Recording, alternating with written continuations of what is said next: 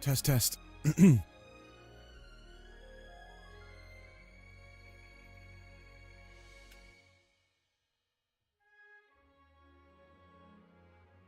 All right. We're doing this. We're doing an hour of Fantasy Life.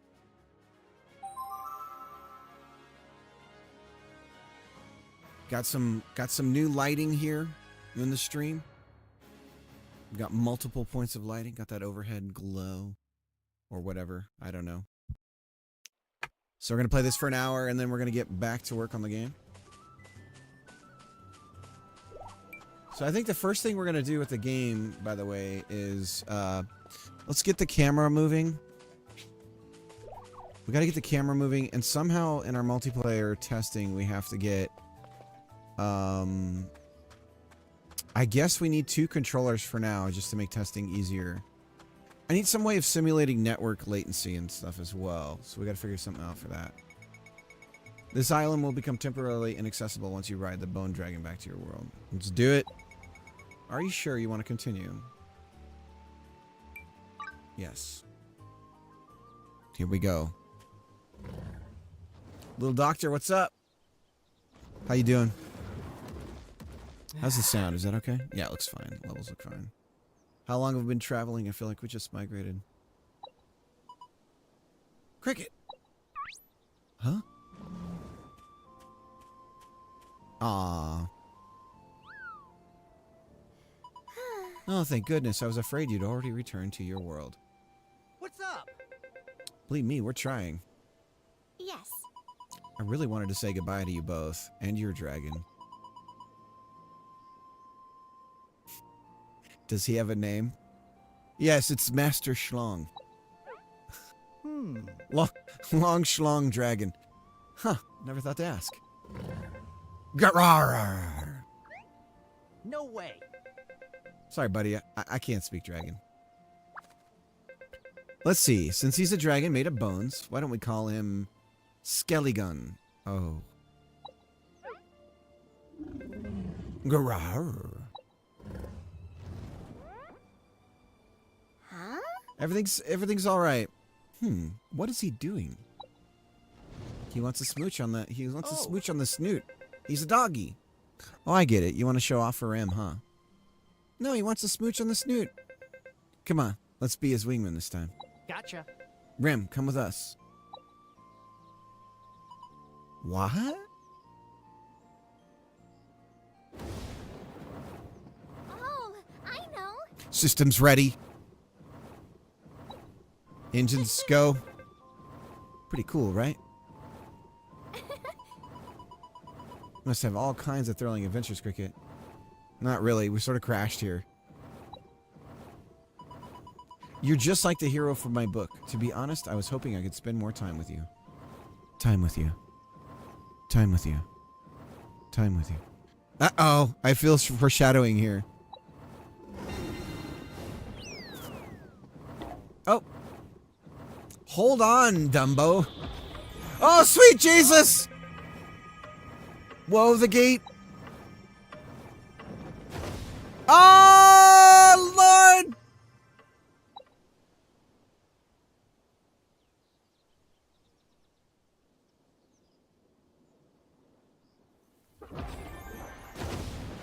Ah! Are we back? Did we make it? Ow, my gizzard. Ugh, you still alive, Cricket?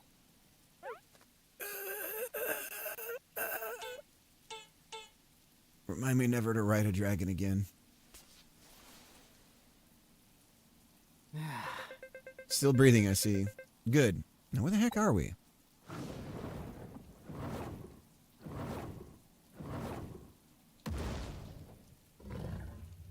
Could we close the mouth? Our dragon's a mouth breather. Christ. Oh. Whoa, check out the size of that hole in the ground. I'm getting a serious case of déjà vu.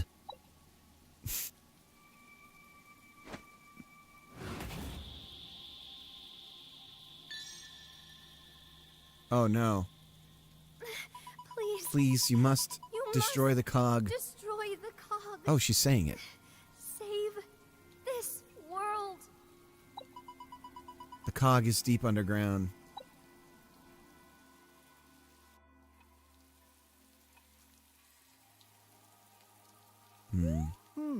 I've got a feeling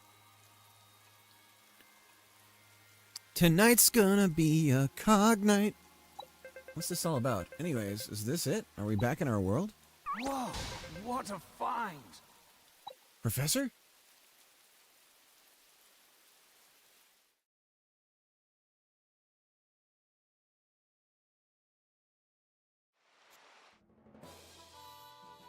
Leap of 1,000 years. Years. Oh, I know that voice. It sounds like it's coming from that huge hole in the ground. Come on. Let's go the opposite way. You always go the opposite way.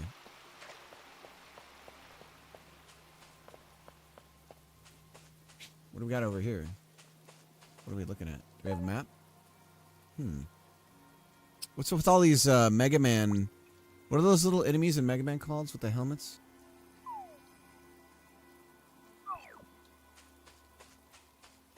I'm getting some serious Breath of the Wild vibes right now with the cog thing.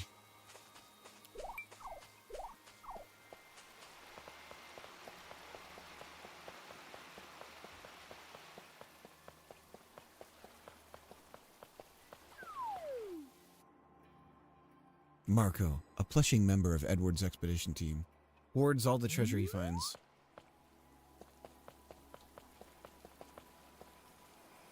It's a little frustrating that you can't...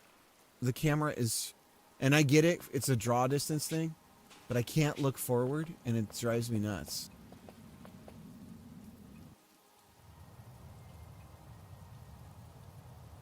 Professor!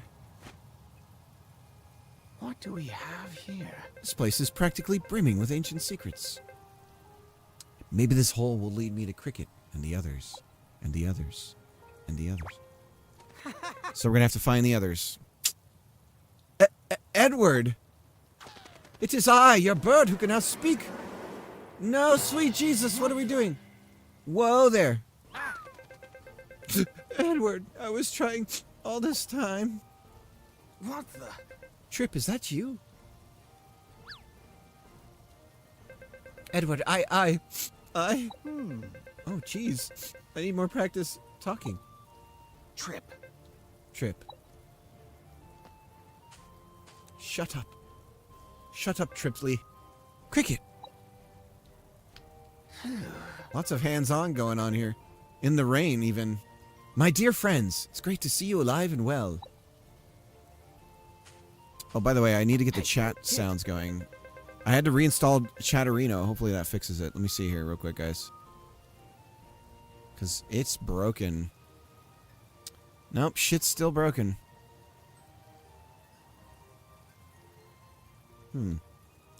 I don't know how to fix this, guys.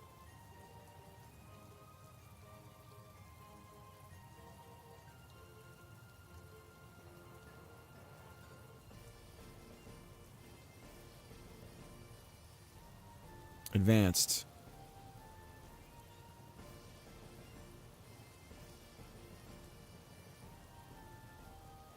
Copy. Okay, let's do it by hand. Username? Sorry guys, I gotta try and fix this. User ID? Client ID? And OAuth token. Add user. Close. Okay, we're added. Now we need to connect to the chat. How do we connect to Cricket's chat?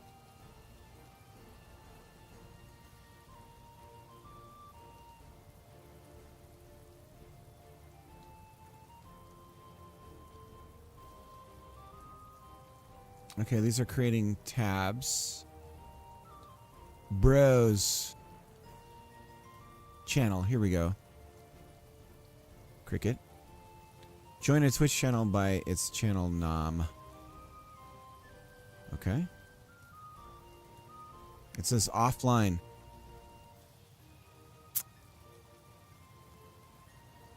Reconnect. Reload channel emotes. Offline. Change channel. Bro, I don't know. I'm streaming right now. We need an alternative to Chatterino, boys. Hello to the room. Don't worry, technology is convenient. It isn't always functional. This is true. Well, that sucks. So I'm not gonna get. I have to look at the chat, like a pleb. All right, guys. Do you have any recommendations for keeping track of Twitch chat? I used to use Chatty. I might go back to it at this point. I told you, I'll do absolutely whatever it takes to solve the mystery of this island. But I'm not doing it alone. Edward. Right. Dreams, adventure, fantasy. Hehe. Exactly. He is still not like, you can talk? Why is it you're talking? What's the metal head thing you're wearing? Where have you been this whole time anyway? I've been looking for you all over the place. And also, why can you talk? Why for can you talk? Gotcha. You gotta hear this. We had such a crazy adventure. I hardly know where to start. And then? Extraordinary. Unbelievable! Judging by your account, it sounds like you've traveled to an island in the distant past.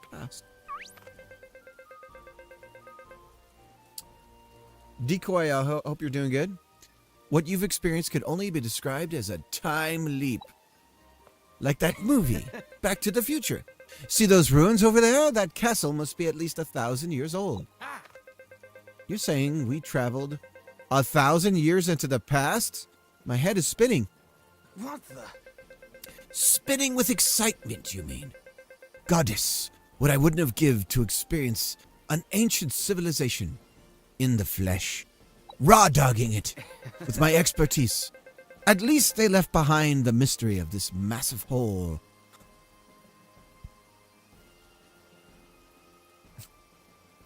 At least they left behind this mystery of this massive hole for us to solve. It's going good. That girl Rem mentioned a cog deep underground. Must be at the bottom of these depths. Of this cavernous hole. Hey, kid. Hey, this is a mystery begging to be solved. You, budding archaeologists, know what I'm talking about. You go do it. I'll stay here. We're going to brave the depths and find that cog. I'll stay up here with a radio.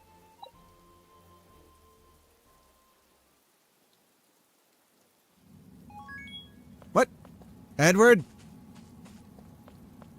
Edward, Jesus Christ, Edward.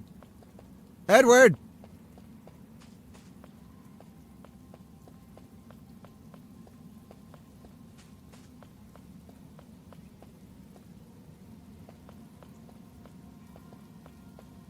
We're at a fixed camera right now, guys.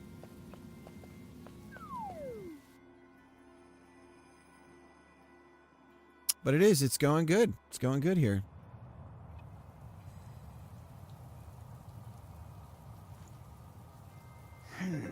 Just as I expected, this isn't your ordinary hole in the ground.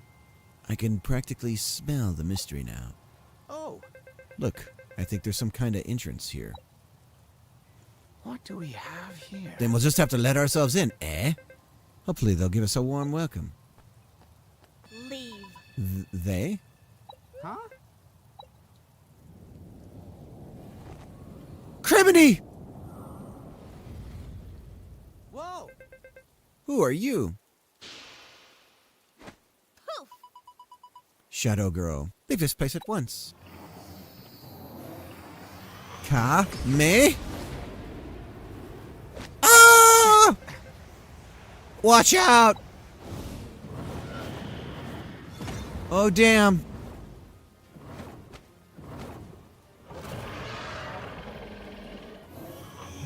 What do we call him? Bone Ah!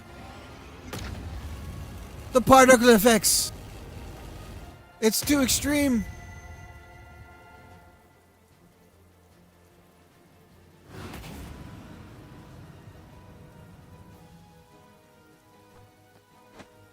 Hope you're having as much fun as I am, kid. Dude.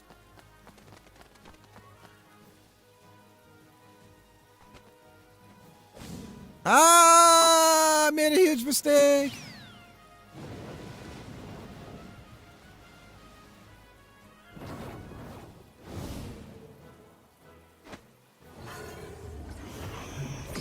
Why are we clearly putting ourselves in danger right now? What are we doing?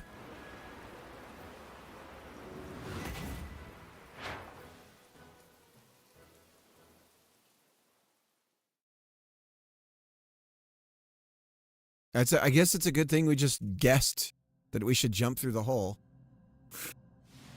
This guy has no rhyme or reason to his actions at this point.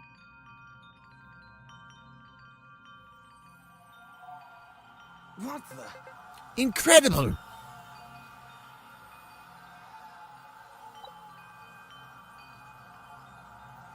Cricket, this is your life. As day turns to night, you may... Okay. Thanks for letting me read that. Thanks, brah. Whoa! This, yeah. Hold on to the man's hand that is clearly trying to get you killed. Whoa! Ah! Where the heck are we? Jesus Christ! Do we have a parachute? It's a different time.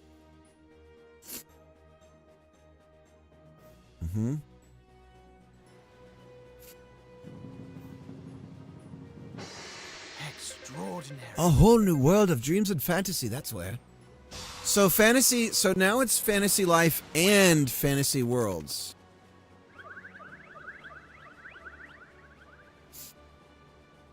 Thank you, bird. It's a good thing we have this bird. Wow, that is a very secured on hat. That would have snapped his neck and like broken his neck. The weight of me holding onto him and the sudden pullback on his neck. Edward is chaotic neutral archaeologist, but under a PG rating. Just look at the size of this place. It's humongous. Do you think we performed a time leap? Looks different than the island we visited before. I bet we're lost in some other weird place. Don't be so flippant, Trimp. This is undiscovered territory. I discovered it. Clearly, all of this buildings here existed before, but a beautiful world such as this requires a name. Hey, kid. What do you think we should call it, Cricket? It probably has one. Maybe we should find out what it's called. What the? What? You already named an island and you're out of ideas? Guess it's up to me then. Ahem. I, Professor Edward, hereby name this sprawling land Edwardtopia. Ginormosia. Hey, watch it. Ginormosia, yes. I thought real hard about that one. You thought real hard about that one, didn't you? What do we have here? Now, let's settle. That's settled. Let's start exploring. We've got a lot of ground to cover, literally. No way. Hang on, shouldn't we find a way back first? I don't even know where to find food in this place. Let's see if Skelgon knows the way home. Hey, where is Skelgon? We must have been separated in midair. Maybe he's landed somewhere nearby. Over here.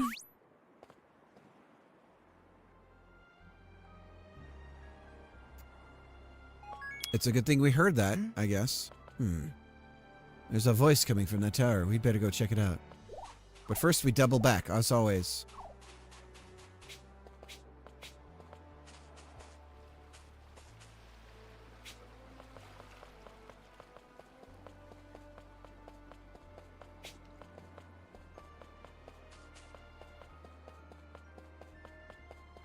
I don't know. Some of this terrain is awfully familiar.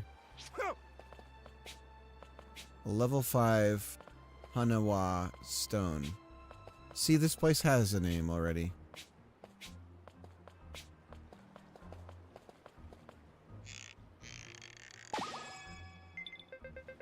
I'm finally free! I've never been out on my own. You saved my hide. Some of my friends may be stuck too. If you find them, pull them out, won't you? Thanks for free me. Take this. You obtained a chestnut.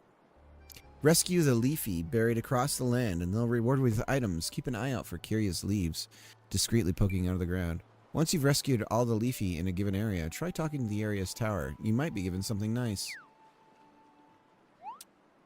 Cash nuts are a special currency that needed to buy items from merchants in Ginormosia. If you've ever need an items, make sure you have a few cash nuts handy. Roger that. I don't have anything to mine with yet.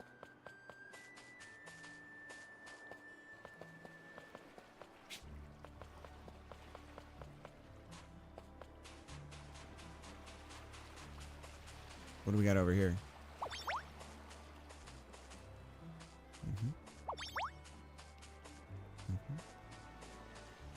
What's that? Nothing? That looks like a cog to me. Despite all my rage.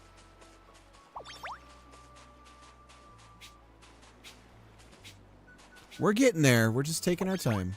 Making our way downtown.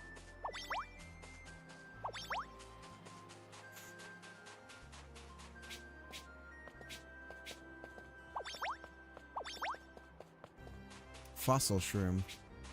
I have a couple of fossil shrooms myself. Heelweed.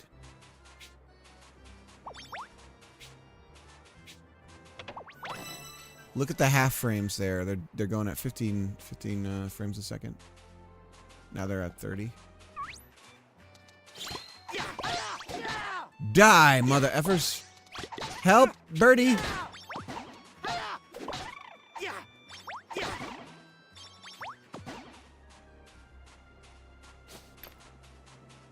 Sorry, guys. Still looking around.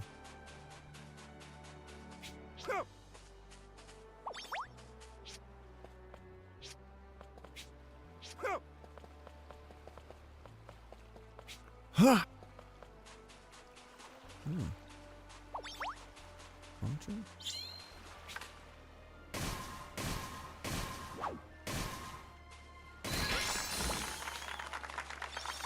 What is that? An oak saw.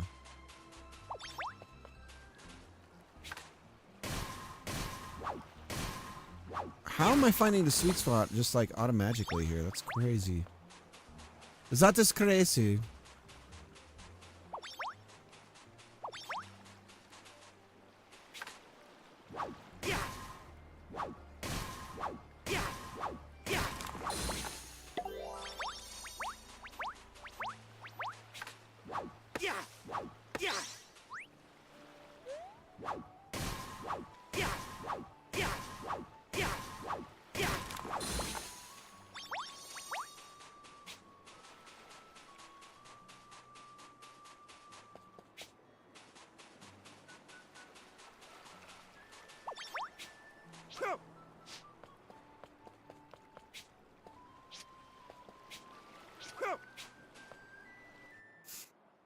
We made it. Enjoy, you made it to the Wanderer's Paradise. My favorite place in this game. Come, let me get closer. Let me get a closer look at you. Dude, this is such... It is clearly borrowing heavily from Breath of the Wild at this point. Ew, disgusting! Oh my, you're a rude one. I was only hoping to meet a new species. Are you some kind of monster? You're rather small and dainty for monsters, though. Oh, dainties, that's what I'll call you. Kid. We, dainties, call ourselves humans. Oh, Edward. Master of, he named the island. It clearly already had a name. And now he's insulted when somebody gives him a name he doesn't like. Alright. Gogolinia. My name is Gogolinia, and I'm known for my big and beautiful eye. Gotcha. Hey, Gogolinia, did that big, beautiful eye of yours see any bony dragons recently? I haven't seen any bony dragons, but seeing is one thing I do well. Gogolinia, reading mode. It's like Sauron. I see him. A whitish dragon on the horizon. You'll find him beyond this desert, just past the shiny poop. Can't miss it. Ah, what gives? Shiny poop? Are you being serious right now? I think that's what I saw, but my eye's been a little dry lately. Here's this map. We'll help you find your way around here. Good luck finding your dragon. I'll be watching over you.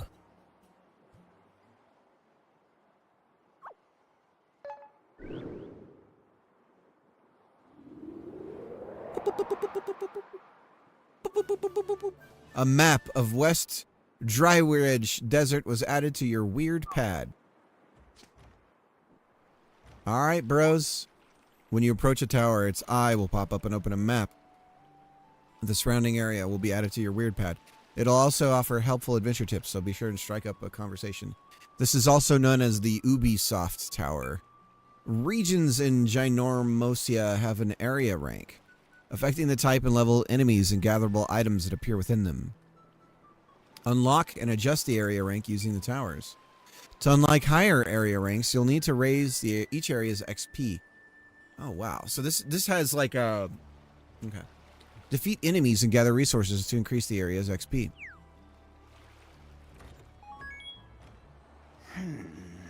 I can feel Gugulania's 1,000-yard stare on. Okay, let me read that. Fine. Screw me, I guess.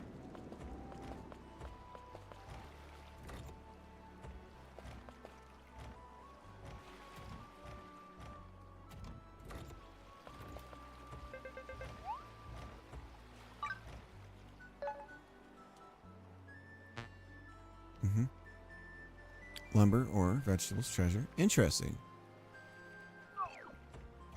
Let's look at the map. What the heck is that?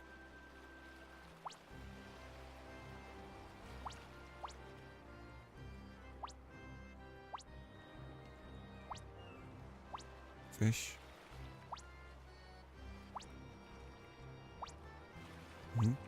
I don't have any combat skills yet. Campfire. Should go to that. Well, level 11 question mark? Dang, this place is huge.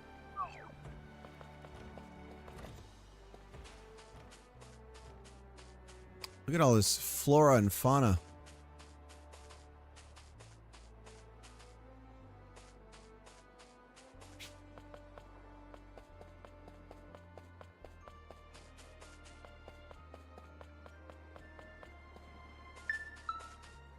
You've arrived at your destination.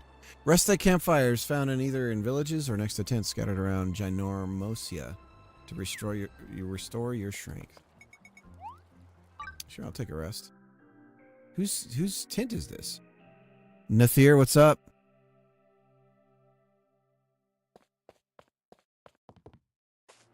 The training dummy.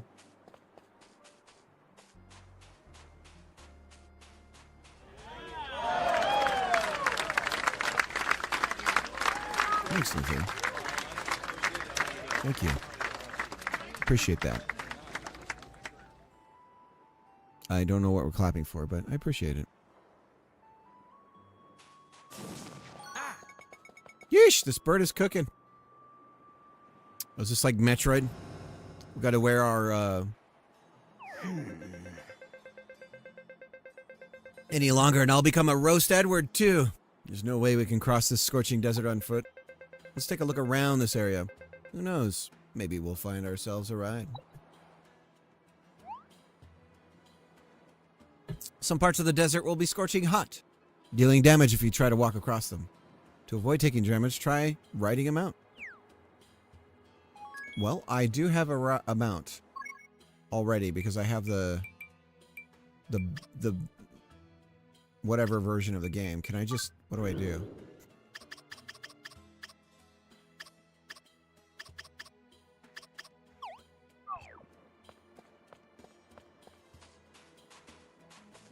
There's one. Hot. Hot.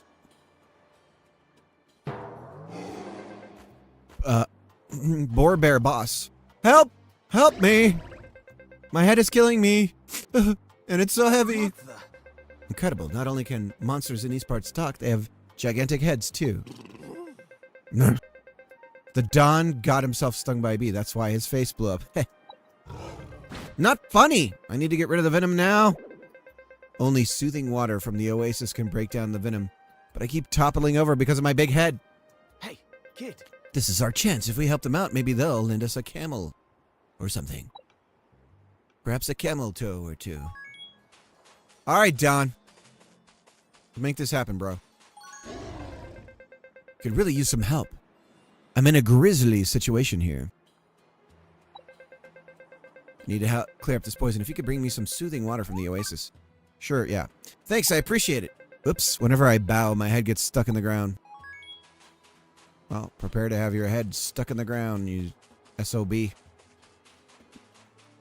And back over here.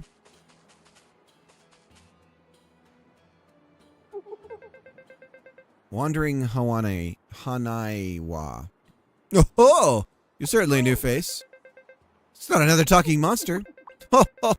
Can see that you're brimming with life, energy, unlike that poor sap. Huh? What are you talking about? Oh, that one over there. I'm not to be trifled with. They're both here and not here, in between beings with no corporeal form. I call them phantom baddies. They are the spirits of powerful heroes whose souls have wandered this world. Kind of spooky. If you can work out an agreement with one, they'll help you on your journey. So you may want to chant them up. Hey, kid. You sure know a lot about this world. Don't suppose you could point us in the direction of some soothing water? Been told we could find it in the oasis. I could, but you see, I've already gathered every last drop. Somewhat of a selfish bastard, I know. It works as great as moisturizing serum from us Hanawai folk. Keeps us smooth and supple, our nipples firm. If you want it, you'll have to fight me for it. Ho, ho, ho! Well. Quite intimidating for a hollow piece of pottery. If we're not careful, we could be the ones... If we're not careful, we could be the ones hurting. In that case, let us see if we can't get this phantom fellow to lend us their power. Yeah, or we could just beat the tar out of this guy and get the... In Ginormosia, you might encounter phantoms. Souls of powerful heroes who have wandered into this world. Talk to them, and they'll join you as allies for a short time. Only one phantom muddy could not join your party at a time. Keep in mind that they disappear after a period or when you leave Ginormosia. So, make the most of their help while they're with you. Phantom buddies do not level up while adventuring, but any XP they gain will be shared among your other party members. Having them in your party will accelerate the growth of your buddies. Alright. Collins Phantom. Heh. Somehow I knew that our paths would cross. Forgive my manners. Did I startle you? You see, my fortune reading said that I would have a splendid encounter today. That's great. And that I should help whoever I ended up meeting. I'm sure that journeying with you will be good fun. Good to meet you.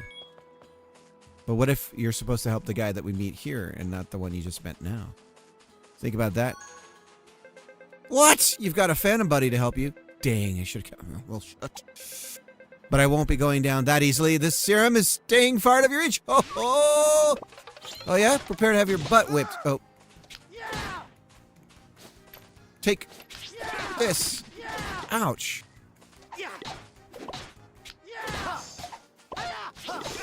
Oh, ow, oh, ow. Ugh, son of a biscuit. Oh, Christ!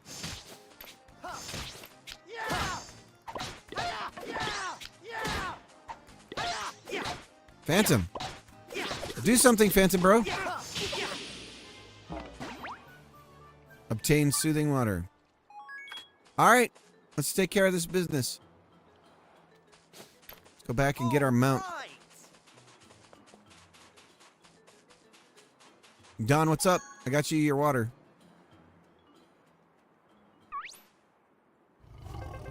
My savior, give it to me quick. Splish, splash, and rub it all in. Yeah, the face looks much smaller. Finally, a perfect size head for my perfect size body. Okay. Now, Don Bear's Bear Essentials is back open for business. Bear what now? Didn't I introduce myself? I'm the Don of Don Bear's Bear Essentials. Pleasure to meet you. Please accept this camel as a token of my gratitude.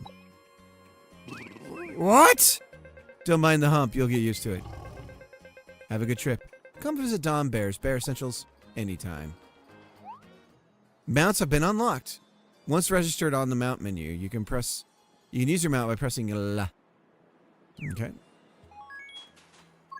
Pressing L.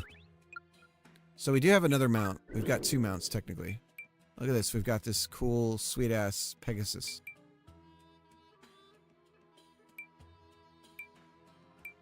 We got this dragon too. Should we go with the camel to start with? What's the Pegasus like? Look at us. Sweet Moses, look at us go.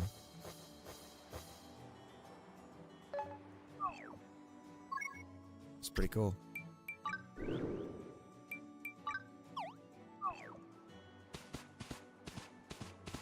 Onward! Giddy up, little man.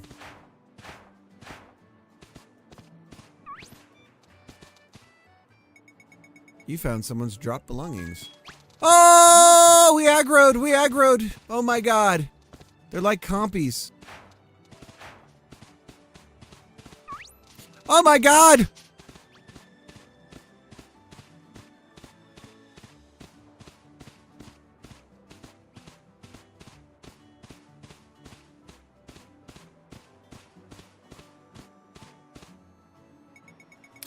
You found someone's dropped belongings.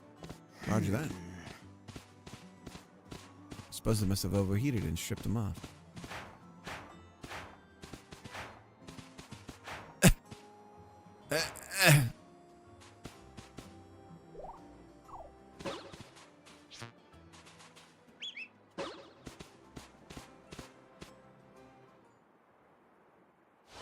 What the? Hey, whose undies are these? No way.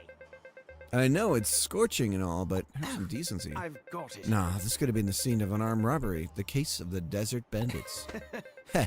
The perfect case for Detective Professor Edward to solve. Hey, watch it. Since when were you a detective? Look at the abandoned clothes from the trail leading to that building. Oh, what gives? Shiny poop! It really does exist! Somebody help! What the? Who said that? Oh no, the victim must be trapped inside. Medusa T. Dustin, how's it going?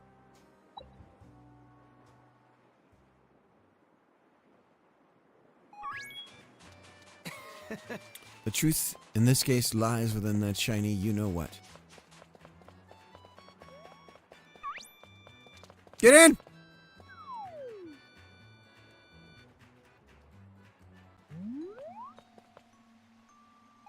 Joey Shrine. Oh, it appears to be a shrine of some sort. So they're just straight out of Breath of the Wild now.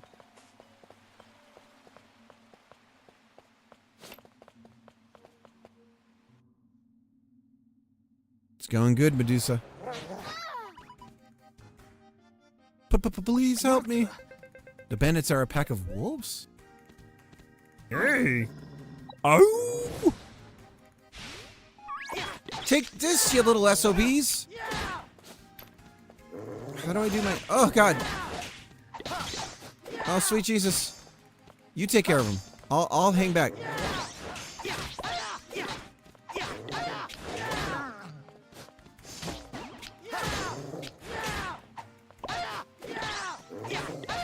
Whoop. How do we dodge? There we go. Whoop. Ha ha!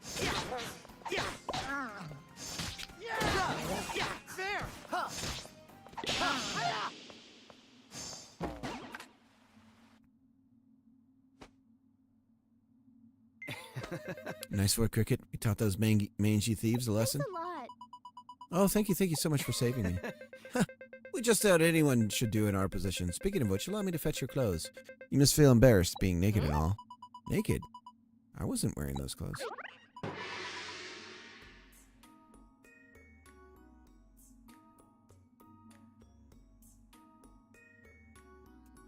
What in the sleeping? What in the what's the one with the what in the one with the monster, the guy who's the monster and the curses his whole people living in his castle? What in the Beauty and the Beast? That's what I was thinking of. Oh, you must be that dresser. The crow is something about the crow. I've missed it. I see. It's all coming together now.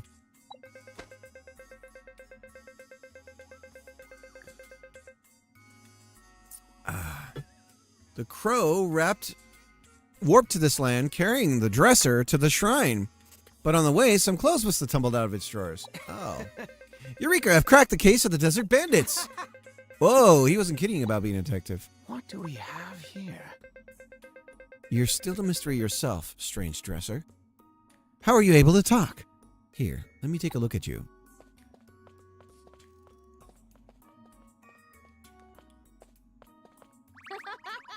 Ah, stop that. That tickles. My name is Kanugi. I used to be a carpenter before I was turned into this. What the? You're human? Yeah. Yeah, we woke up like this one day and no one could understand me at all. The first people I met who actually understood what I was saying.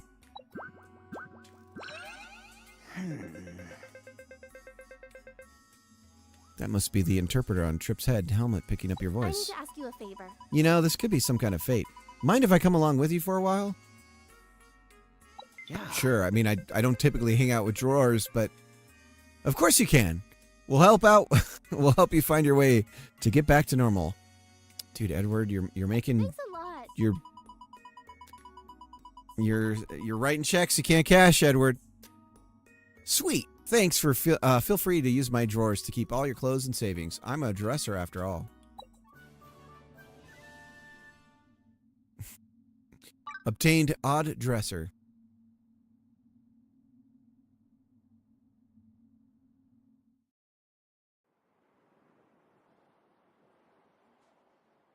Well, that was... What? Okay. Grar, Grav. Did I hear Skelegon just now? He doesn't sound so good. Solving puzzles contained within the various shrines around Gynormosia may lead to mysterious encounters. Explore far and wide to uncover the secret behind these unusual events. Roger that.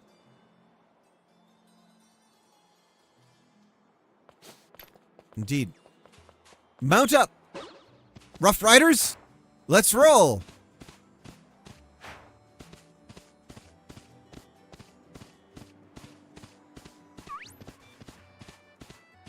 I'm my own GD Teddy Roosevelt in this game.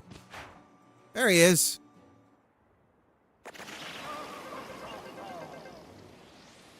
Wait, did this come out before or after Breath of the Wild? I'm not sure. Get ready for some laser eye treatment.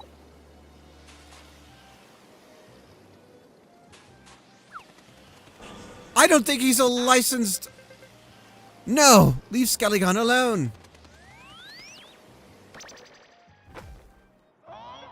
What have we here? You must be one of those dainties my sister mentioned. Man, dainties? I hope this doesn't catch on. Sister? Ah, sister. Yes, indeed, I'm Googlania's brother, Googlebert. Jesus Christ. Googlebert.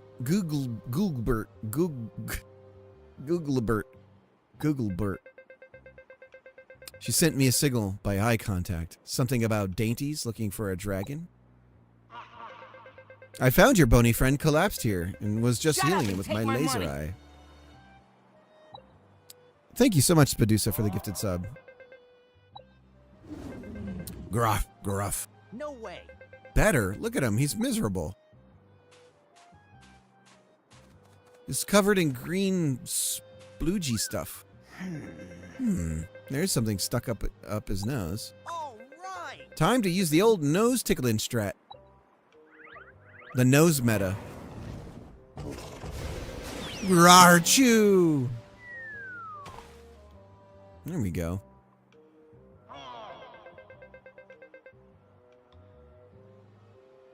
Wow, that's a key for traveling between worlds.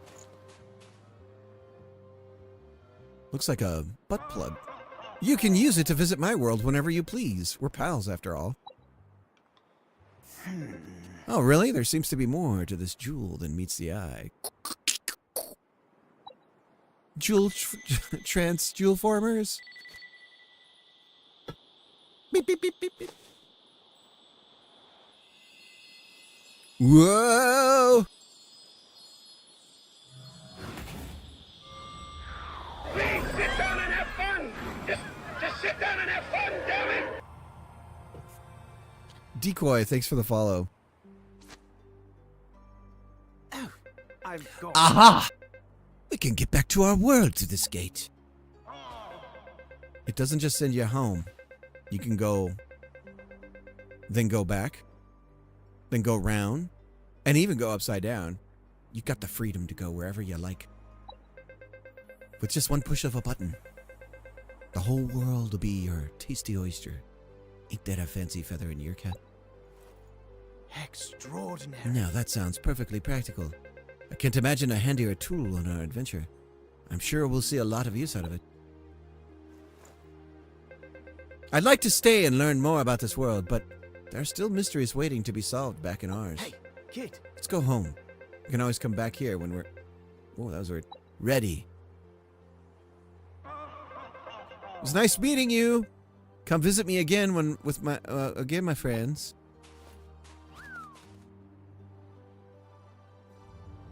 Adios. Extraordinary.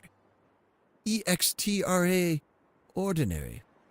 A strange and delightful world of adventure where everyone chooses a life. Oh. What are those people doing in this world? Perhaps they can help free his soul. Please use the power you were given well. God, typical JRPG, man. There's like 80 threads in the story.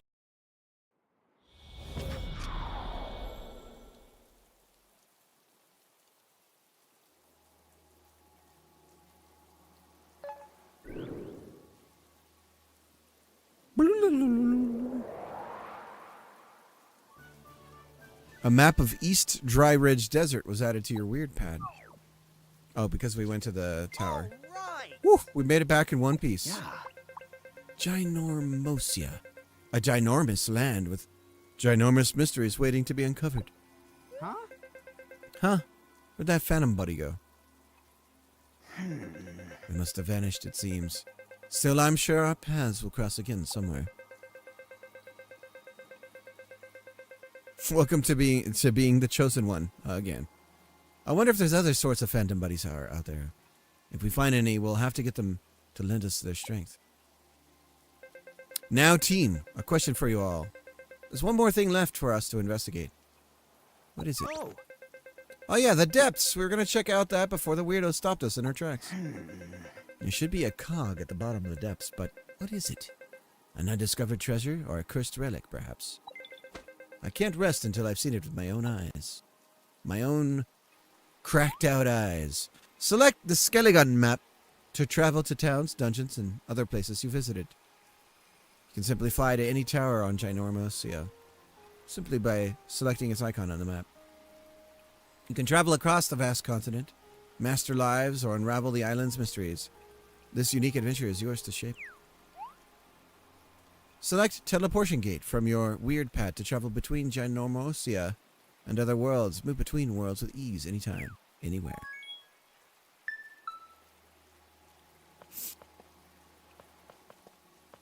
Okay. Don't worry, bud. Press Y to open a list displaying the destinations you can fly to with Skelligun and personal quests you can undertake. Use this if you're unsure to where to go. Pressing up and down toggles the map. Oh, present, past, and Past Gynomosia, move R up and down to toggle between the overworld and detailed maps. Try the other functions at the bottom of the screen.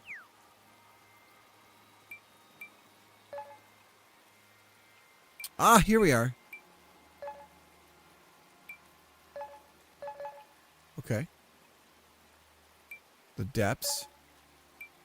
Well, I do feel like I need some sort of combat job.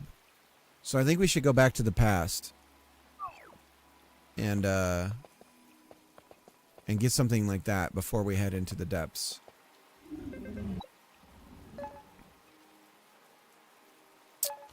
So let's go to the past.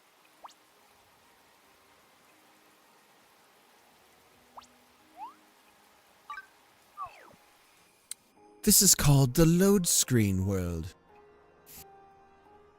This is where you'll travel between loads.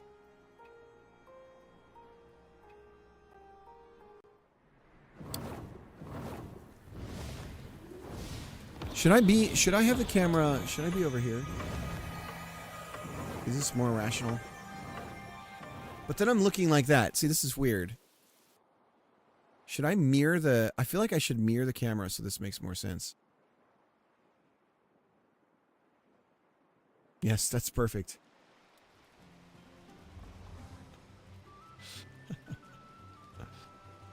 There we go. This feels better. This feels good. But now am I looking the wrong way? Should I be over here?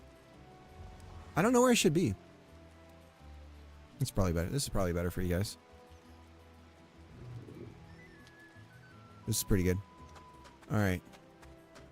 Auntie Anne's house.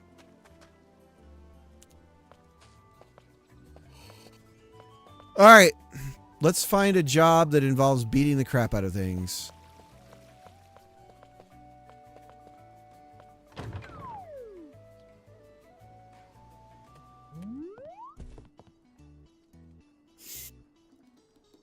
Edward did say upside down travel. This is true.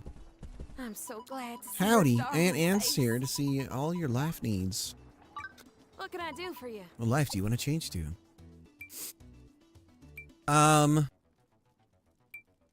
I don't know. What should we do? Hunter, magician, mercenary, or paladin? A merc?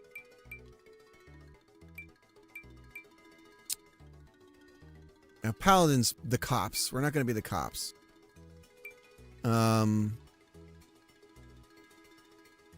Hunter. Hunter's pretty cool. Magician. I like the idea of staying out of danger. Merc. Alright, let's try it. Wield a sword is not for king or country, but for your own gain and glory. Totally cool, great sword included. Let's do it. I didn't choose the mercenary life. It chose me. Congrats! Your mercenary journey starts today.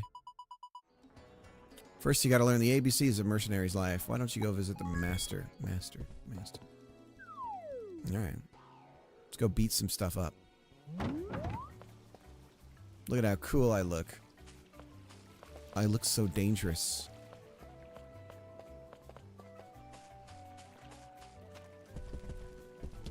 Knock knock! It's me, totally new mercenary.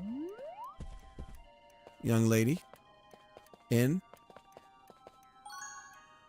Marcin? Is it Marcin? Marcian? Yeah? What? What? You want to become Marcin's apprentice? Who, me? Quit pulling my tail.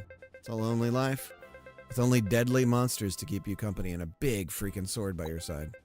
No matter how battered and bruised you get, you don't stop till you bring down your mark. So, still want to be a mercenary? Heck yeah! Heh, not smart enough to fear death, huh? Whatever. No fur off of my hide. Yeah, I can't wait to die! Hold your horses. That doesn't mean I recognize you as my apprentice. Let's see, alright.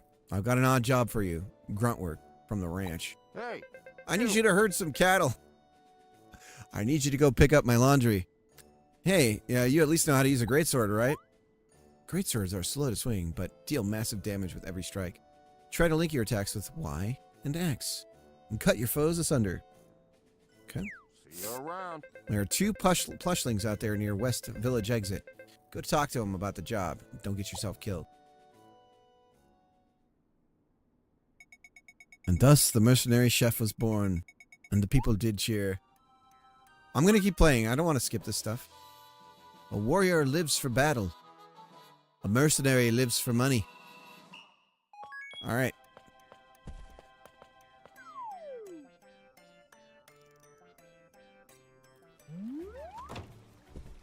Prepare to die! That's what I say. Let's go.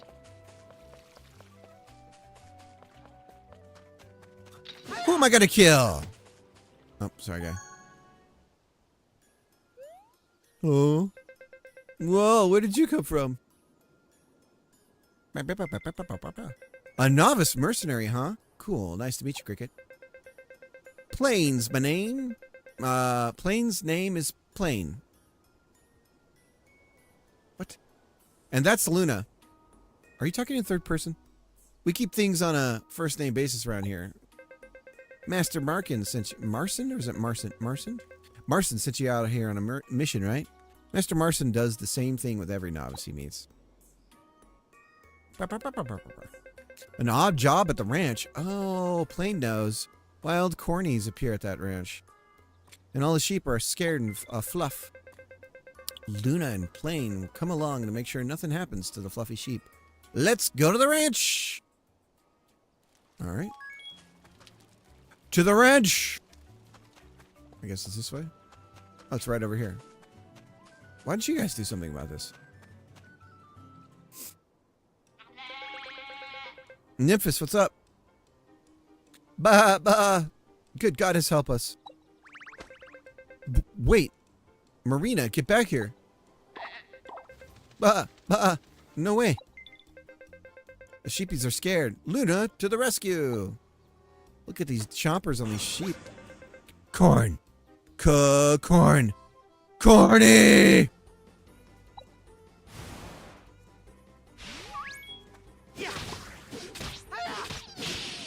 Dang, I am buff as heck.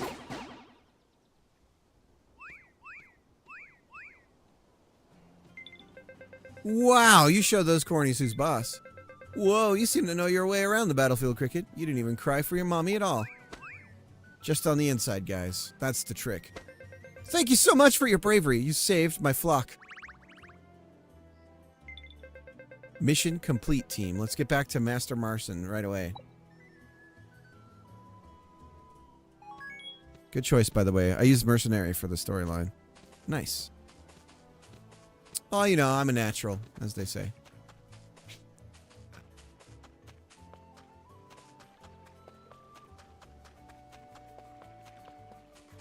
Marson? Is it like mercenary? Marson? Marson? Like mercenary? Marson.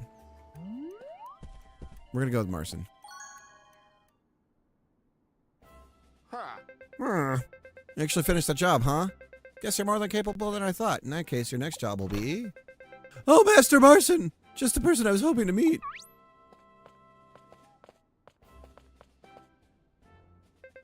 My little Anna wants to collect seashells on the beach near the capital. Could I request that you act as her bodyguard? You messing with Marson? And since when exactly did my Dude, if there's money in it, we're mercenaries, dude.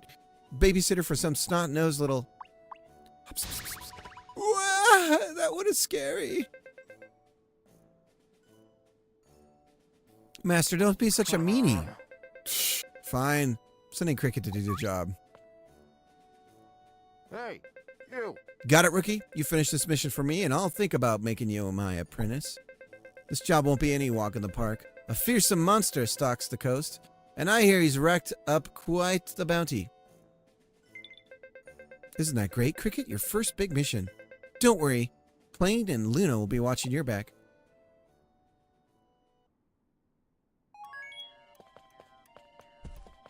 This guy doesn't know how to do the mercenary jig. He needs some work. Oh, by the way, did I start streaming on the other platform which shall not be named? Yes, I did. Okay. I did. All right. Good to know. See, this is bad design every time I go up those steps. A little bit of pathfinding for this arrow thing. Where to show it might be good. Man, there's a whole hullabaloo on Godot Reddit right now about nav meshes.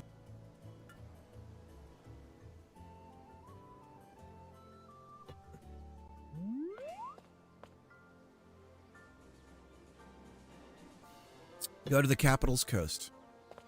Tin 4.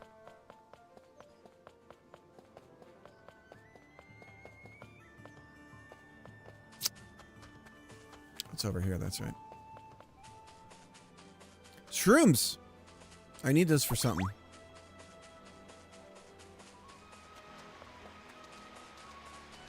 Die! Fearsome bunny hopping things?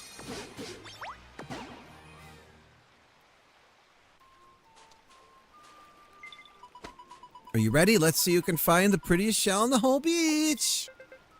You're on. Oh, I almost forgot. Playing as a message from Master Marson. He says, "The terror of the tides ain't going down without a fight. If you see it, use..." Hang on a second. My wife is calling my attention. I will return shortly. Whoosh.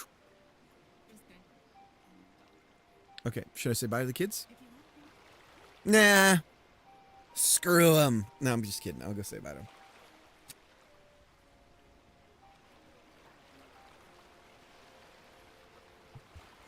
Sure. Because it's on the...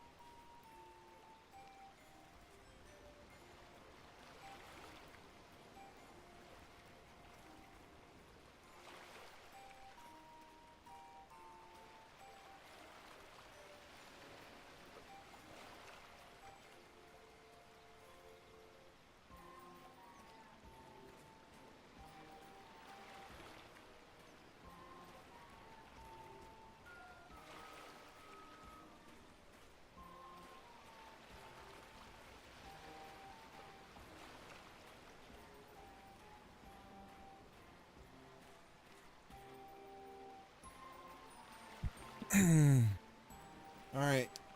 By the way, should probably end the play session and get to work. So we'll go ahead and wrap up this. We're gonna find a save spot. I've got to be able to save. Oh, it's cutting my head off. That's all right. Is that okay for programming? I feel like that's okay for programming. The Terror of Tides ain't going down without a fight. If you see it, use this move. You can use R to enhance their attack power for a short duration. Okay. Silly Master Marson. You could have just told us in person. Such a shy guy. Oh, look. At this one. It's so beautiful. Glub glub. Huh? Glarg. Oh, is that a giant turtle? The Terror of the Tides. Come on, Cricket. Let's get him. Die. Ah! Oh, you want to go? Oh.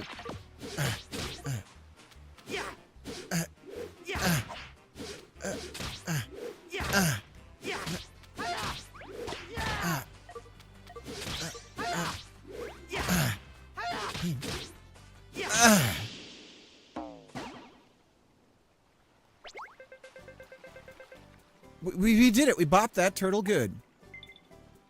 Whew. Had me worried for a second. We. You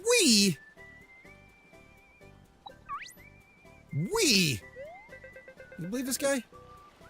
Was that Master Marson's voice? Lana, you found some very beautiful shells, didn't you? Perhaps we should head home for today. Yeah, let's play again soon. Bye-bye.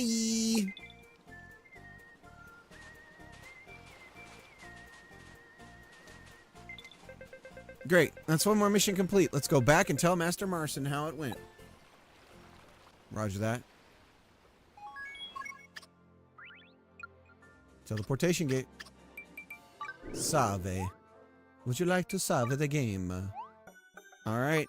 And we got the cross-save thing going on, so it has to do this whole thing with whatchamacallit. I do think I'm gonna get this on Steam as well at some point. And I think for the game we're working on, we're ultimately going to need to eventually get ourselves a Steam Deck. So I might buy one used if that's even possible. Communication failed. Great. Okay. Well, F me. F me, apparently. All right, let's turn her off. Let's head over to the old Streamaroonie. All right, and let's adjust the stream title here and get ourselves in order. Now, I'm going to do shout out to Little Doctor. Little Doctor was in here briefly in the morning. I don't know if he's still here, but let me do Little Doctor Games. A Little Doctor Games. Pulsar Crash is the name of the game. Check it out. Little Doctor's multiplayer. I guess it's more multiplayer like shooter combat game. It's definitely a streamer's kind of game. So give it a shot, check it out. And we're going to see here. There's a demo, I believe, if it's still up. Software and game development. There we go. And let's resume the video we were watching. We were watching a video about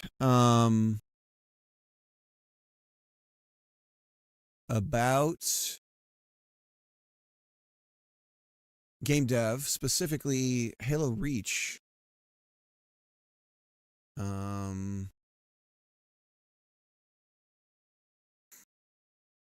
Networking code. There we go. Okay, and then we're going to resize this bad boy.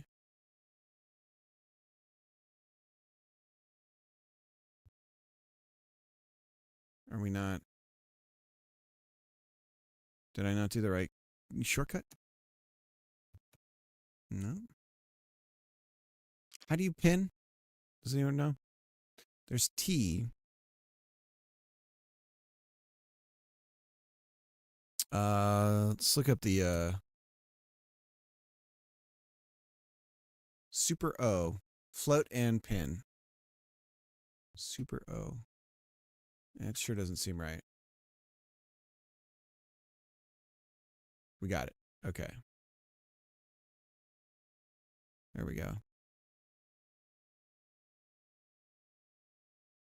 Network perf tests, We we can get got rid a of his significant headphones. number of We don't need perceived lag events inserted when players would get killed by these grenades, because getting killed in one shot from nearly full health is very confusing and feels very disorienting. So we would bring these things to our designers and send them these little sub-snippets of films and say, hey, these game mechanics are confusing players, they think they're laggy. And we had science to back it up. All right, the culmination of all of this. I'm going to show you this. Okay. The irony of the clips that he shows is they're so choppy because of the tech for the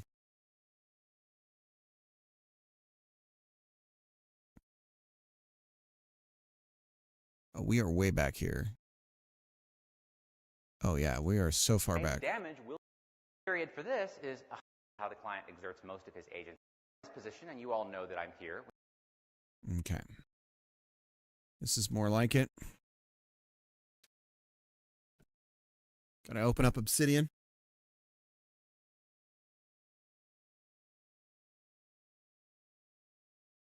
I always love mechanics as evolved because something just wasn't available, like being able to move on the air.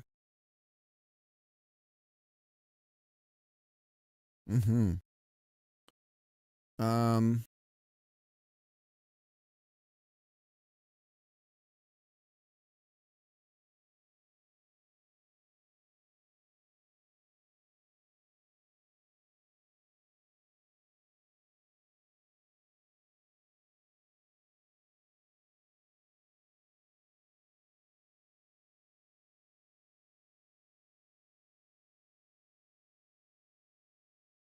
Okay, title is updated.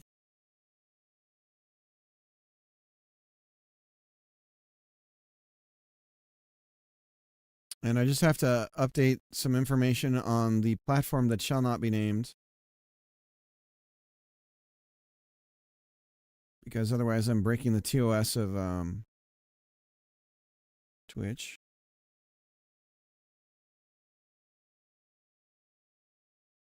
Okay. Updated.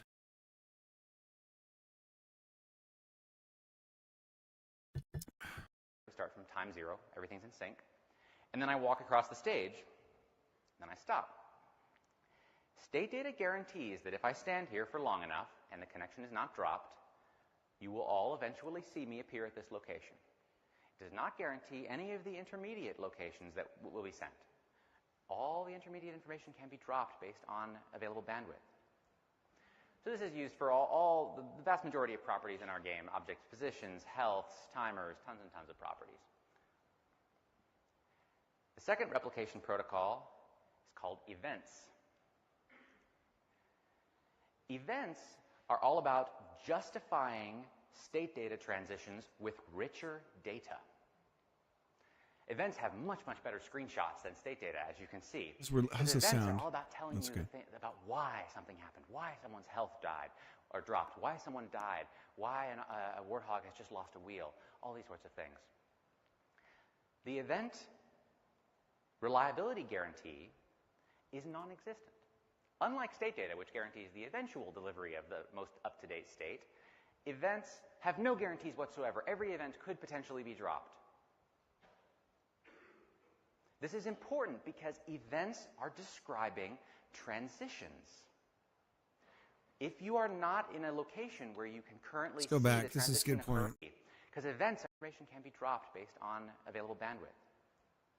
So this is used for the vast majority of properties in our game: objects, positions, healths, timers, tons and tons of properties.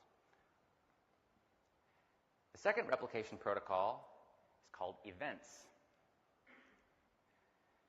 Events are all about justifying state data transitions with richer data.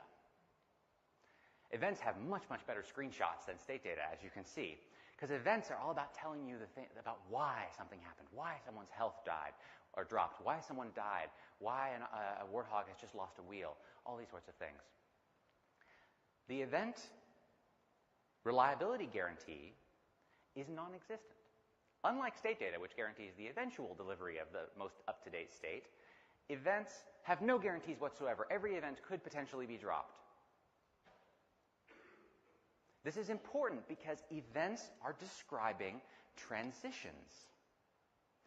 If you are not in a location where you can currently see the transition occurring, like if you are, for example, outside this room, you don't care about transitions that are occurring within this room. You only care about the final state. So if you were to enter the room, you would see the updated state. Last replication protocol, control data. Control data is all about improving the accuracy of our prediction systems. For control data, we take the... Sorry guys, got to update my notes here real quick. I don't have a GDC account, so I don't get access to the slides or anything.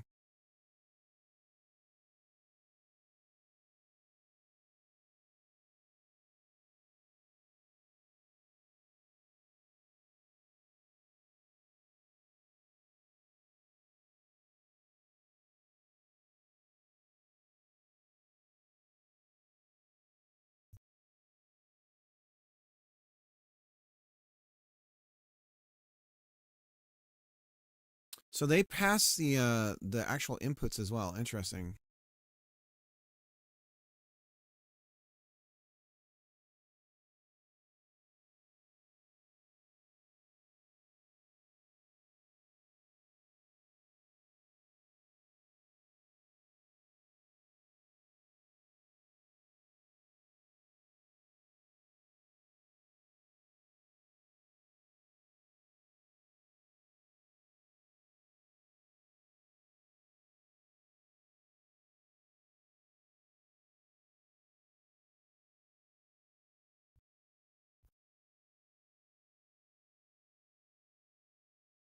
This gave me a new idea for peer-to-peer randomness.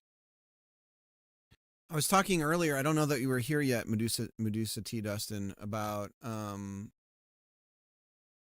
need something to simulate timeouts and latency and slow ping times and things like that. I gotta use the restroom. I will return in just a moment and we'll continue on.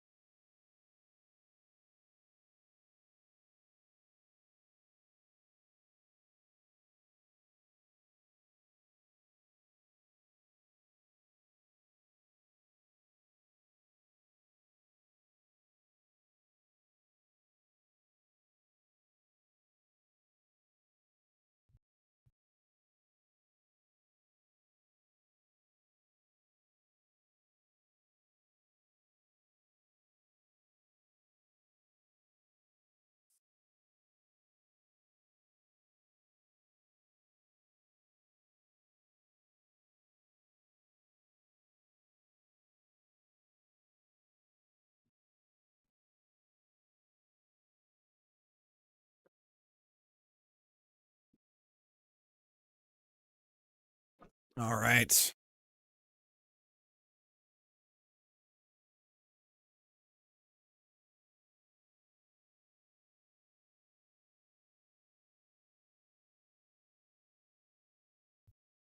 Okay, we're all okay? Yeah, seems like it. A subsample of the player's controller inputs and a few other guarantee is non-existent. Unlike state data, which guarantees the eventual delivery of the most up-to-date state, events have no guarantees whatsoever. Every event could potentially be dropped. This is important because events are describing transitions. If you are not in a location where you can currently see the transition occurring, like if you are, for example, outside this room, you don't care about transitions that are occurring within this room. You only care about the final state. So if you were to enter the room, you would see the updated state. Last replication protocol, control data. Control data is all about improving the accuracy of our prediction systems. For control data, we take a subsample of the player's controller inputs and a few other useful things, and we transmit that sort of as frequently as we can from the client to the host and reflect it back out to all clients.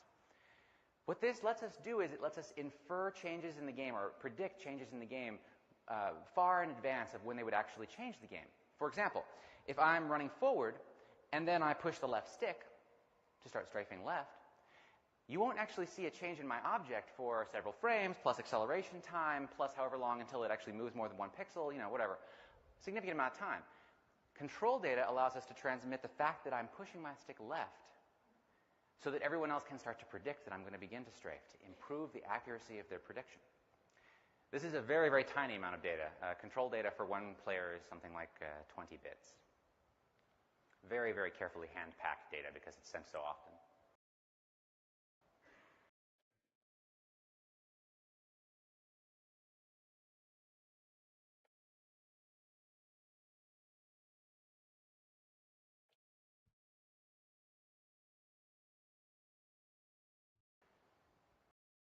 So it's probably not even the analog input value. It's literally they're going left, they're going right, that kind of thing.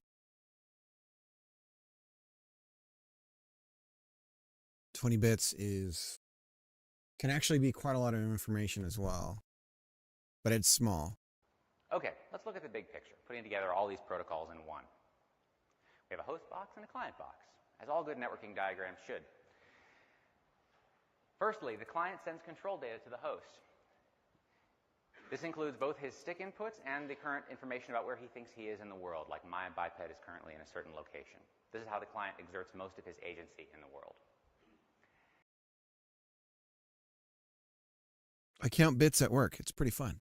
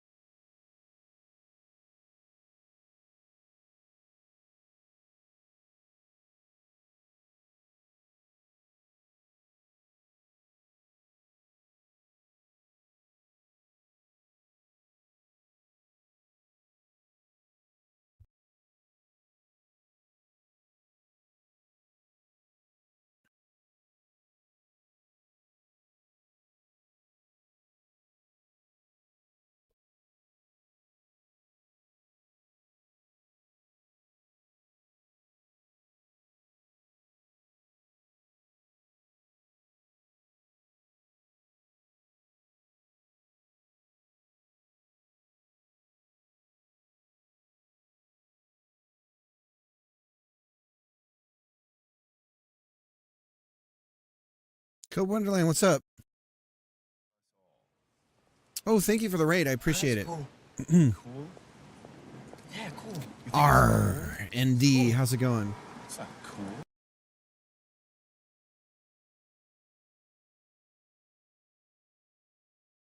Do I have a shout out for Code Wonderland? I don't. Thank you so much for the raid. Welcome in, everybody. We're working on a multiplayer life sim game, starting with Chef Life. And working it out from there. Doing some world building at the moment. Nice. Second, clients will transmit events to the host. These are transient things the client can do that he needs the host's permission to do, or that he needs the host to execute. He needs the host to actually change the world in response to these things he's trying to do. From host to client, the picture is a little bit bigger. We have control data, which is stripped down to just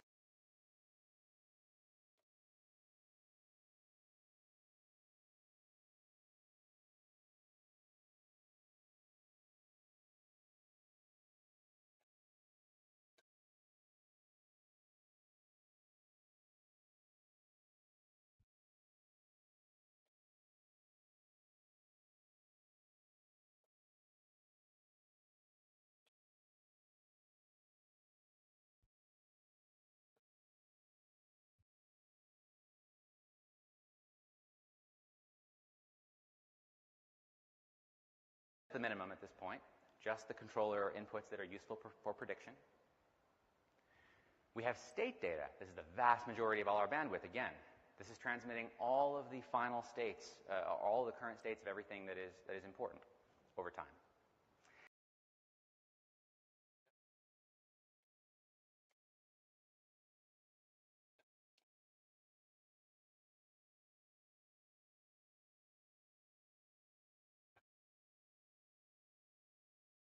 I've been slowly building my world for a game, for my game, writing stories and the like. So much to do.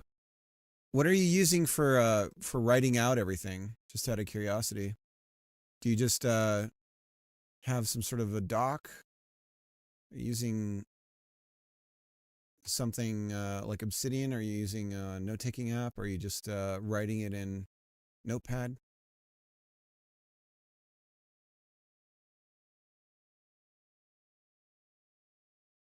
At first I was using Confluence, but I just found a link to Pornhub. Nice. No, I'm just kidding. I got trolled! Oh my god, it's so graphic.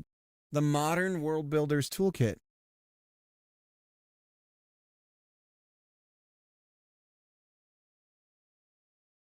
Nice.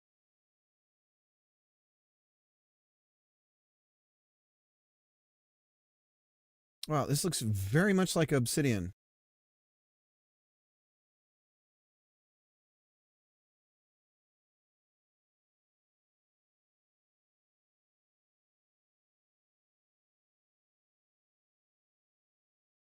This is wild. So this is a SAS.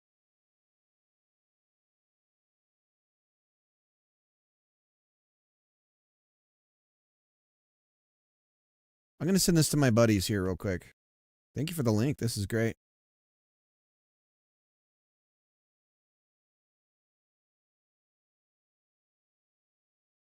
I got a guy who's a writer and runs a D&D sesh with us.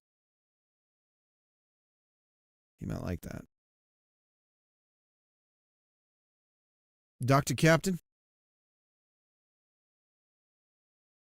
I've seen it on Reddit recently. I think it's new. There's some UX issues here and there, but I'm giving it a go, seeing how well it works. Nice. It looks really good. It's too bad it's SAS, though. That's the only thing about that stuff. There's always a rug pull with SAS stuff.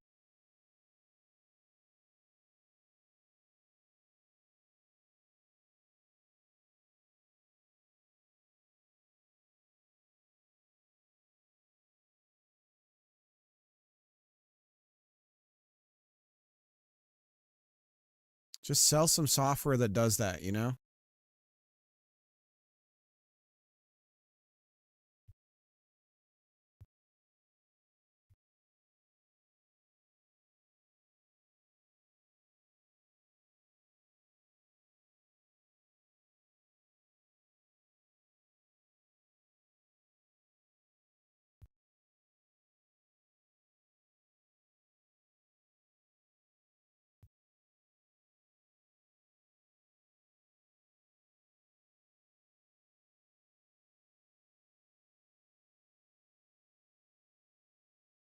Gentlemen, this is Democracy Manifest. A Borkin?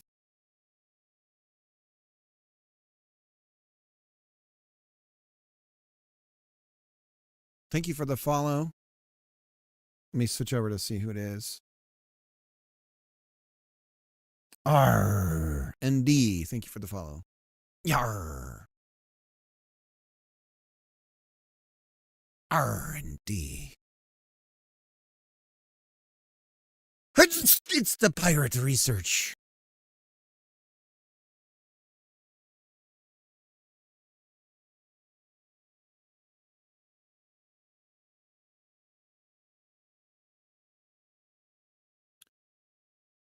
Chicken.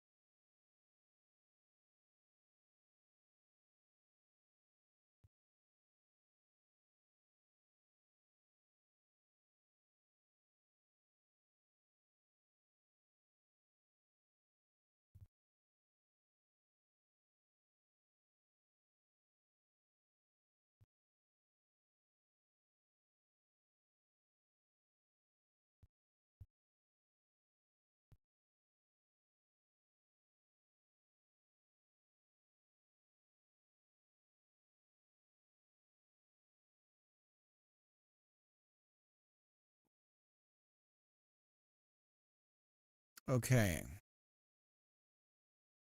Thank you.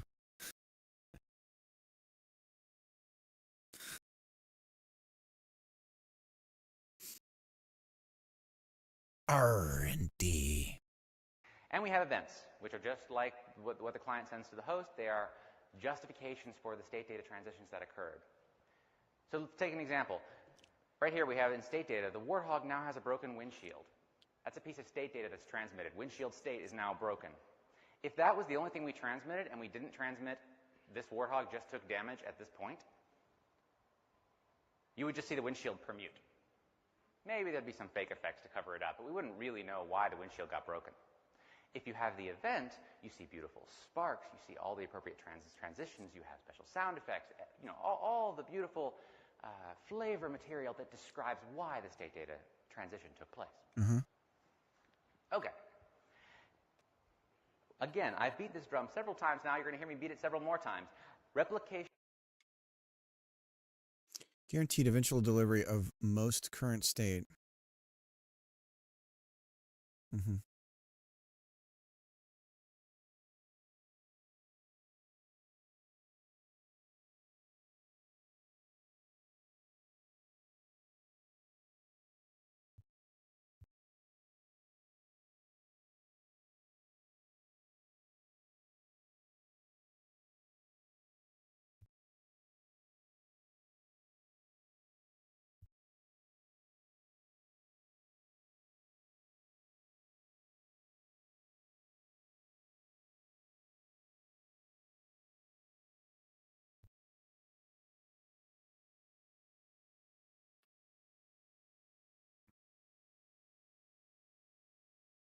Unreliability enables aggressive prioritization, which lets us handle the richness of our simulation.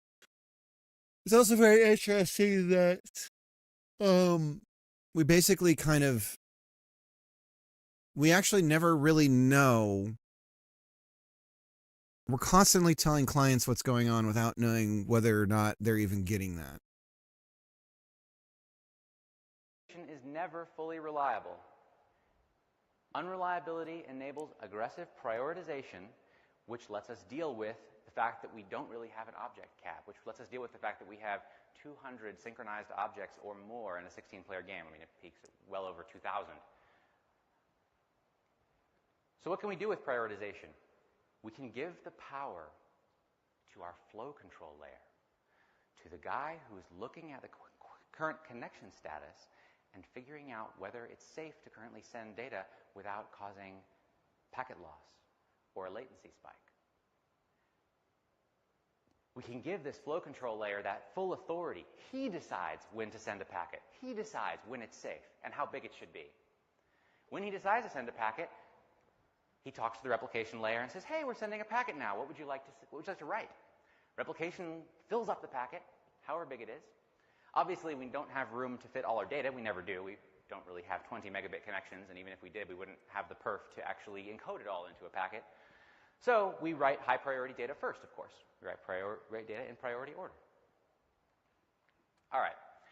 We've sold our souls in terms of complexity to get this wonderful prioritization system, so let's take a quick look at what its capabilities are.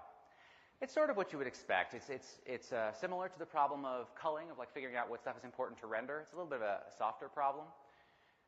But basically, we're looking at, hey, what stuff is close to this client? What stuff is he looking at? What stuff could hurt him? What stuff has he recently damaged? Because that's a pretty strong indicator of interest. There's some really unintuitive stuff you get in here, which we have evolved over time. Things like, oh, grenades as they fly through the air are prioritized based on how likely they are to damage a particular player. That seemed reasonable to us. If it's not going to damage you, why do you care? But we discovered significant lag artifacts on the player's own grenades, because players watch their own grenades like hawks, even though they are completely irrelevant to them after they've thrown them. They can't affect them in any way. Well, that's not true. But in general, they can't affect them in any way. You can shoot grenades out of the air. Crazy sandbox designers. There's tons and tons of these special cases that we have sort of built up over the years in response to player feedback to give the best behavior that we can. So let's look at a quick example of this. They watch their own grenades like hawks.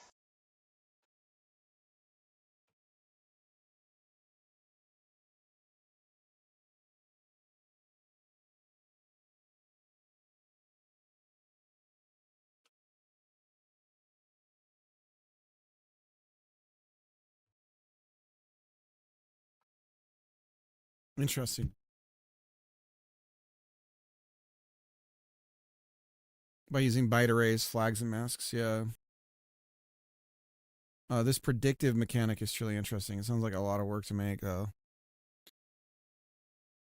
Even though they are completely irrelevant to them after they've thrown them, they can't affect them in any way. Well, that's not true. But in general, they can't affect them in any way.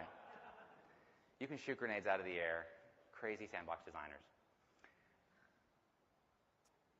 There's tons and tons of these special cases that we have sort of built up over the years in response to player feedback to give the best behavior that we can. So let's look at a quick example of this. This is a screenshot just taken from a Halo Reach game. This player here in the lower left has just killed the player who is now ragdolling and falling to the ground below him.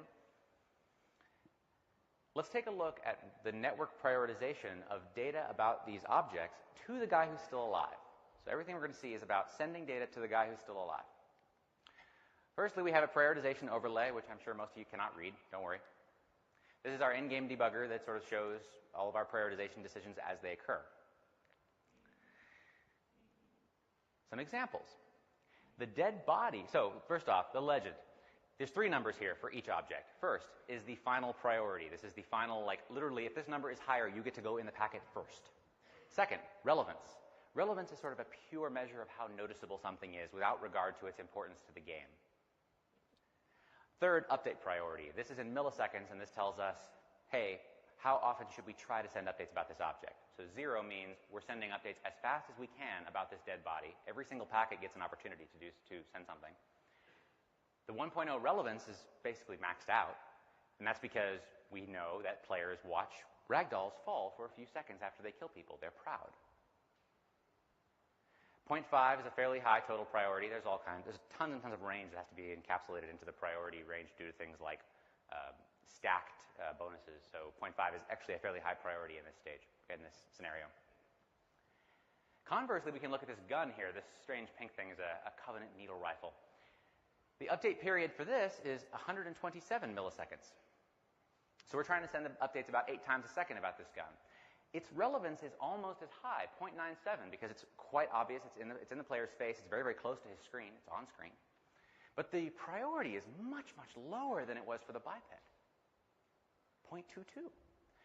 That's because priority mixes in all the information that we have gleaned about what is actually important to the player over and above what is noticeable. Guns, when they're falling, generally not that important to players. They might go pick them up, but in general, they're watching the body, they're watching projectiles in flight, they're not watching the gun. So, I guess my question for all of this is, let's say you have a gun flying and it's falling. Where's the original simulation happening at? Even lower priority examples. Is it on the host This is a side? grenade, same shot, same exact moment in time, dead body in the background there. This is a grenade, inactive grenade that was dropped by the guy when he died, sitting in the water behind the shooter. This grenade is off screen. We're trying to send updates about this grenade about 3 times a second here, this 339, about 3 times a second. Relevance 0.73 still seems fairly high from a 0 to 1 range. 0.73 is not actually that high because the relevance range has to encapsulate everything from objects that are near to you to unthreatening, non-critical, on-your-team objects that are across an enormous map.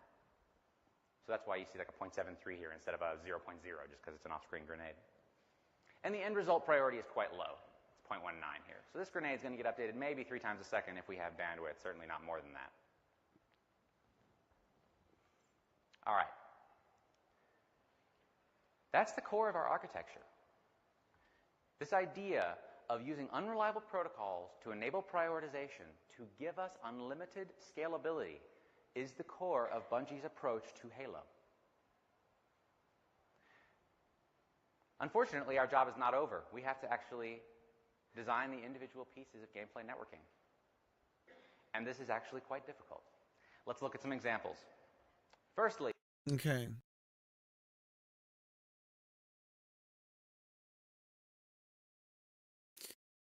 All right, so I'm going to take a break from this for now. Lots to grep. Lots to grep.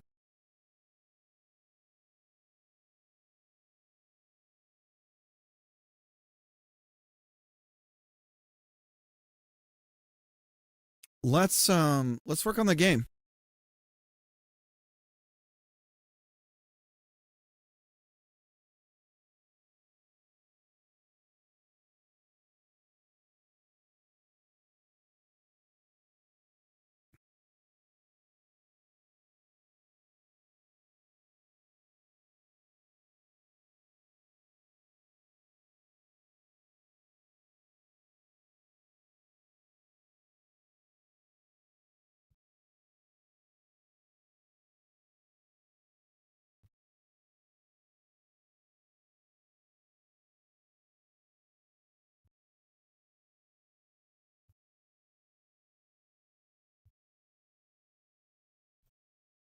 I'm not trying to do a group. I'm doing Super Shift G. There's nothing over there. Stop it. What? Where's Godot?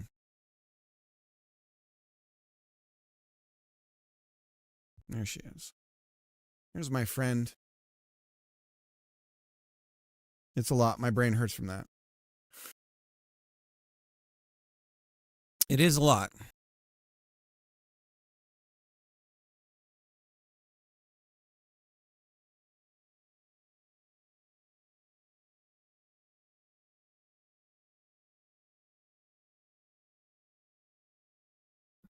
All right. We need to have some sort of world that we can walk around in.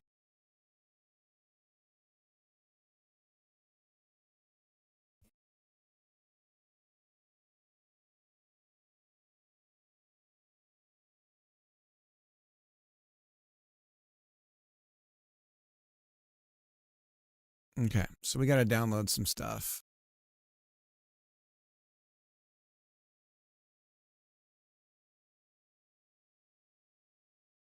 We're going to do some work with the camera. We're going to do some work with the world. We're going to do some work with collisions and jumping and all that stuff.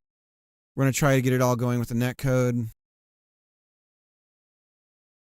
going to use this Forest Nature Pack primarily for the platforming stuff to build it out initially.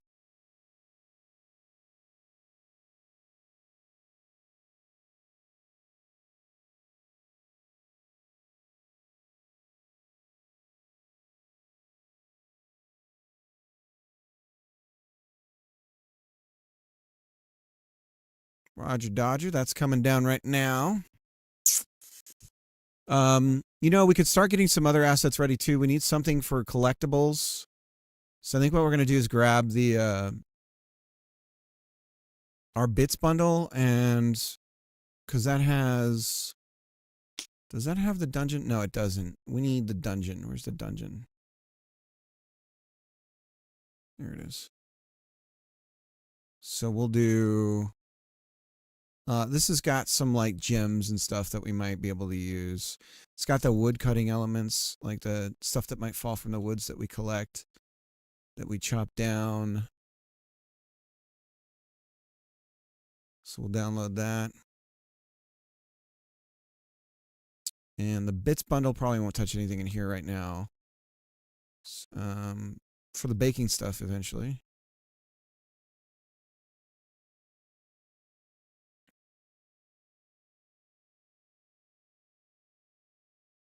All right. Hopefully this doesn't kill the stream too much. The network. While that's going down, I'm gonna go grab something to drink. Be right back.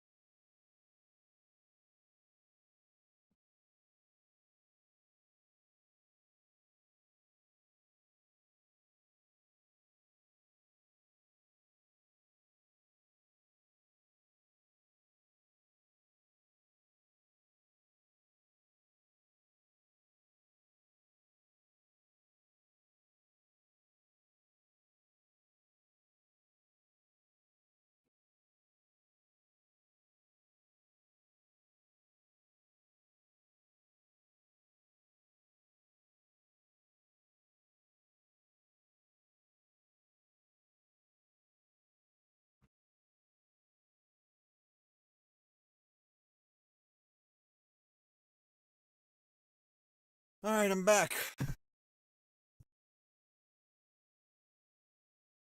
Sorry, I ended up getting food too. Tried to kill two birds, one stone kind of thing. Just gone for good. I'm alive. I'm alive. All right. I got some chicken tikka masala, a little bit of Diet Coke, and a whole lot of love. 97.1 Love FM. All right, let's see here.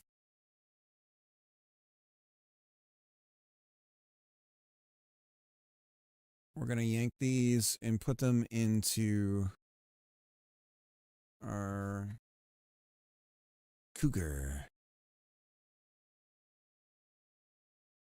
These are all K-Kit. Okay. Extract. Extract. Look at that. Look at how fudging fast that is. How embarrassing, Windows. How embarrassing for you, Windows, that getting pantsed like this.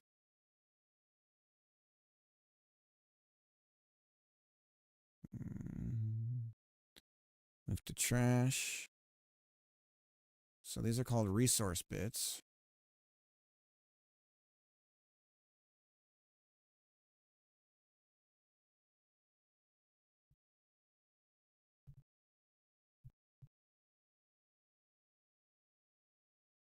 Textures, assets. We're just going to take the GLTF stuff and put that in here. Oh, dear God. Get rid of this. Can you do it again? Put them here. Get rid of this. And that takes care of that. Rename forest. Nature. Pack.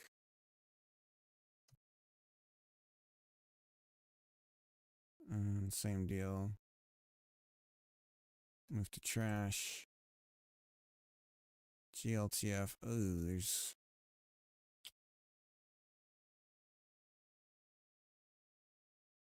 Move to trash.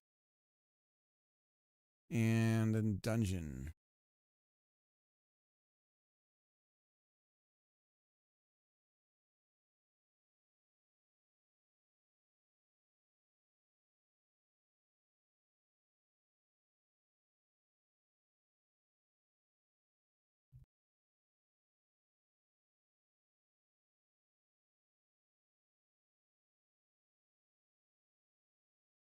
Just confirming we got rid of the folders. Okay, so that's all set. So now we should be able to go over to the game and it'll import.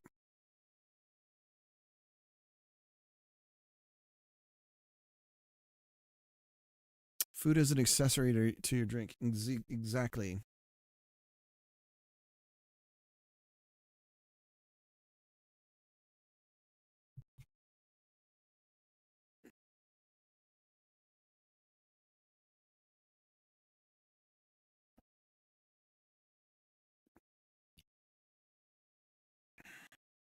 Did you wash your hands unlike last time?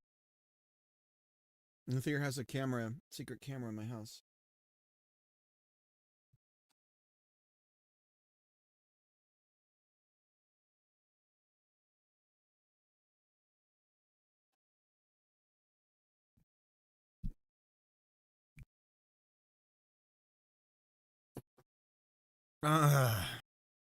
So do you guys have any sort of life sim games that you guys play?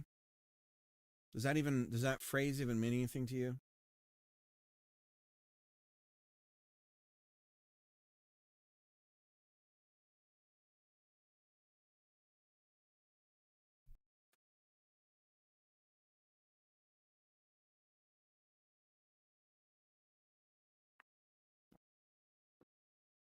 Indeed.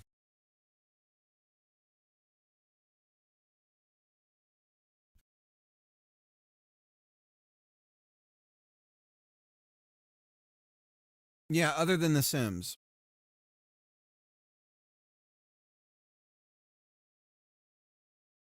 I would say that Yakuza, the Yakuza series, kind of falls under this as well. Yeah, Animal Crossing. Yakuza is like a beat 'em up, but it has very much has life sim elements in it.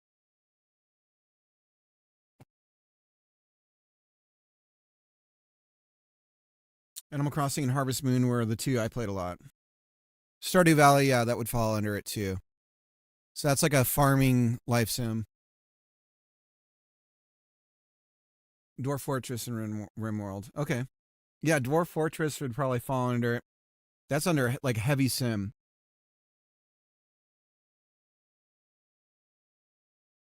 I like life sim games. You'd think I know more. Yeah, Dwarf Fortress, I would say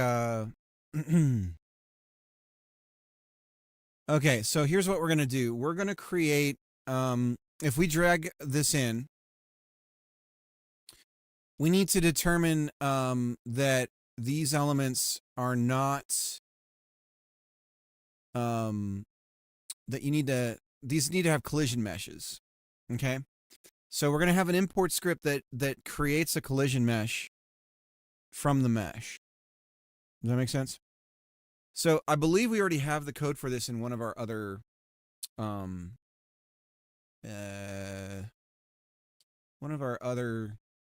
games. I think we might even have done this in the Dungeon Crawler.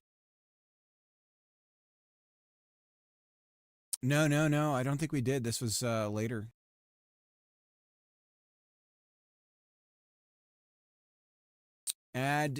Import add collisions from meshes.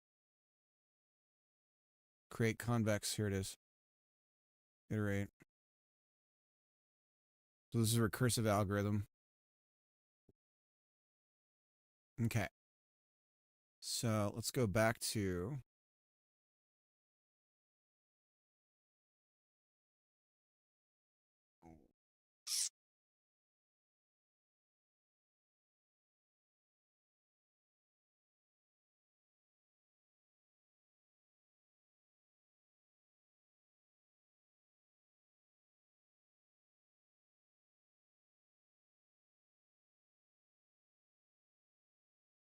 okay.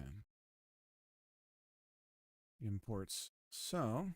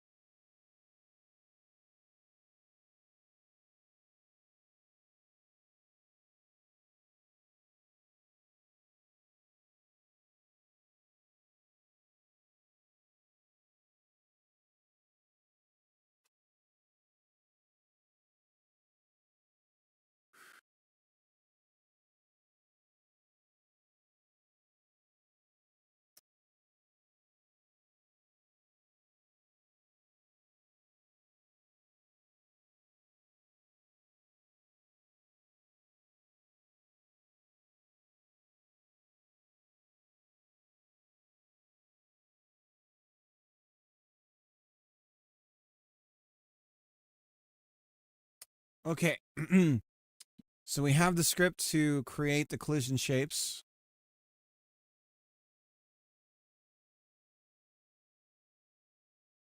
And I guess we'll do it with our default here, but we don't want to do it with everything.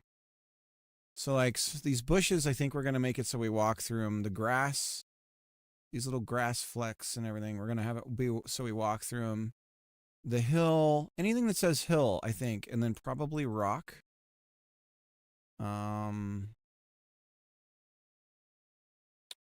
Tree is another one. Okay, so before we do that, though, we're just going to do color 1 for now. This is the little trick that I was talking about. Extract path. We're going to do extract and overwrite for the material. We're going to choose material for the format. And we're going to do assets, materials. So this folder here, we're going to create a material so that they all share the exact same material. And they're not doing any weird copies of the material or anything. And this drastically reduces, since we're using someone else's assets and this isn't set up how we would do it for our Godot project, this drastically reduces the graphics, the running memory needed for everything, for the graphics on the GPU.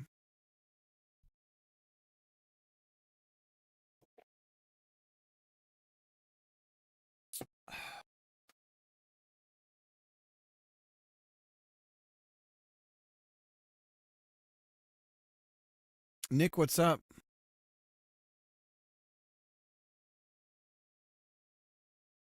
Yeah, Yakuza is pretty wild. I mean,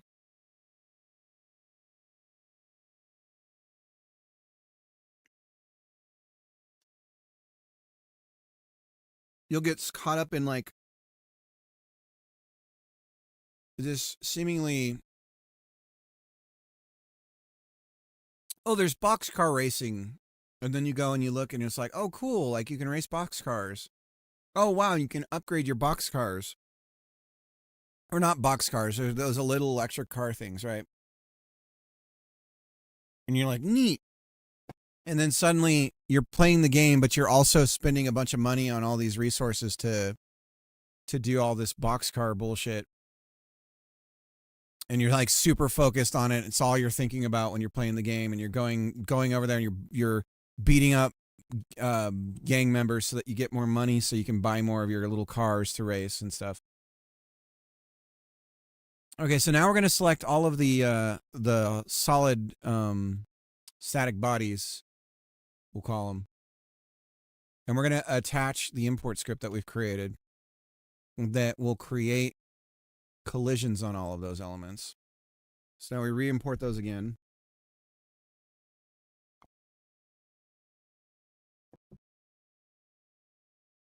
I heard there might be 4 Godot cons next year. Time to start making money with games so we can meet.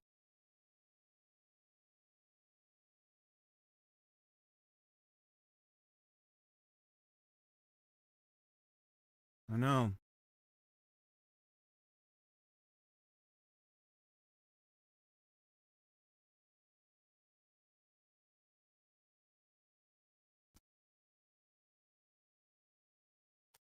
There's one in Washington I could try and go.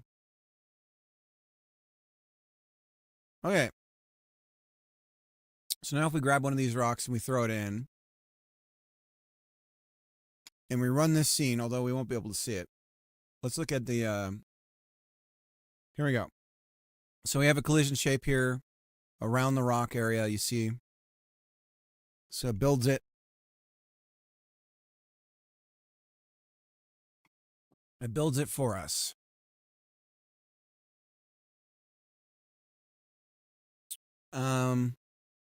Okay. So right now our code is not taking into account gravity. So there's nothing pulling the player down. And we're also not looking at collisions with our character controller.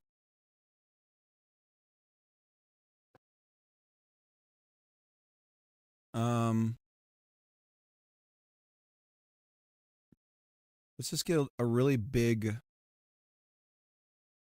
thing to walk on. Turn on snapping.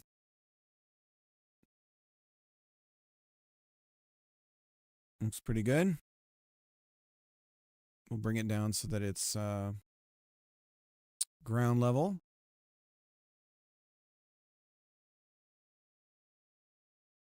Okay. So we need to save whatever the heck we call this as like a stage or world. We have something called world. What does that look like?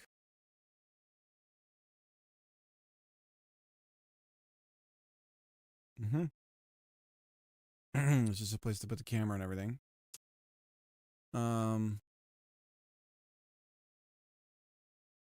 So we could just throw this in here for now. Okay.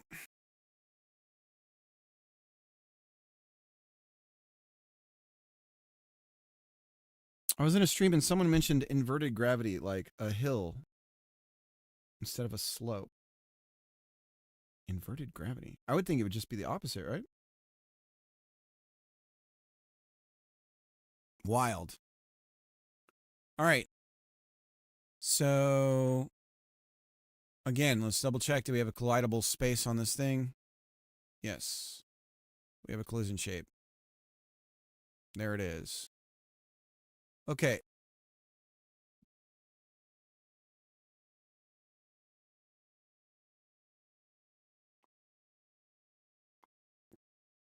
But I'm certain I say some really weird stuff when I'm streaming, especially when I don't know what to call something. So I can't hold it against anybody. Okay, let's just run it. All right. Let's get the camera following our friend, the player. So we are using something called Phantom Camera, which is a sweet add-on. Let's look at it real quick. Basically, someone's done all the work for us to do follows and all that stuff. This is kind of an overview of it. So you can do a frame follow.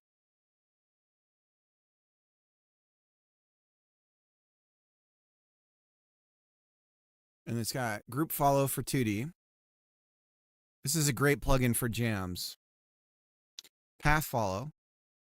Camera follows a target while confined to a path 3D, if you understand that. Which makes sense. And we're probably going to end up doing that for some of the world stuff that we're doing. Group look at rotates the camera to center multiple targets. 2D zoom.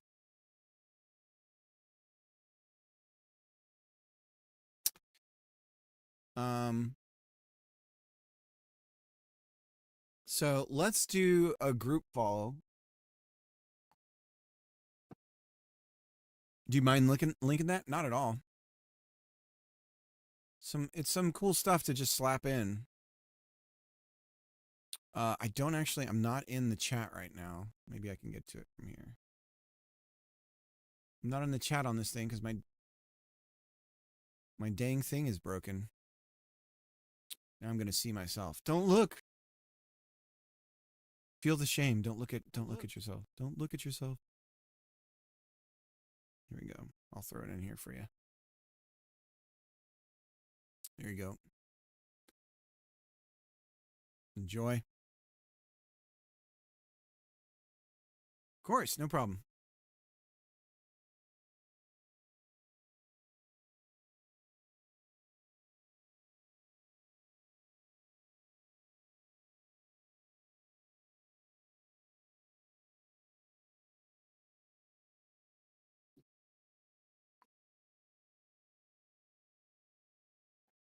That's right. We need Phantom Camera host.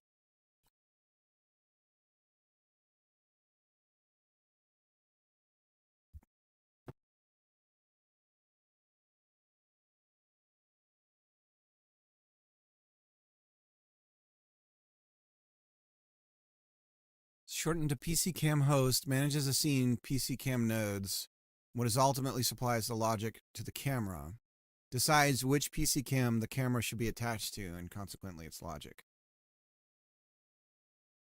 Each scene can contain an unlimited amount of PCCam hosts, where multiple PCCam hosts can belong to the same PCCam at the same time, leading to each camera having the same follow and look at behavior. I'm trying to remember.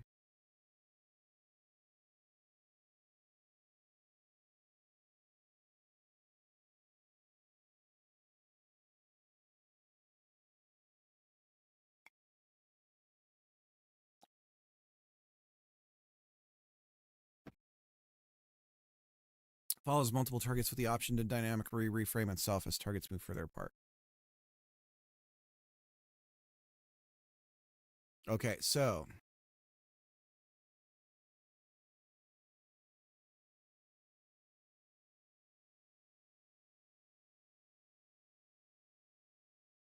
do I not have it enabled? I don't think I have it enabled.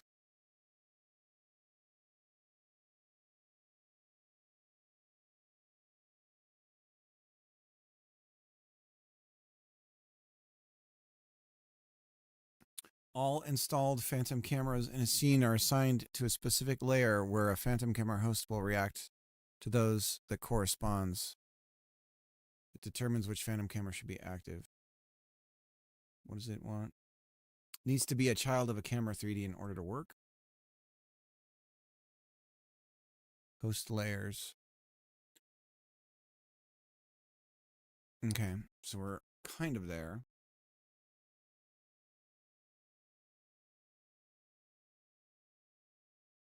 Phantom camera 3D. The scene's camera 3D will follow the position of the Phantom camera 3D with the highest priority. That's what it was. So that you place these in the world, and then as you get closer to them, no, you'd have to create that logic by using priority.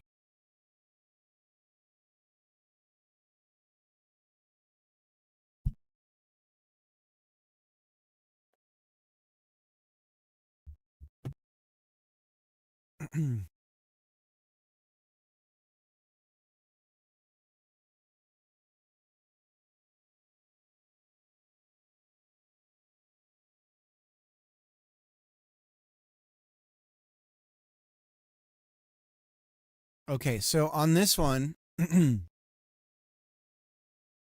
we have tweening. Follow mode is group, and then we give it the targets to follow.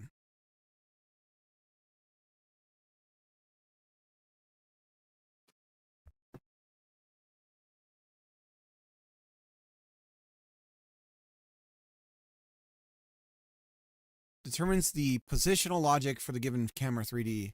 The different modes, which have different functionalities and purposes. Group sticks to its target. Simple or glued sticks to its target. Simple follows its target with an optional offset. Group follows multiple targets with an option to dynamically reframe itself. Look at mode. Looks at the center of its targets. Determines the rotation logic for a given Phantom camera 3D. The different modes have different functionalities and purposes, so choosing the correct one depends on which Phantom, on each Phantom camera 3D is meant to do. So we're going to say that this one,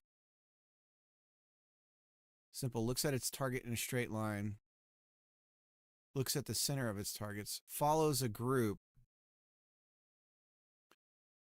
I guess we're going to do both. Both are grouped. And then we give it an array of node 3Ds. So we're going to have to do that programmatically.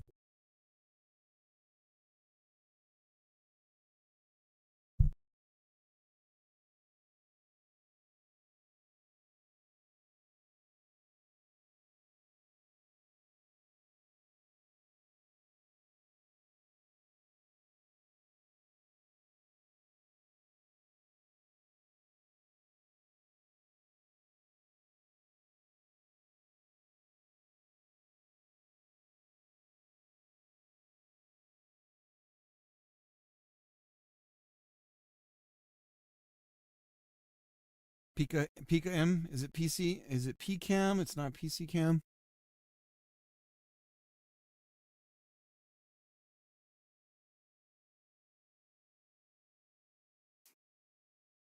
All right.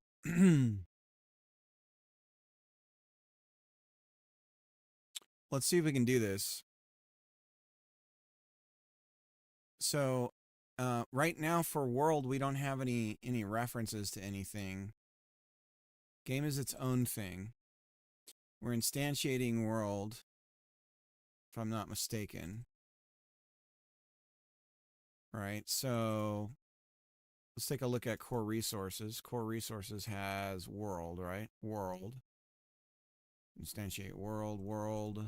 So if we have references to the camera stuff in world when we create it,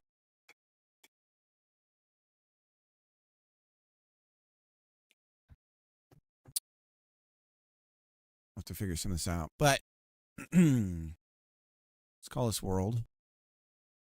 Save what we got. And we'll move these a little bit closer together.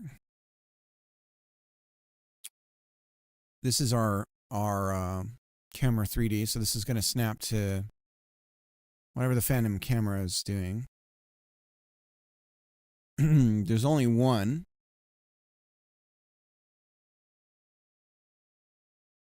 Looks like we can have individual attributes and environment settings for each of the Phantom cameras. So when we switch cameras, it can change the... So like you're going into a dungeon and the camera, you know, cuts to a different camera, and now suddenly the dungeon light, you do some environment lighting and stuff that you can change when you go in there. Follow parameters here. Let's follow offset. Auto follow at distance. We can give it a distance to follow.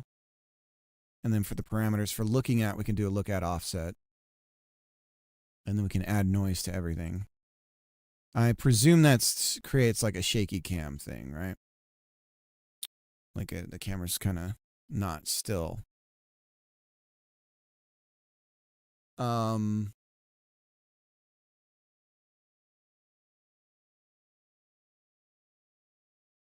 Okay. So let's add our look at and follow targets.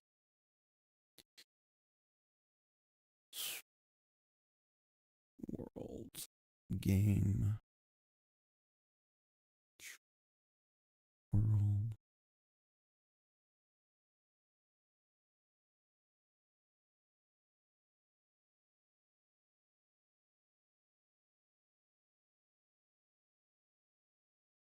Phantom camera 3D. There's the host. So this is what talks to this. Okay.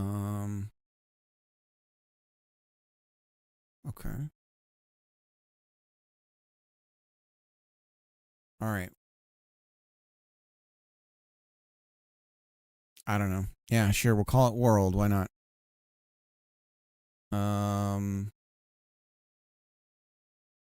And we're going to come over here. And let's create a couple of exports. Namely, Phantom camera.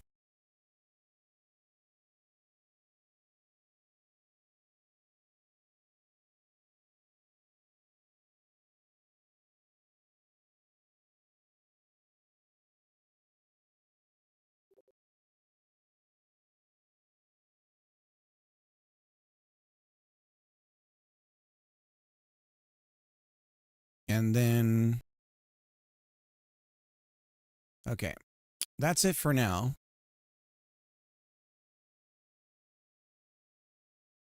There we go. Okay, so now we have a reference to Phantom camera when we instantiate world. This particular world. And so if we're in our game code,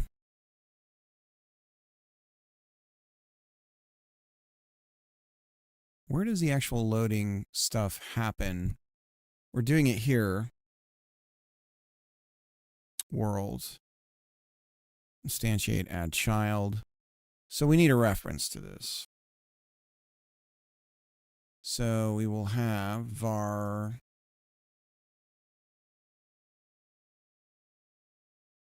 world. World.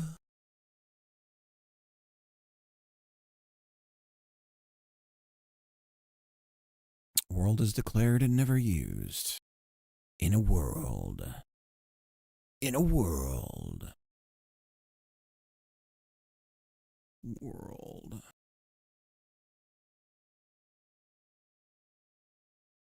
Okay. So that's all set up. So now when we add our clients,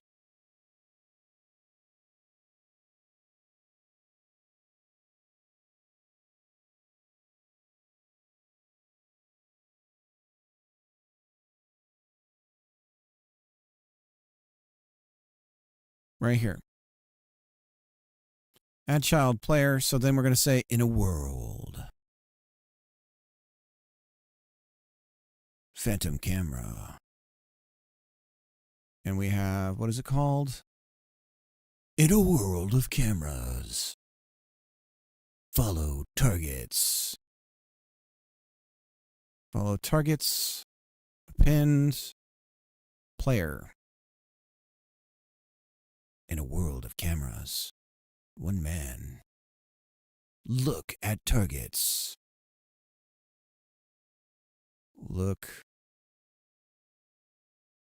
at targets. Look at targets. We are looking. Look at targets. In a world. One man. Okay. Ooh, bunch of errors. Shit to bed. Prop target node barbarian position. Oh. Oh.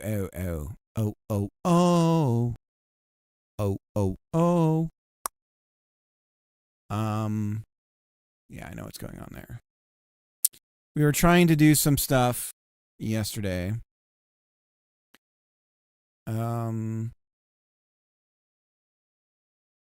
Imports. We're gonna comment this out.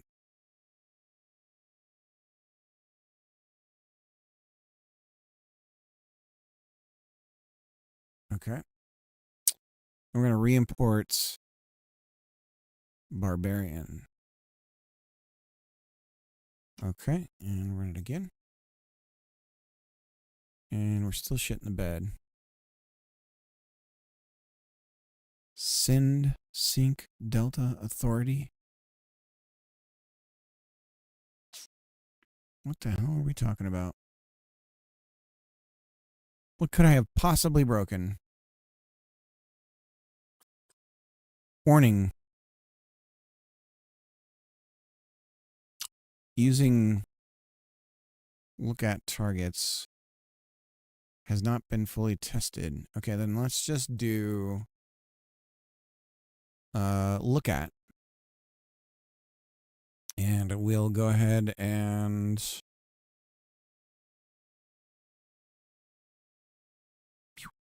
like that.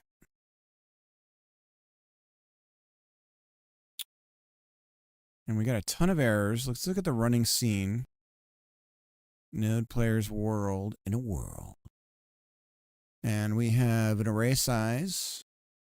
We have two objects we're looking at. And we have two objects here. Roger that. They're both here. And we have a camera with the host. The hostess with the mostess. In a world. And then we have a million errors happening right now.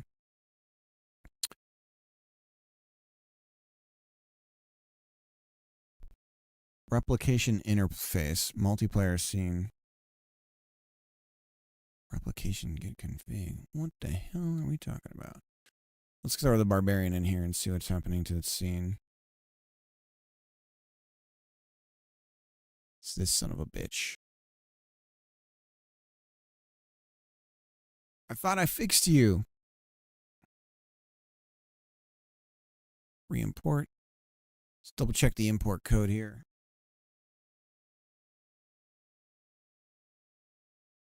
Look at targets. Why not Walmart's?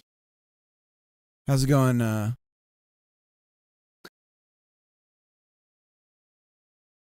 Animation tree. Multiplayer synchronizer. Oh. We want to get rid of that. This is part of a problem. You are the weakest link. Bye-bye. Okay. In a world filled with barbarians and netcode, one barbarian decides he's different. I'm different. Decides he's not a taco. I'm not a taco. Okay, all of those errors are going away. Now the question is, what is going on right now? Do. do do do do do do do do do do do do do do do. Tween on load. Whoa, whoa, whoa, whoa, whoa. Should we look at our other project? Because I did get this set up. Let's look at the other one. Let's look at the other project. First, we'll throw this in a group. Can we do that? Is it going to let us do that? I don't think it's going to let us do that. All right, we'll open up another Godot here. And we'll go to Cozy Baking Game, because we've done this before. I just don't remember the exact config. I just need to look.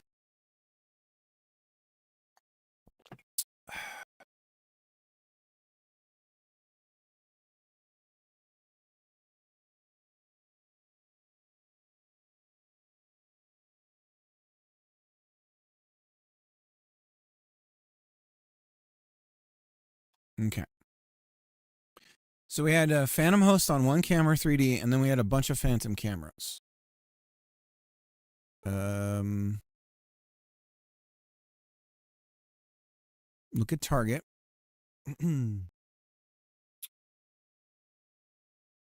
This is a single target. Tween resource. Tween on load. Host layers.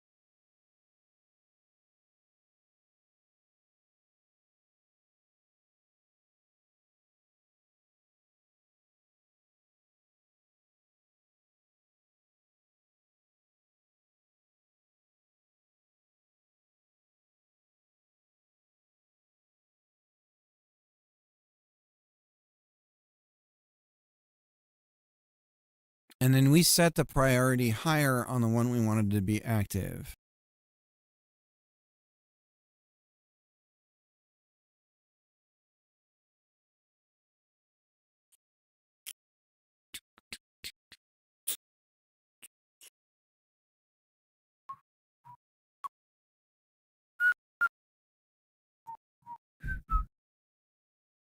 Let's take a look. Let's run it again.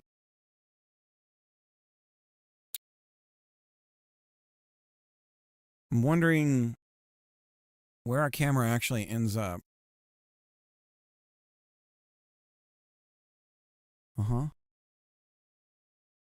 Phantom camera, 3D.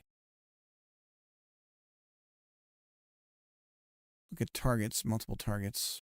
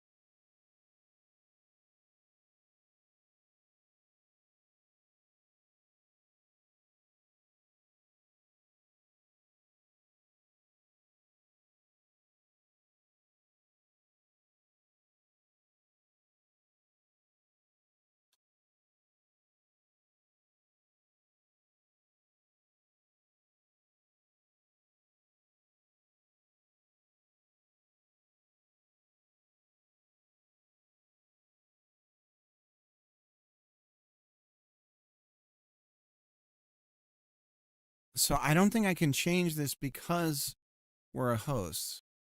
If I move the host out,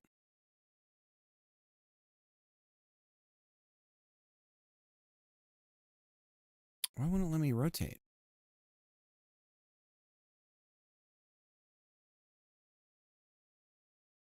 It won't let me move it. It won't let me rotate it. That's weird, right, guys?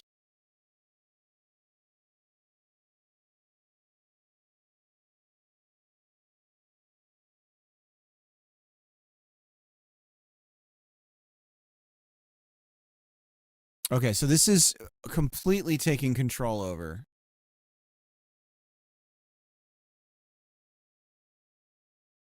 So if I choose a target here, like I say the hill, see, now it points down at the hill.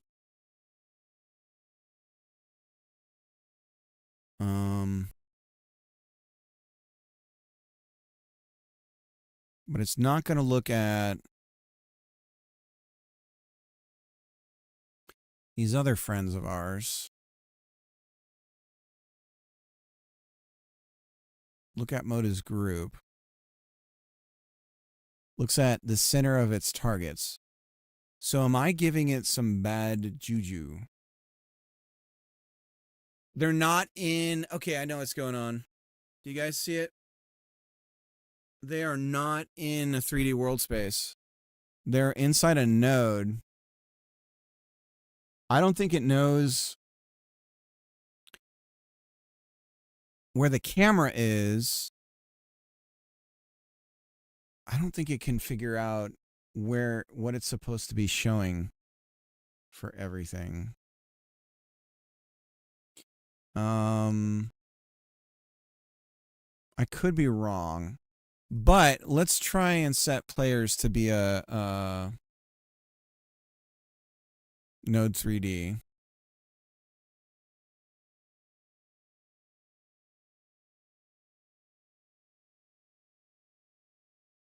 Shouldn't matter too much.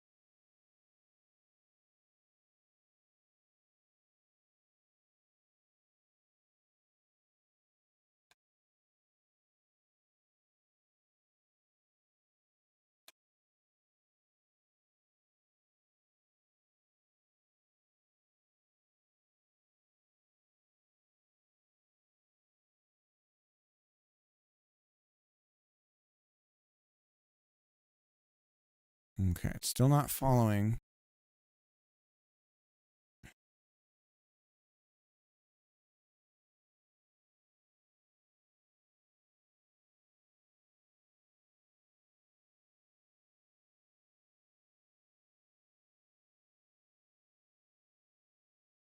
I don't think I can move these around while we're running.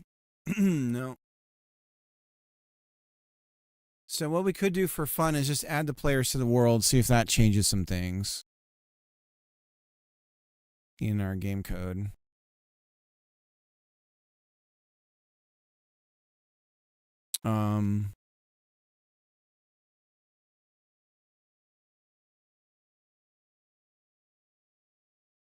So what if we just add players to world?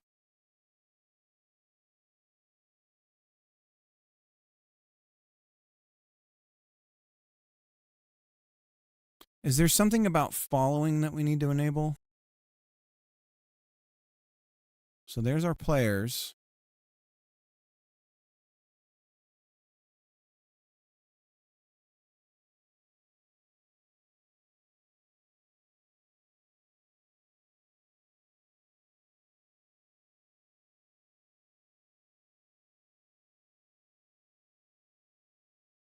Could be wrong. Very likely could be right.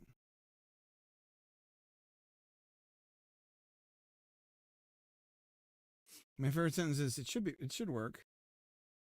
I've never missed an opportunity to use it right before seeing complete failure. Indeed.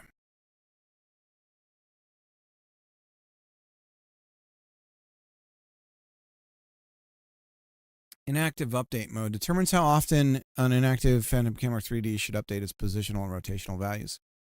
This is meant to reduce the amount of calculations inactive Phantom Camera 3Ds are doing when idling to improve performance. Always, even when it's inactive. Okay, so it's set to always update.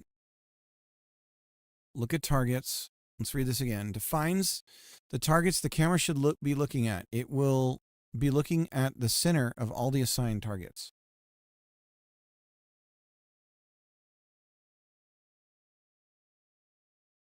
Determines the rotational logic for the given Phantom camera. The different modes has different functionalities and purposes.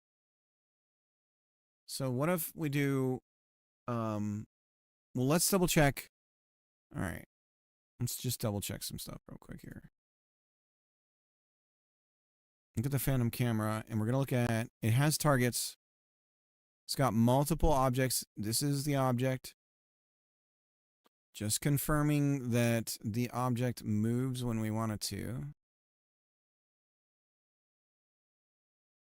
So when we move,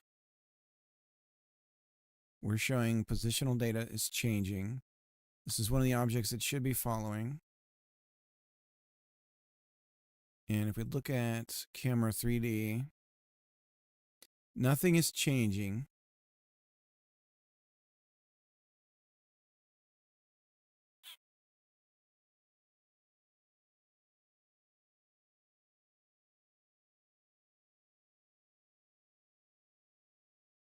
Priority override, whatever that means.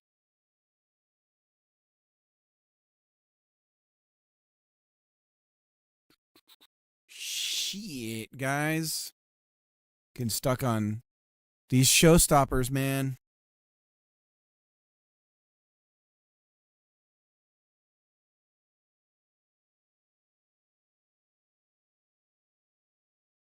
Defines the priority.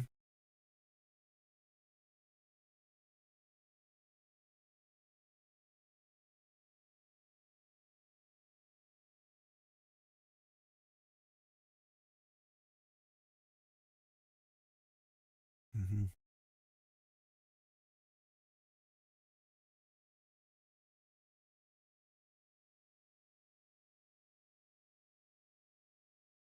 This is positional logic. Follow is positional and look at is rotational. This all makes complete sense.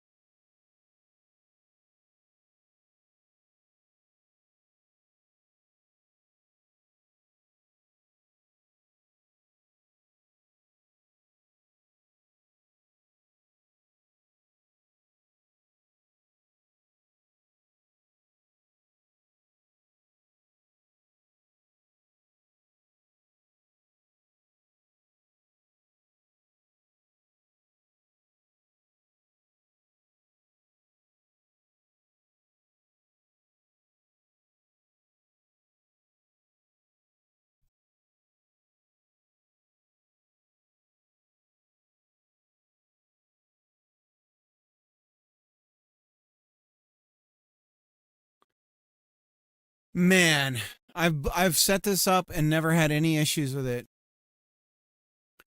And now here we are. I feel like I'm probably missing something incredibly simple.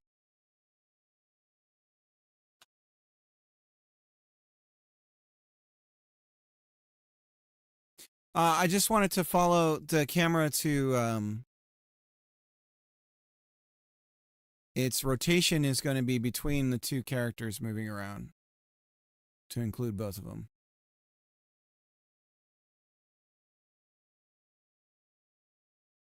But what we could do is say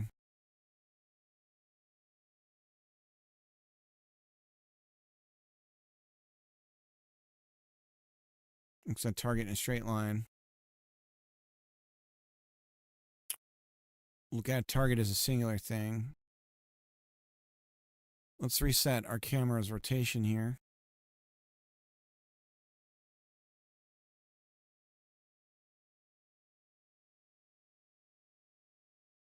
See, this is jacked. There's definitely something off about this. Because it's not like updating when I change it. Like right now, I should be able to change the camera's rotation. And it's insisting on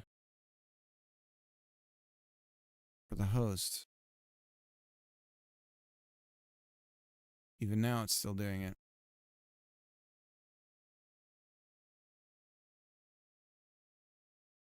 There we go. So now if I make it the host again, it points down, but why? There's nothing here. It's not assigned to look at anything.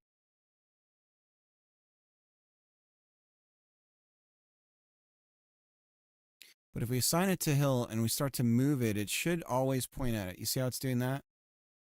See how the camera moves towards? So like if I preview the camera and then, well, this is hard to do because I have to split the 2 viewports here. And now if I move this camera, now it won't let me move it. What the fuck? Shut up and take my money. Bro, what? Medusa with the gifted sub to Roger Deb. Thank you so much, Medusa. How's it going, Roger? Is this something to do with... See, we don't have follow on.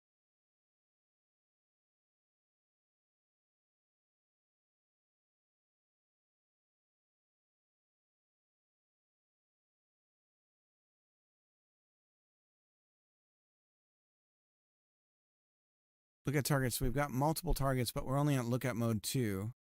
If we change over to 3 while the game is running, does that...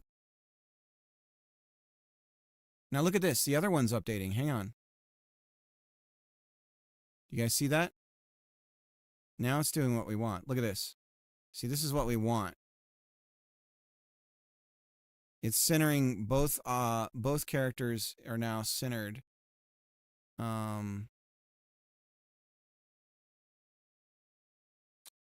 So I think we have to turn these things on. I think if they're already defined, something about that is making it so they're not really firing right.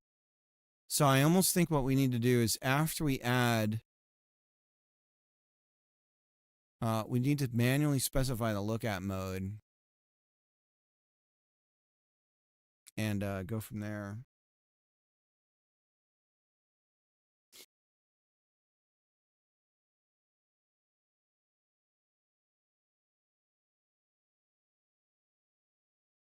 Pusscast the greatest. I don't eat dirt. Doing good, actually, playing a cooking simulator IRL, making or trying to make orange marmalade. Nice. So basically going back and forth from and to the kitchen. Very nice. Do a shout out to Roger. I think I need to do it lowercase. Did I do it?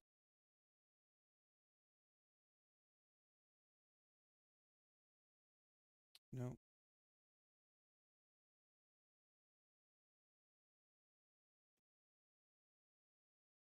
Ah, damn it. There we go. We got the right Roger.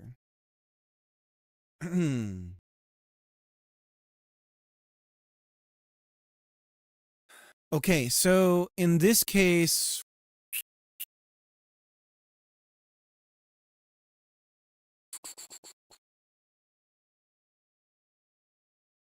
Can we trick it? What if we set priority or override to on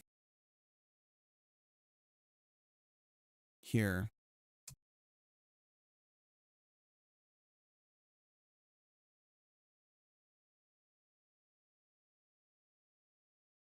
Could that trick it?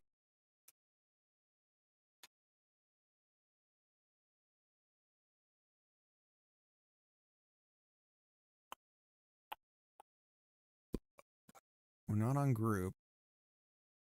Let's save that. Reload. Yeah, it's like, it's not bootstrapped.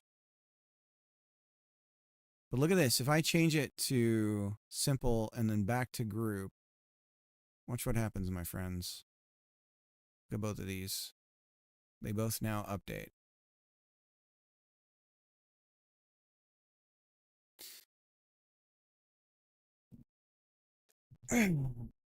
Strange.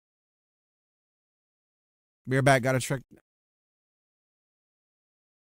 the marmalade. Understood, good sir. Understood, good sir.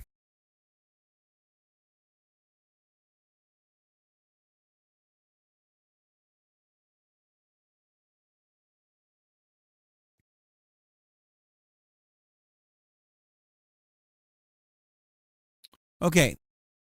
We're going to try and set this. Okay, I think I know how we can do this.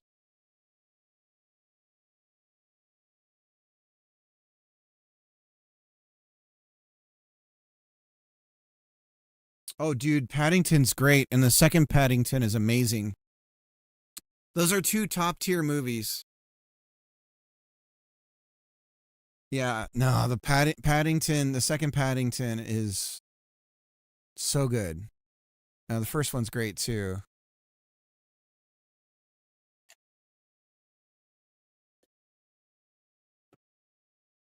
Little bit of a, I mean, it's kind of hits you in the face with the immigrant metaphor for Paddington and being an outsider and stuff like that. Even the second film centers around that.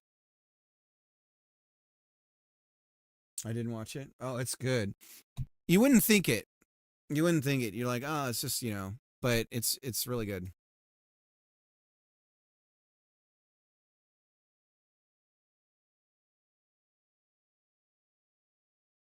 And who's the guy who does his voice? He does such a good job with the voice of Paddington.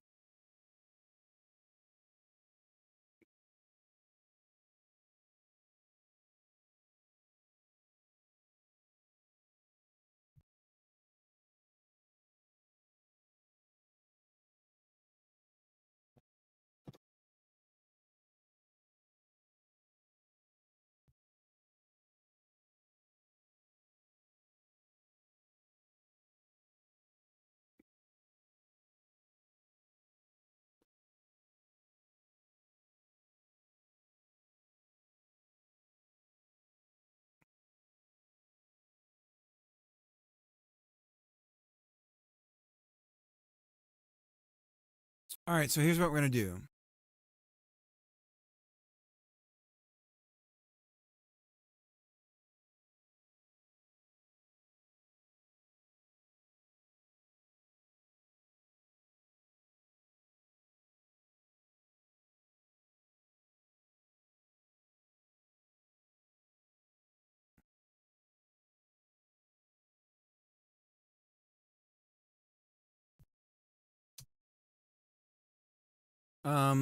If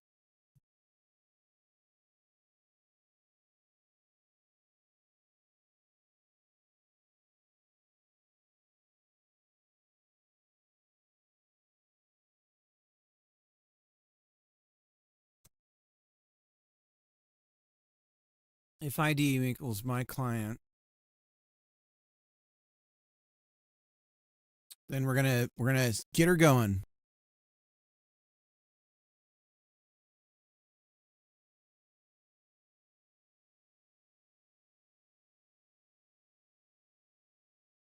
Hugh Bonneville. Hugh Bonneville. Oh no, that's the father. He's from Downton Abbey.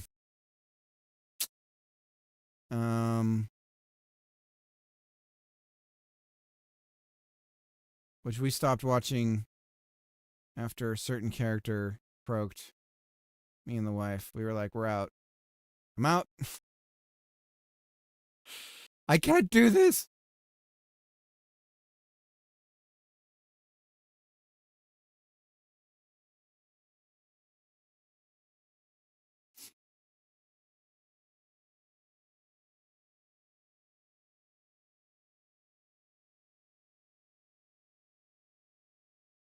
Ben Wishaw. Looks like he's 12 years old. No, he's much older. Okay.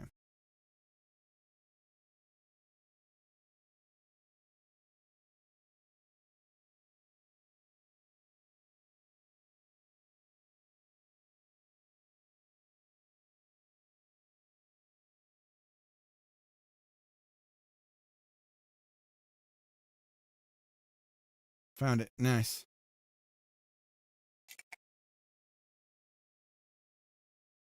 Ah. The music's good. It's a funny movie. It's a heartwarming movie.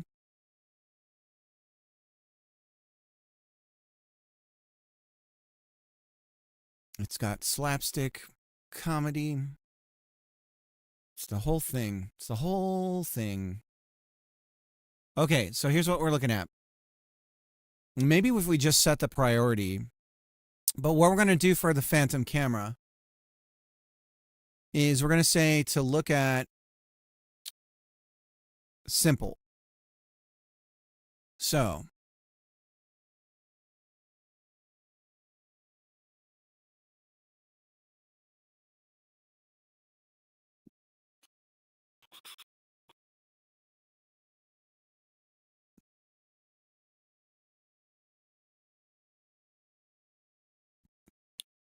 look at mode, and then we say phantom camera.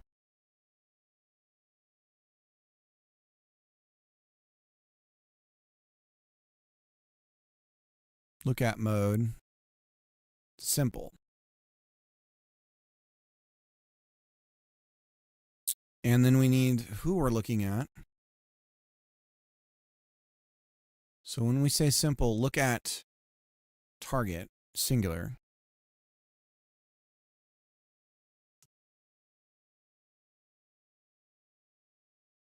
Equals player. And priority override is true. There we go. So now we're following our player around. And so if I move this guy around, the camera is going to follow him. Okay. Now let's try and do follow. Let's look at the different follow modes of the camera. So follow modes, we have glued. Here's an overview. Glued sticks to its target. Is there examples? Go back to the top. Framed follow. I think we're going to choose third person.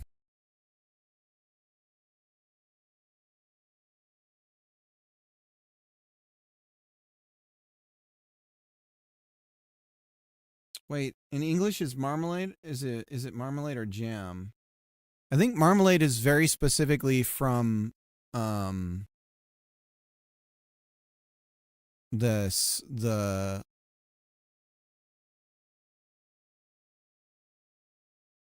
it's like from specific things like citrus stuff, right?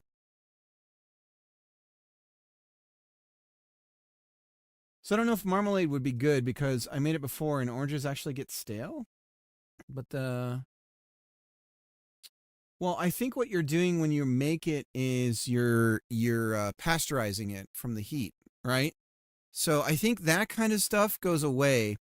When you do jam, you have to, like, you've got to keep a sterile environment and everything. And I remember my dad used to can. He was born and raised on a farm, so he knew how to can things. And when he was doing jams and stuff, we weren't allowed in the kitchen at all. And he would start over if he screwed something up. Because you can do, like, you can introduce like bacteria and have botulism and stuff like that, which is like what you don't want.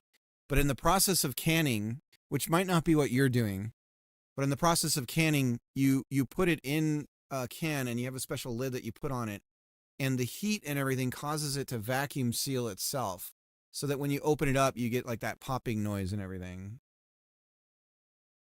He was born on a farm, so he canned things. Yep. He was literally born and raised on a farm.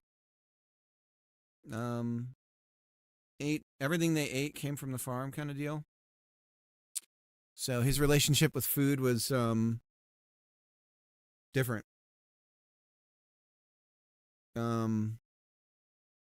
Yeah. So we have group looked at, which we were just messing around with.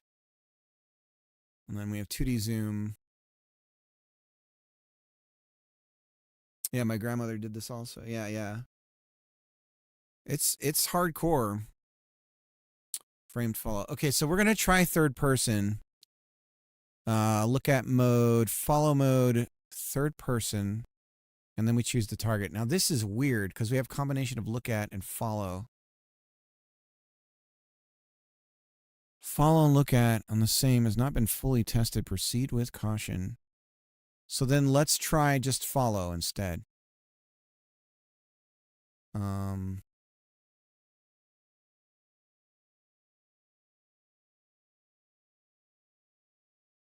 Third person.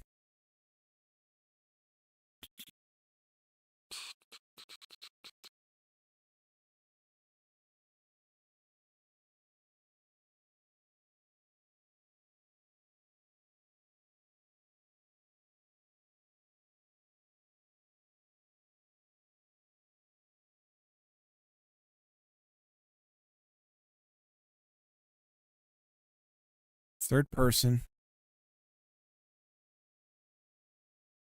Follow target is the player.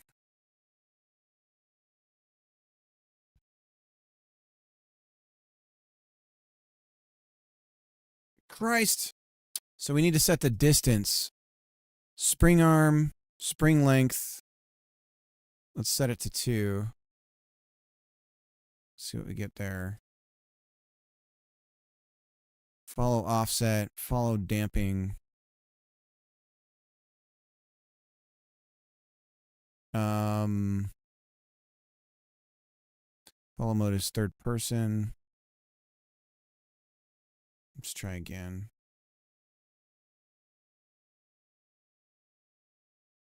Criminy.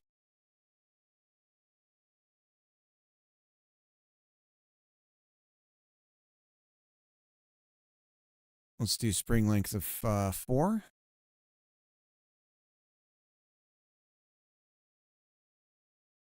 Okay, we keep rotating back, which is interesting. So that's like a bug we got to deal with. Okay, and then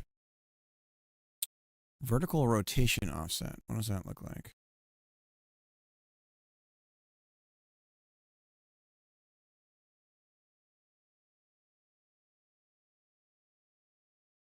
Do nothing. Horizontal spring length. So follow offset, follow damping. What does this say? Applies a damping effect to the camera's movement, leading to a heavier or slower camera movement as the target node moves around.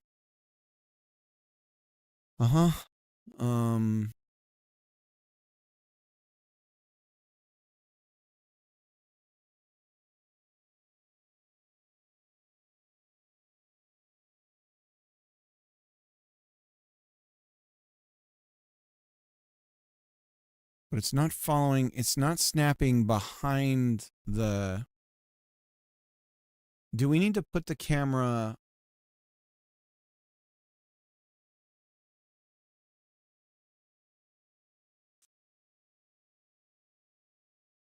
Because how do we set it up so that we can...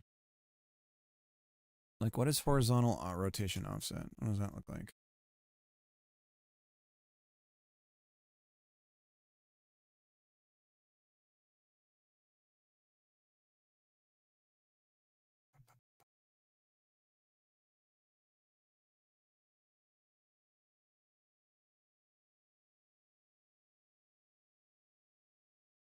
Good luck, have fun. All right, see ya.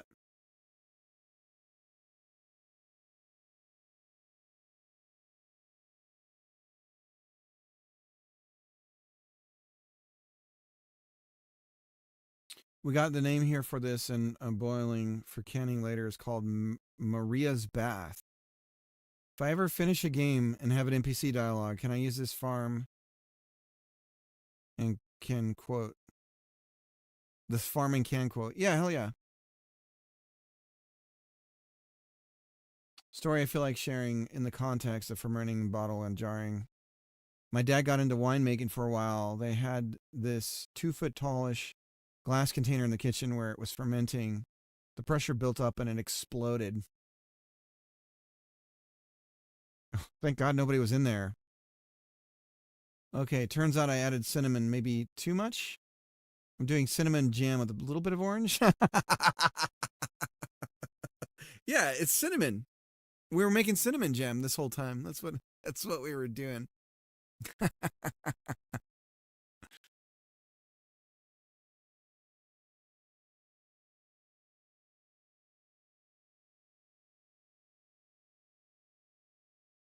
Oh, you know what I think is going on is the thumbstick is resetting it. Something's resetting our position. Oh, I think I know what it is. It's a state issue. All right. No big. No big. Spring arm, and then we have shape.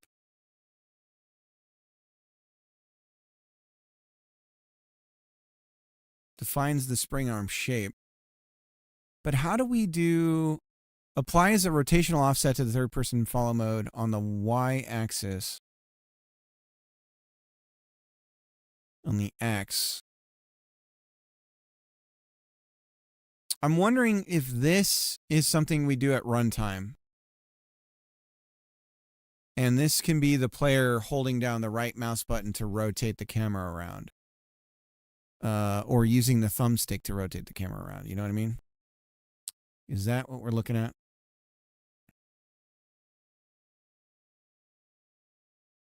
Or do we do that? No, we can't do it ourselves because it's the damn host thing, right?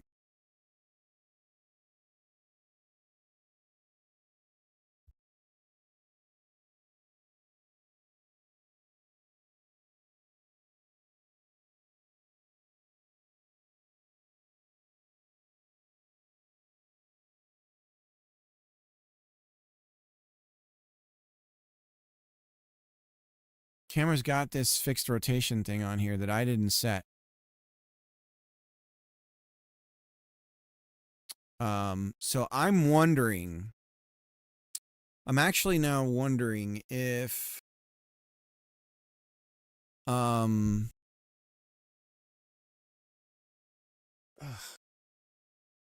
if we take the host off, save it, close, open it, come back to the camera, get rid of this, put the host back on, save it, run it again. Okay, so we still end up with this angle. What is causing this angle? I don't have a target for it.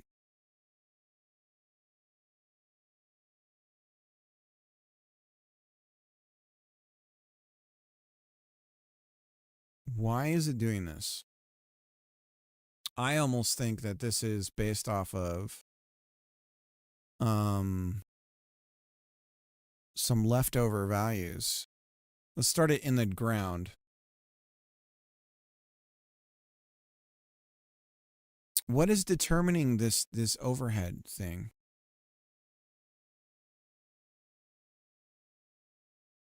And let's just change the value.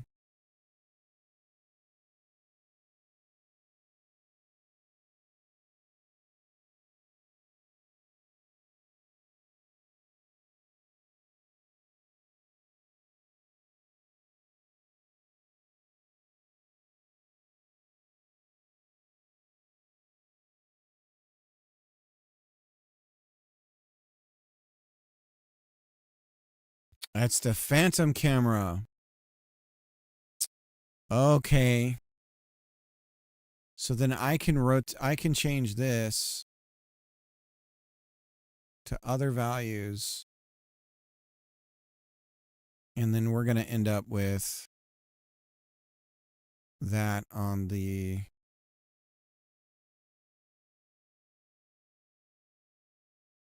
so now at runtime.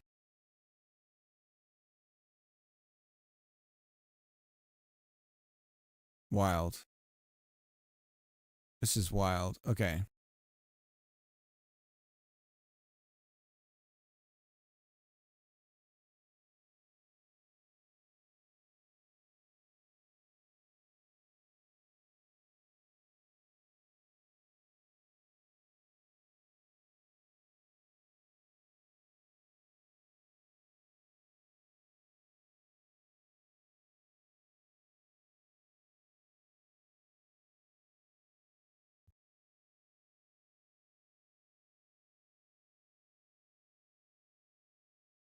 Brother, what is it we see on the horizon? All right. I don't understand, brother. How could it be?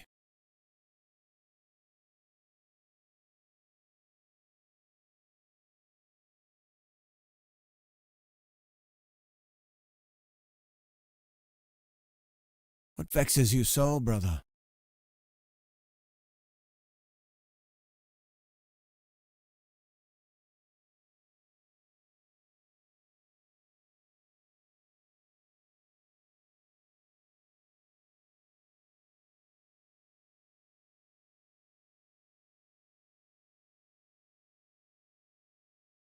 Do you see the Taco Bell that I see?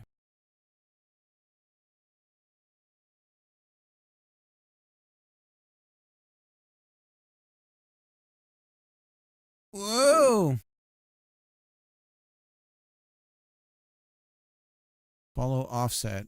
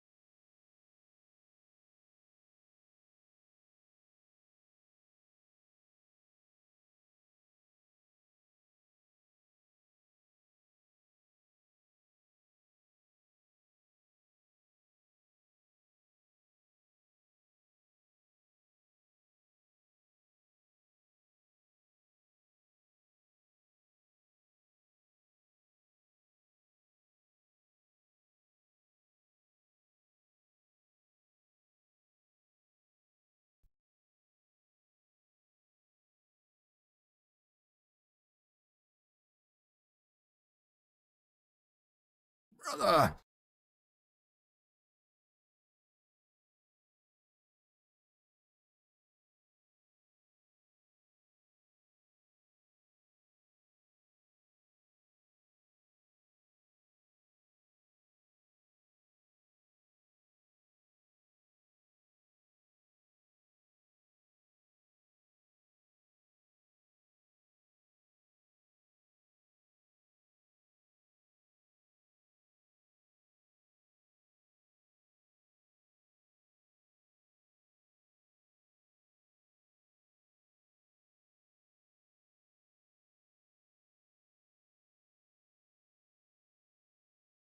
Hmm.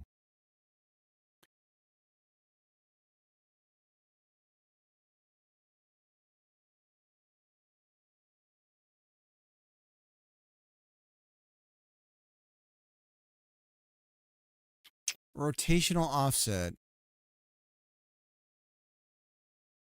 on the X and the Y.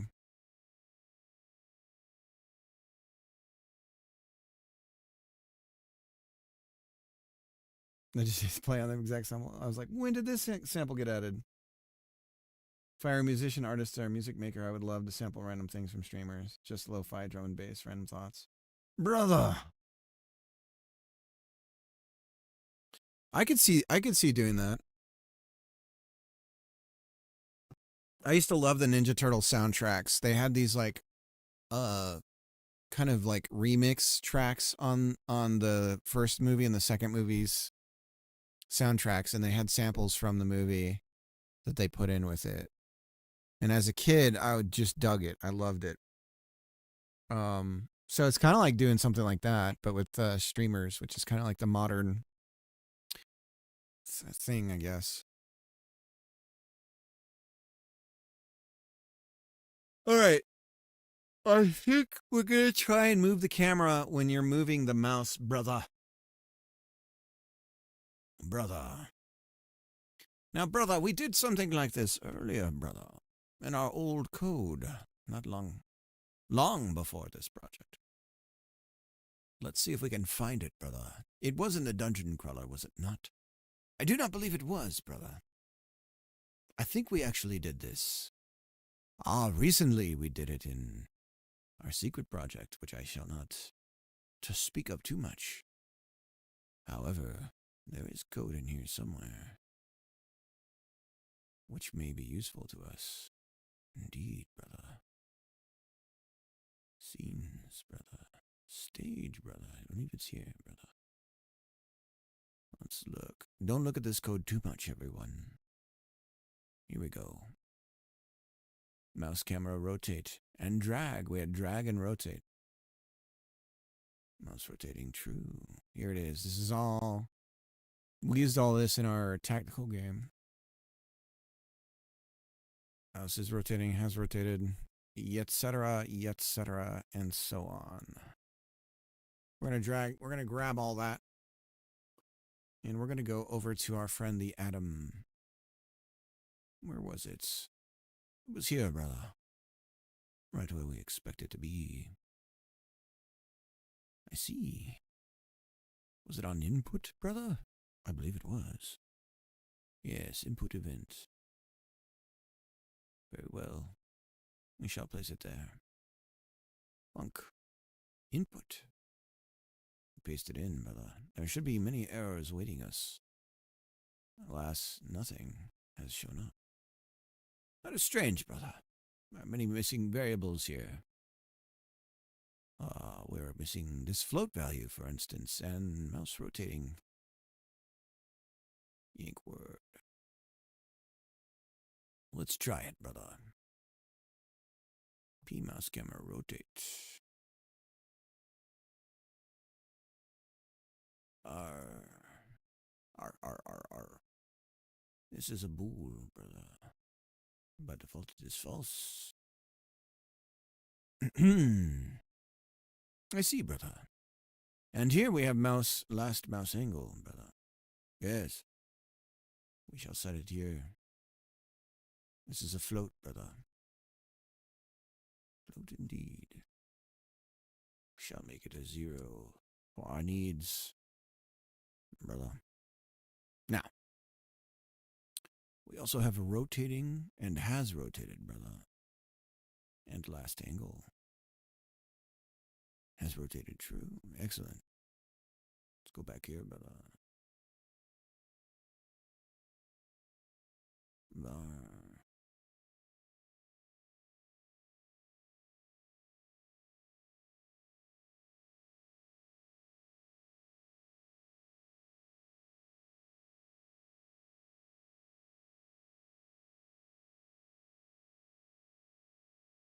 Okay. Now we simply need to add P-mouse camera rotate to our inputs, brother. Very well, we shall do that.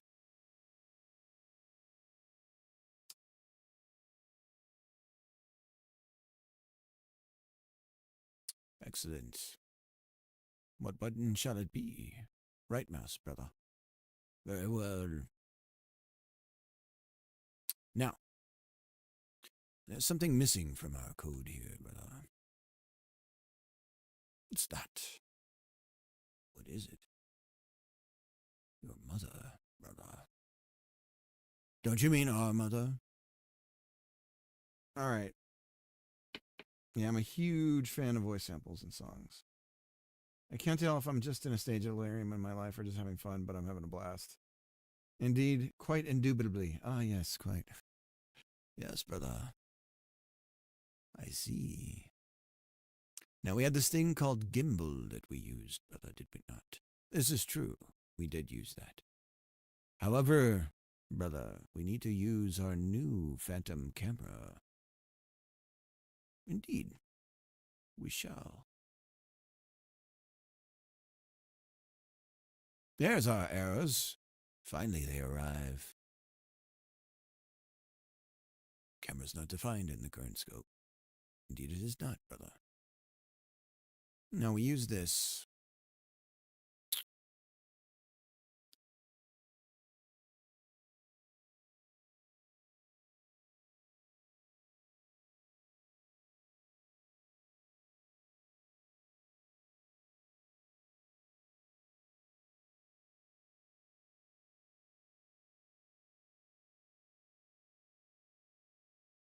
You okay, guys?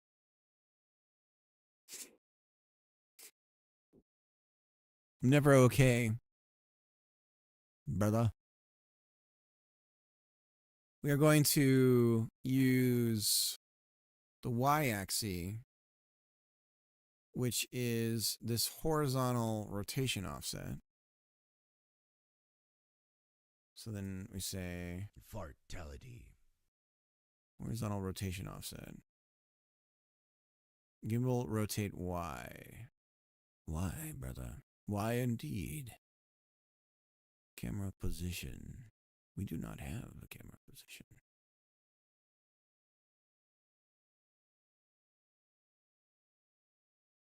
Current mouse position, angle to point, camera position.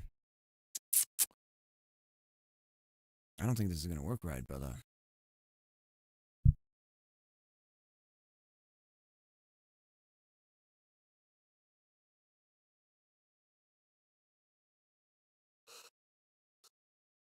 Gimbal. Last mouse angle.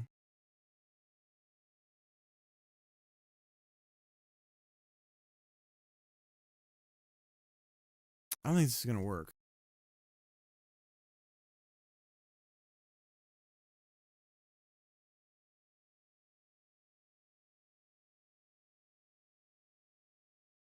Camera position.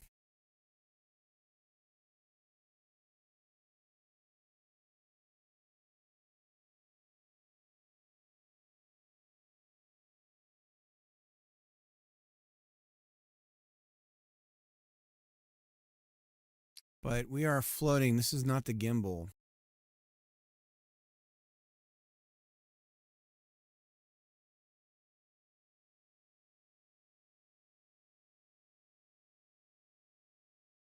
Let's think about this.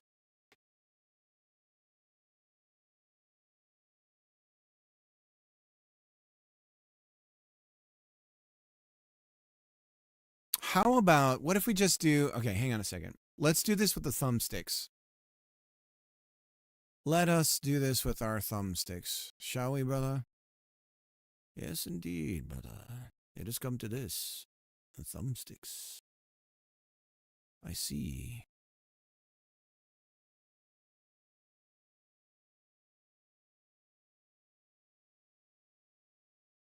Yeah. That is what we shall use, brother. We will use input get vector on the thumbsticks. We'll worry about the mouse later. Indeed. So we'll say P camera up and P camera down and so on and so forth. Brother. What happened to windows we open, brother? There they are. Brother. Why can't I press anything, brother? All of the inputs appear to be gone. Ah, brother, we've crashed the game.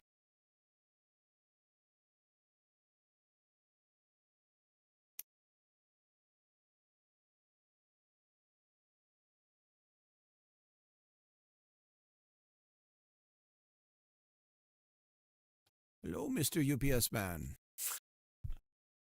Hello.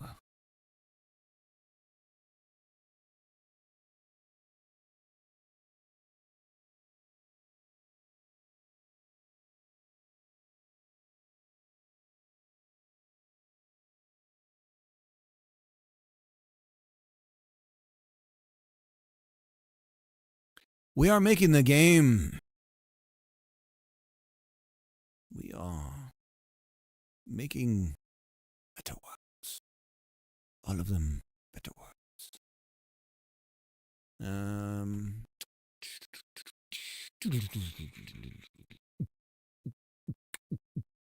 P camera up. Add action. P camera down. P camera left. And right.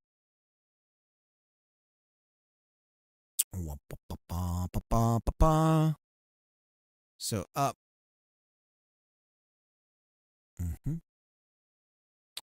Down. Left. And right. All right. So we have those, our friends. And what we're going to do is bloop, get vector on camera left and camera right, but not up and down. These are two different things we care about. So we're going to be rotating two different values here. And furthermore, I believe because we're getting back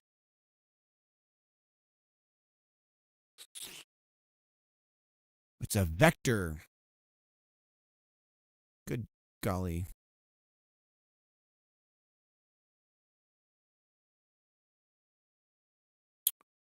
It's a vector.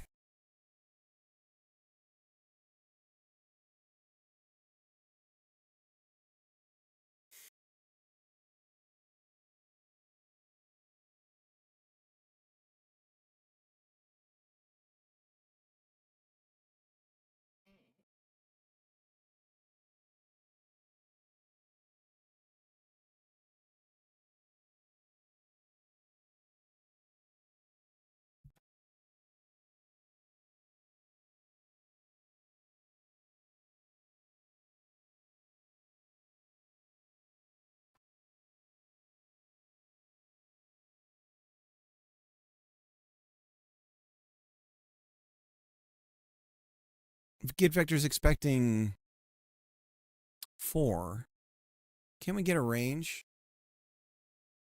on input?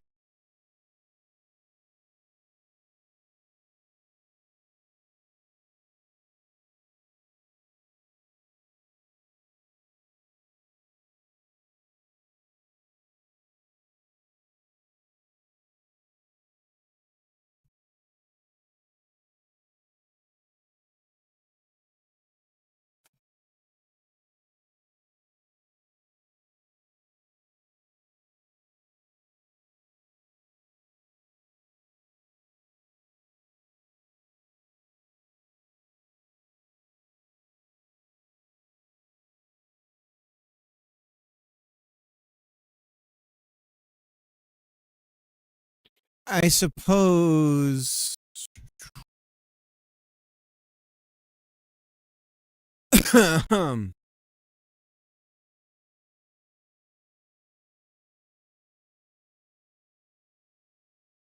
So going back here on the X and the Y. So horizontal get input vector. Go away, I don't need you. String name.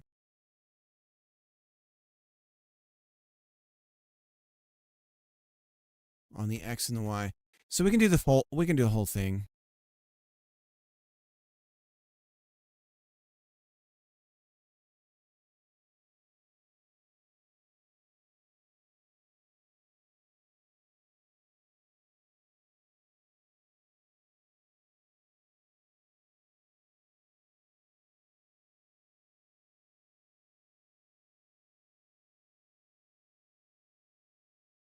We're going to call it input camera. And then on the phantom camera, we're going to adjust the spring arm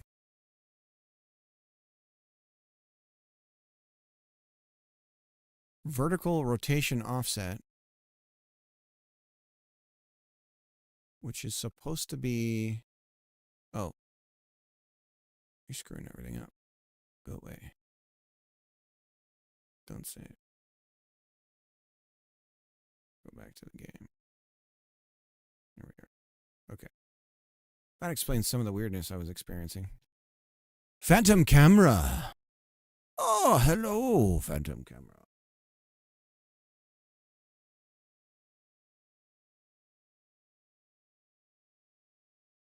How to articulate it? Yeah. I'm familiar with vectors. We've got friends in the vector. It holds 3 pieces of information technically. Right? Back to two-dimensional vector.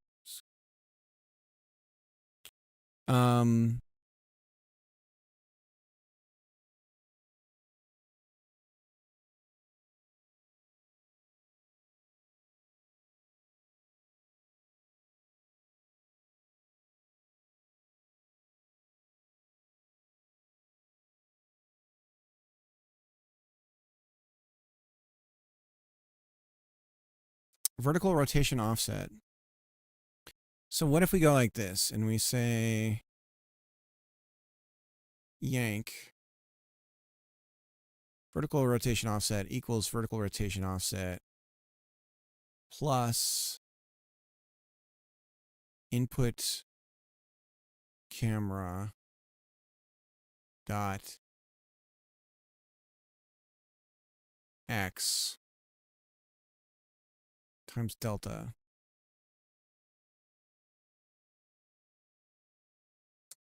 Let's see what happens.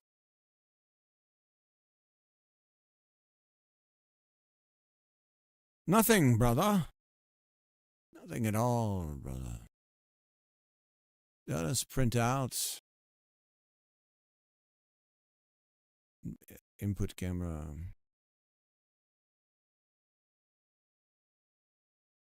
Is it possible we do not have the correct? What is going on? What the hell?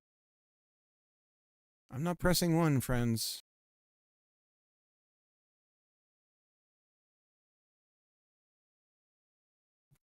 Do I have the number pad here somewhere?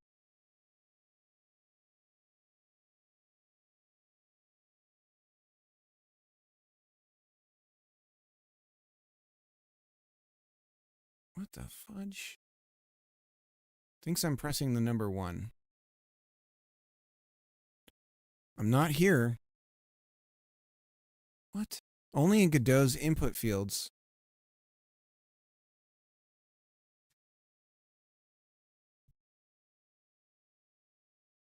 That's why it's doing front. But it's the numpad. What the fuck?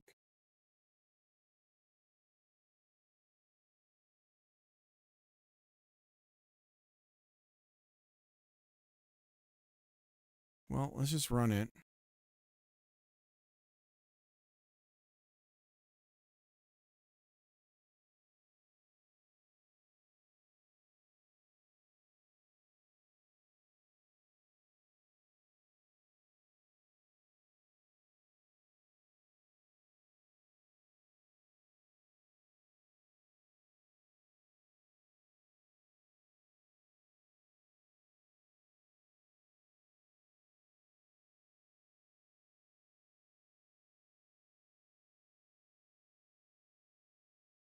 Are we dealing with fractions of a number that's so small that...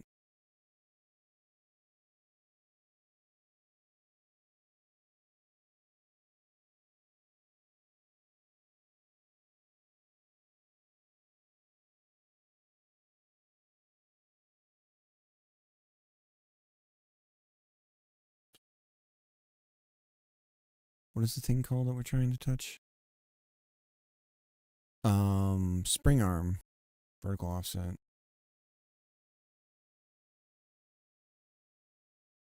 Just jack shit. Spring arm. Current rotation.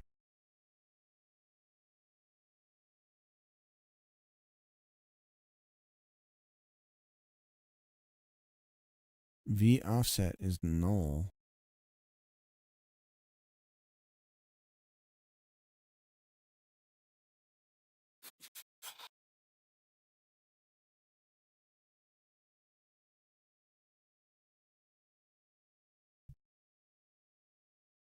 If it's null and I'm trying to set it to a value, it doesn't even make sense. Because we see a number there. We're doing assignment.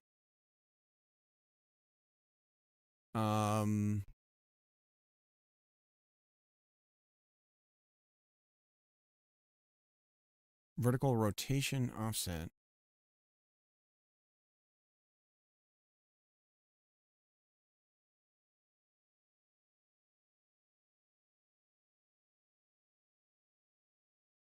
Applies a rotational offset to third-person camera follow mode on the x-axis.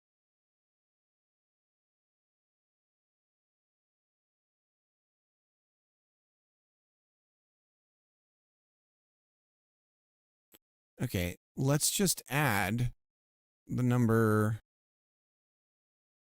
like 0.2 to this repeatedly on the process step. Ain't nothing happening.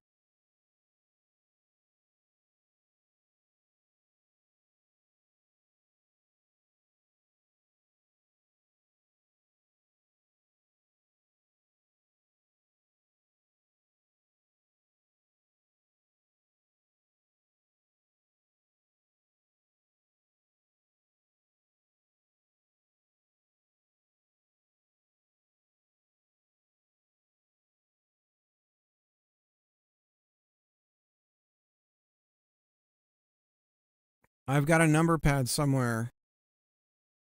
It's wireless. And somehow it has something pressing it right now. Which is wild.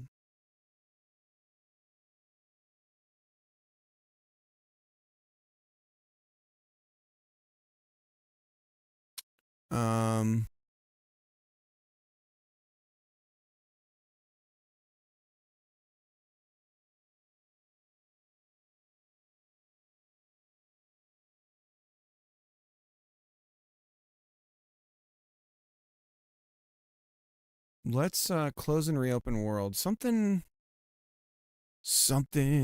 in the way.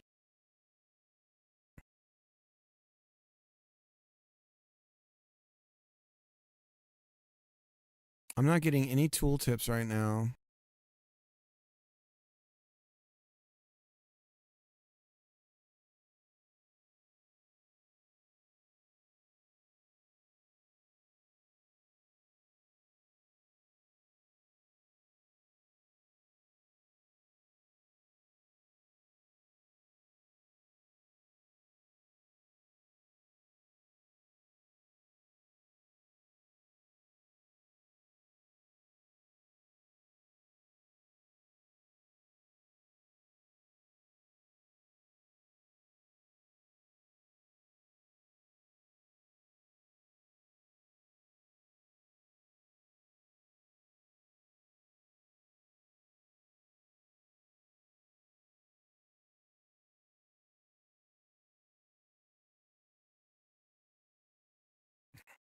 All right, let's just try this.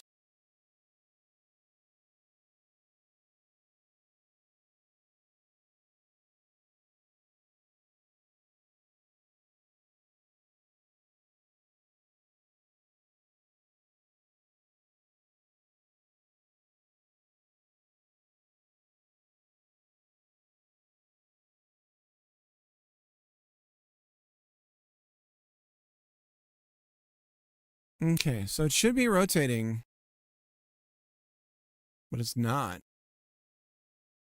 So if we go to world and spring arm, we see nothing on its rotation.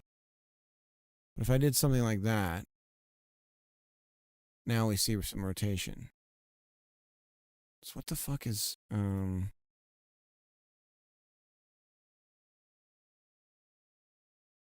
we have transformer rotation here. Third person. But the spring arm rotation offset. What does that mean?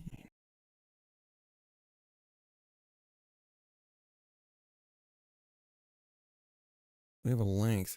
So do we just transform do we just do rotation? Or is that going to move the camera's rotation? If we're here and we move phantom camera's rotation, that's not what we want to do. The spring arm, that would be nice to rotate. But this is procedurally created because of the mode that we have. So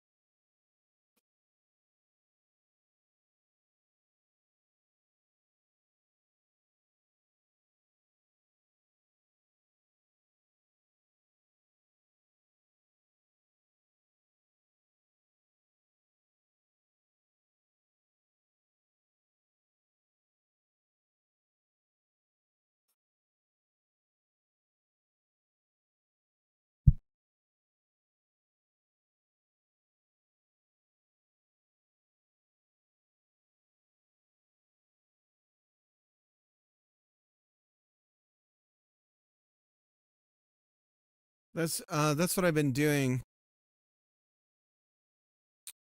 But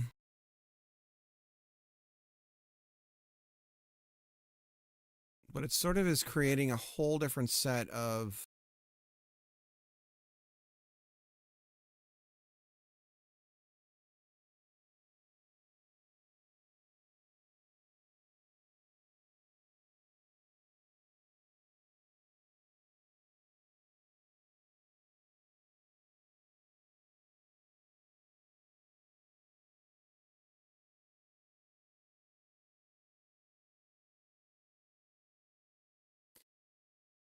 I don't think it's doing anything.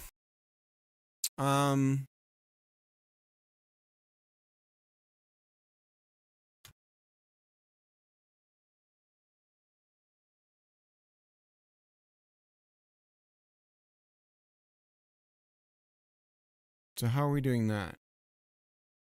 How are they doing that? Set third person rotation in radians. Okay. This mode is meant to be applied to third person camera experiences. It works by applying a spring arm 3D with properties such as collision mask, spring length, and margin. Can be used to control the PC Cam 3D. To adjust the orbit around the target, here we go. Use one of the following setters.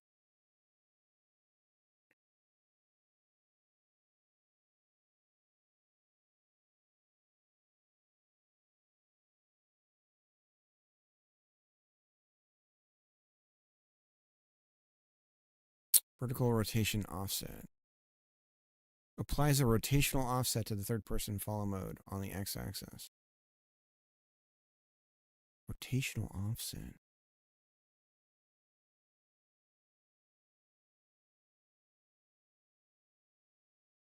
Defines the rotation in radians value of the third-person spring arm node. Okay. So we say set third-person rotation. Okay. So if we go back to here, and we say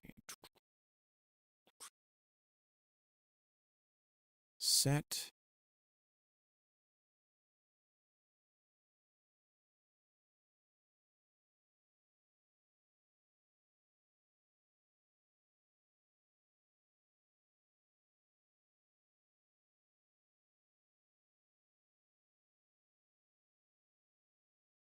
third person rotation.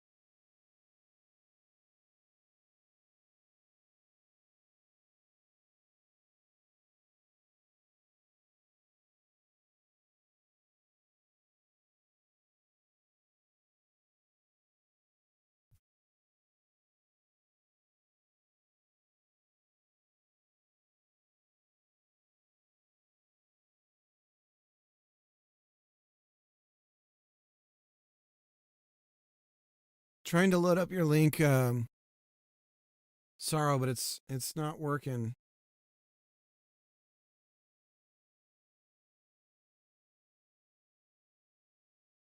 I'll keep letting it try to load.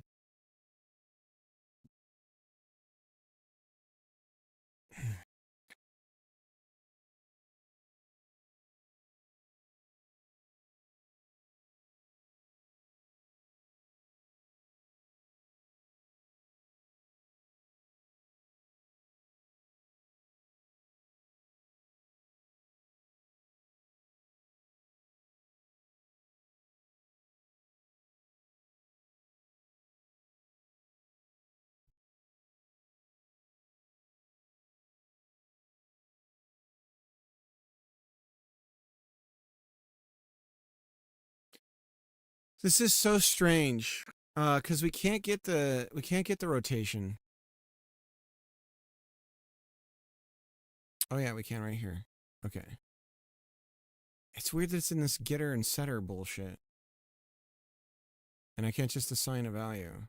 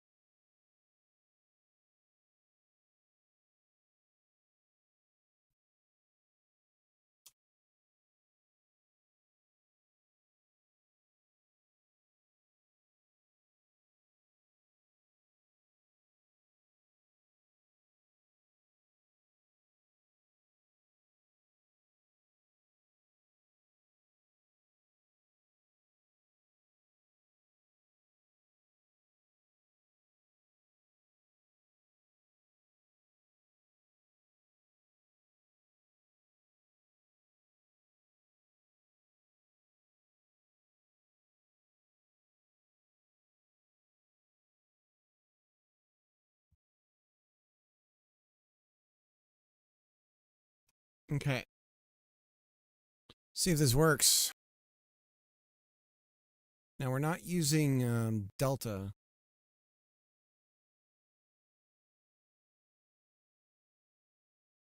Okay. So we can rotate the camera now using the thumbstick. The problem is it's applied to both. The movement of the player and everything is applied to both because it's receiving inputs from both. So like if I separate them like this, then we'll be rotating around each character separately. But then when I do movement with the thumbstick on the controller, because they're both checking the same controller input, they both move. So this is working on our rotation, but only around the X.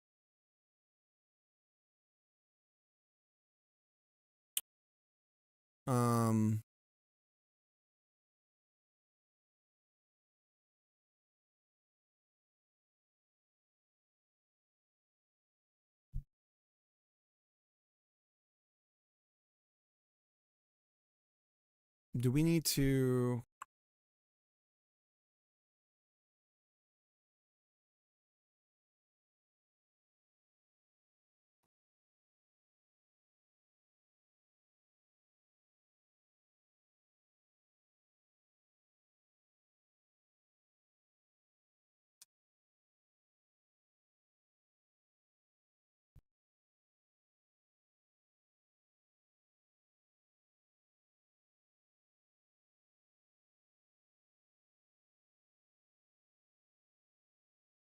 So we need a speed amount times delta, which we can do. But we also need to be able to move the camera up and down, which is not happening right now. So let's try putting it on...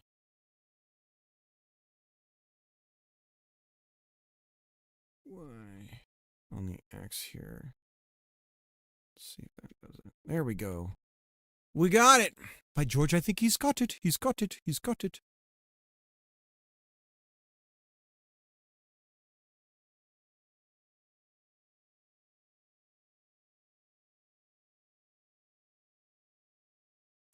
Woot! All right, let's get some lighting in here that doesn't look like shit.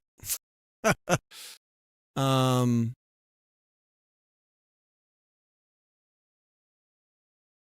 So ambient light. We're gonna do. Oh man, we got so much to work on here. I love lighting stuff. We're gonna go with color and put some amount here. And let's see what we get in the game when we do this. There we go. It's already looking better. It's still flat as hell though. So we do need a skylight. Sky rockets in flight. Boo! Afternoon delight. All right. We're gonna do directional light. That's the sun. Here comes the sun. And now we got some dudes that are looking lit up. Look at our bros. Now should we cast a shadow? Here comes the sun.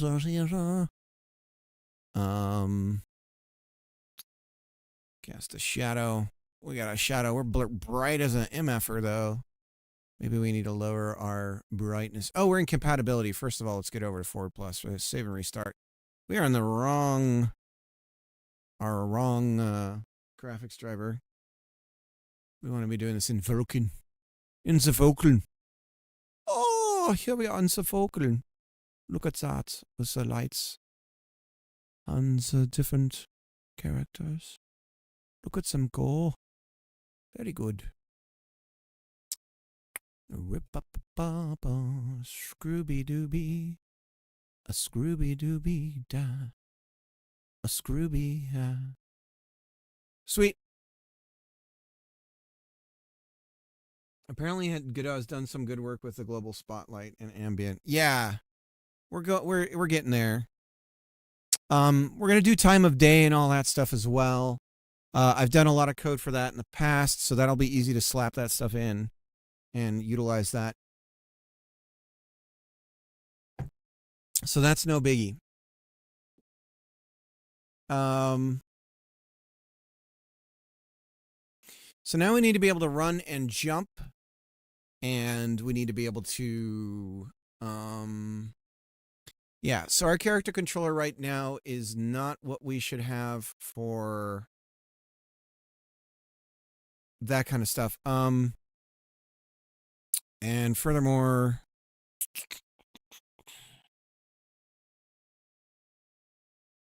we are going to when we do our import, we run this bad boy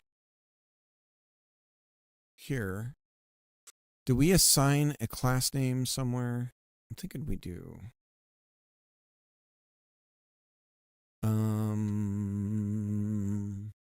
Appreciate you going on this journey with me, Medusa. BT dubs.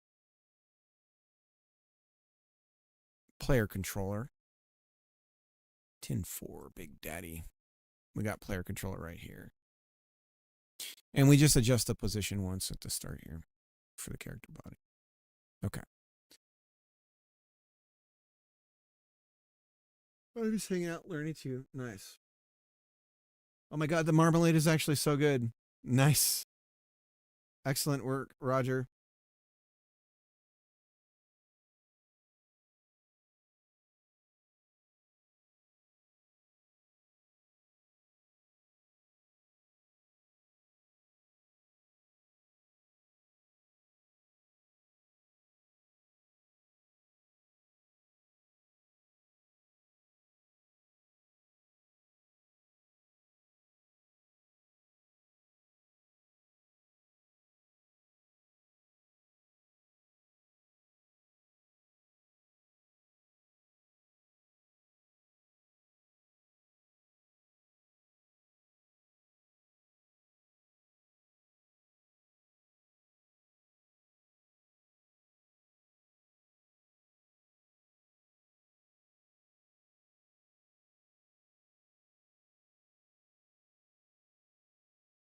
Wish you could send you some. We gotta figure something out. We gotta have some sort of we gotta get a network of a shipping network going.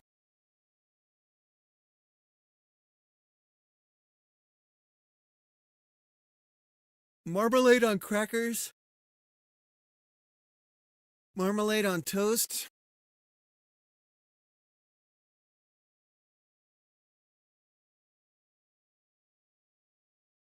No. No, it's not. I am doing very different things though against the advice of other people.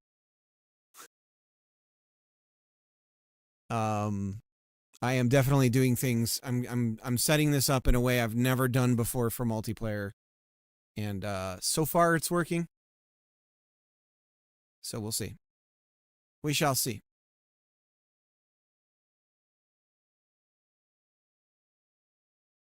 I've never did anything multiplayer. It sounds so scary. Yeah. I mean, if you're doing something where you're doing like a board game and everyone has their turn and that kind of thing, like a Catan or something, that's like a good starting point to learn it. So I would say if there's a board game like Risk or something, where you don't necessarily have to have real-time information and there's only the state of the board and where the pieces are and all that stuff, and you only have to manage it from that perspective, then I would say that's a good starting point.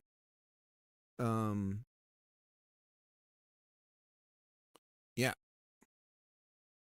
Sorrow is back. Sorrow, I couldn't load your thing. It won't load for me. I don't know why.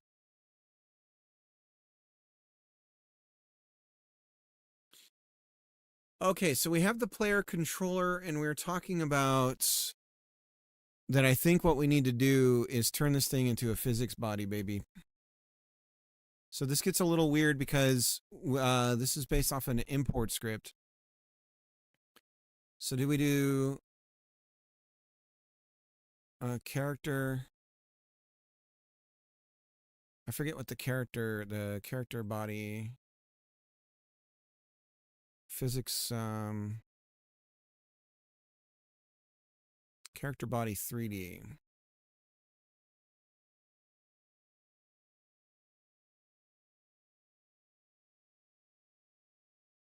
What just happened? Where am I? Who am I? I don't know.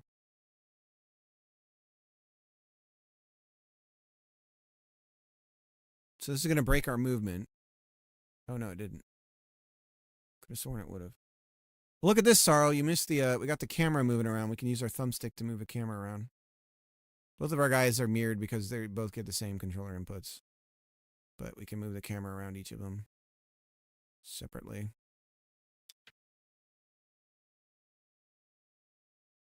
The site loads, the video won't.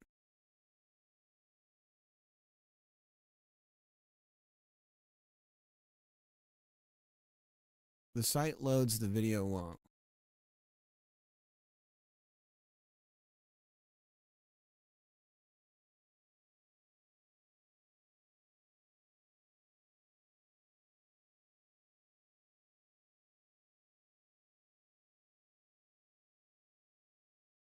We are a character body 3D. Oh, my ass. Oh, my sciatica. Oh.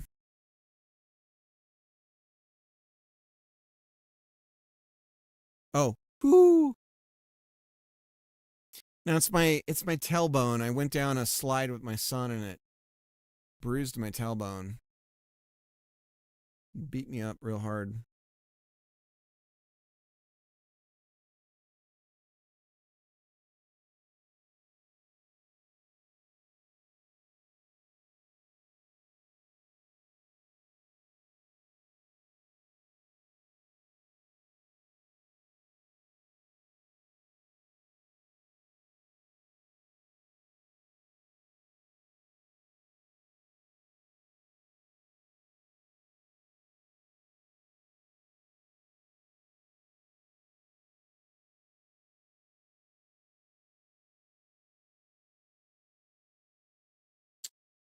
to be playable in disk. Does it play in your disk?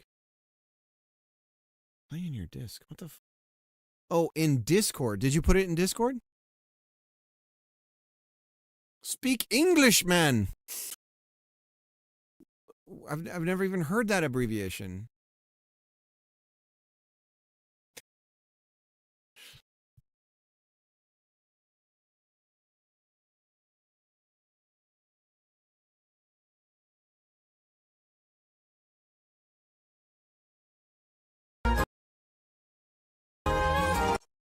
Mine ears! Mine ears!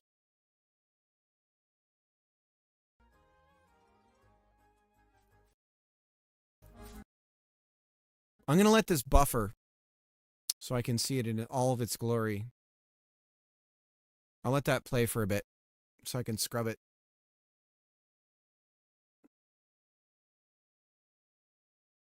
Who recommended VVD?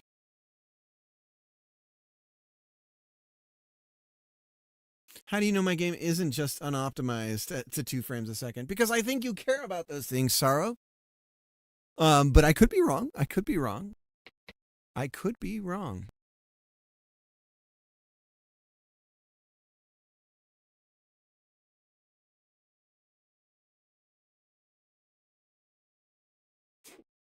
All right, so we need to apply gravity to our player character. We need to apply your mom to our player character. We're just going to grab the default basic movement for character body 3D script here and use this as a boilerplate for some of the stuff that we'll be doing because why not? And so we're going to yank it on the stream in front of everybody. We're going to yank it everywhere. Yank these things here. So let's just yank 25 lines. Go over to our player controller here. Past. Got these 2 things here. We're going to put here our consts. And this should really be here, but the consts are going to go on the outside. They're going to go on our config file.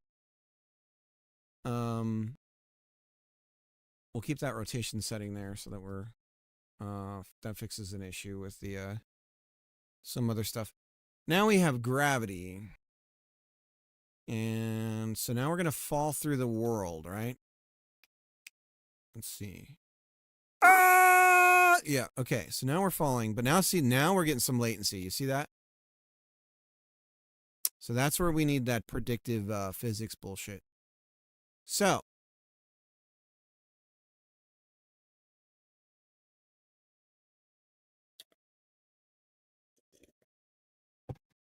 our character, we need to create collision body for our friend, the Barbarian.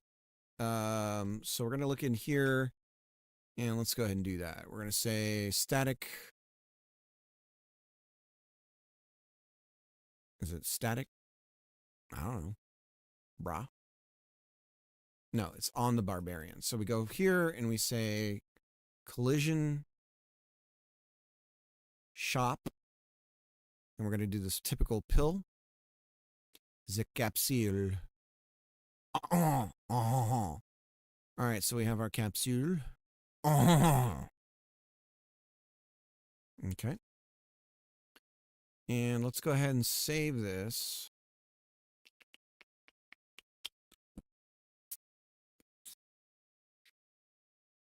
Save branches seen. Assets. Collision shape. Trace D. Done. Now we need to update our import script. Not this one. We don't need that. Imports. Here. And we're going to yank this. Put it here. Const. Collision body. Pack scene. And we need the UID. We're going to paste it in here. And so we'll go over here and we'll say, boom.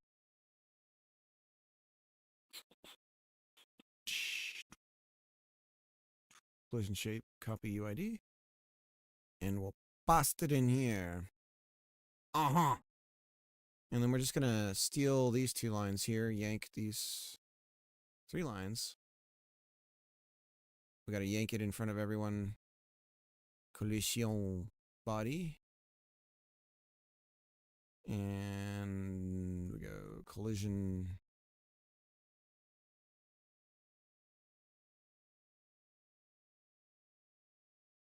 Is it shape?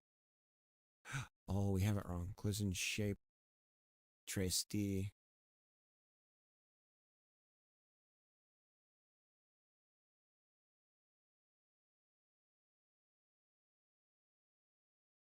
Go down here. Collision shape 3D.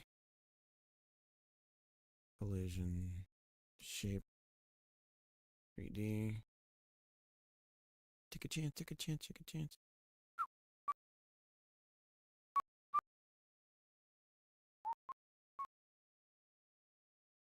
All right, and delete this.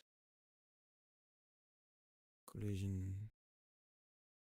Why do I still call it body when it's shape? Who cares about these names, right? Well, I do, damn it. I do.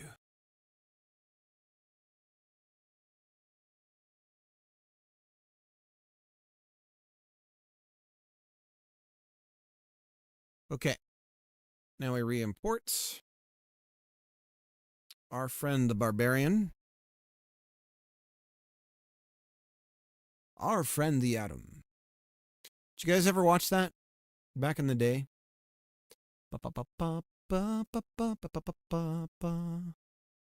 Take a Taco Bell. Doop-a-doop-boop-boo. Take a taco, taco, taco. Eat some Taco Bell.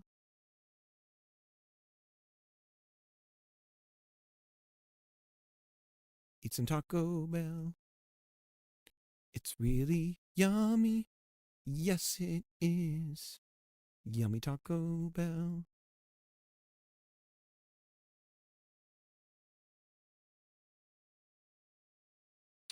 Some people vomit. Some people don't. Eating Taco Bell. Take a chance on Bell.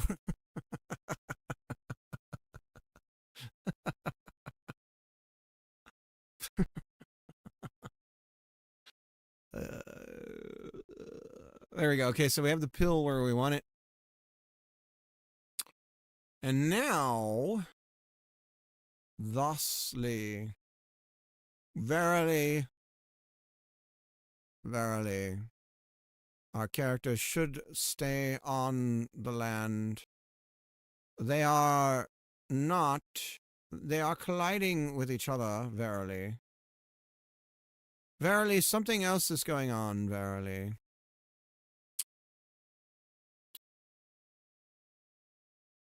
Oh! Okay.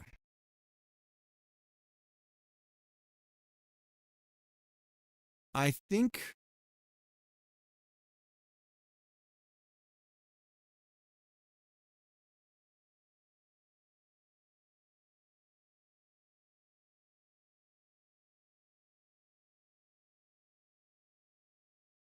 Let's check it out.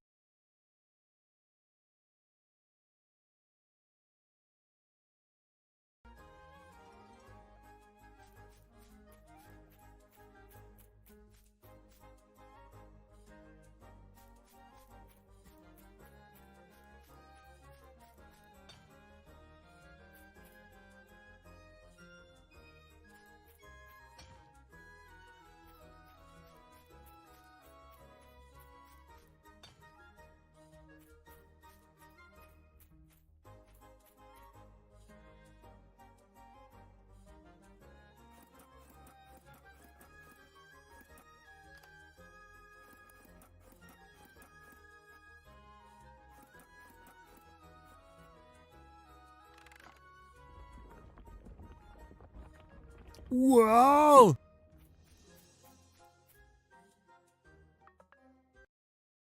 That's awesome stuff.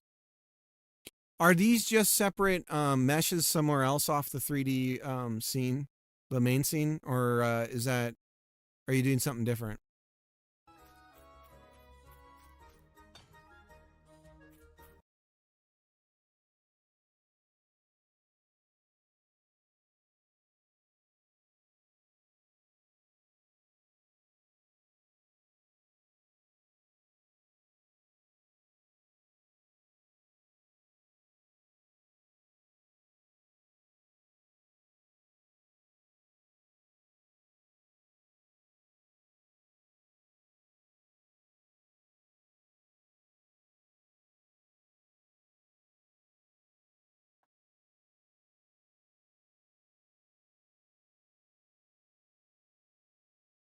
Oh no, talking about the rooms you're moving into.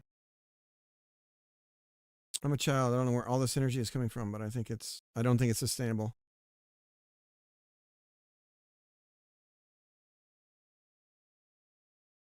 Okay, last comment, because this is something I keep saying mentally to myself when I almost don't do something. I go, well, I care, so that's enough. It's gonna bug me. Also, no, I've never heard of this. My life. When can I PK these other losers? Huh? So I think what we need to do is only have physics processing on our character. And then the net code is saying partially preloaded async. I see.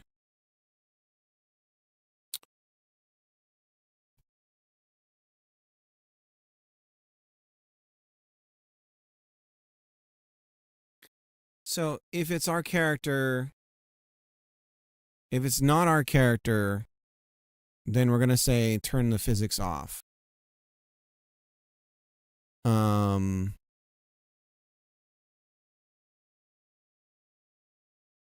For that.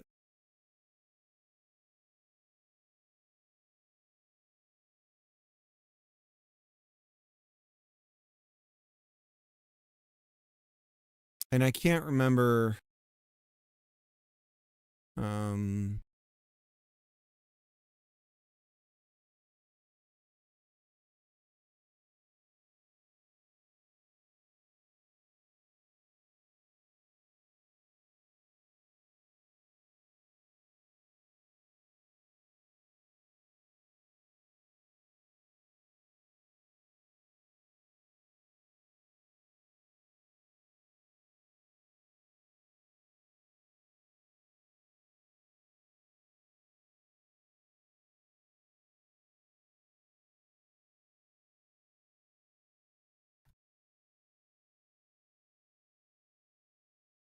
It's partially preloaded async, so like when the character approaches a potential zone, I start preloading a tiny prefab synchronously below the actual exterior. I see. I have a core memory of this N64 Hot Wheels game, and you had to find cars on the maps to unlock them. And just that moment of driving into a waterfall to find this awesome car stuck with me. Yep. There will indeed be a waterfall with loop behind it. Gotta have them.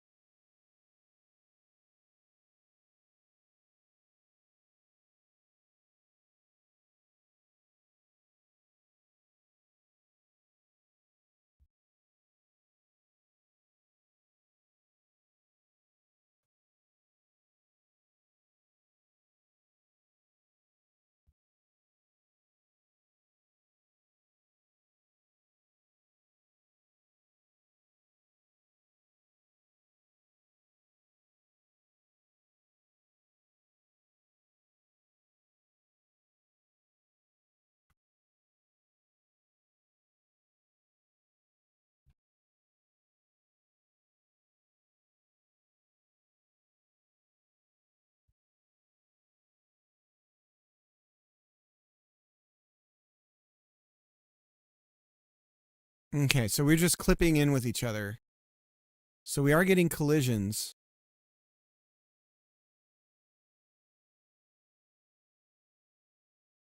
Okay, so we're just spawning on top of each other. That's what's going on there. And then we should be, one of us should fall off. Okay, so we fall. And then the other one falls. Okay. All right, so now we just need to fix our spawning. We're just spawning on top of each other.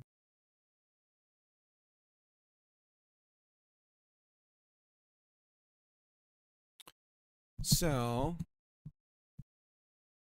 let's go ahead and commit what we've done, because we've actually got quite a lot going on here.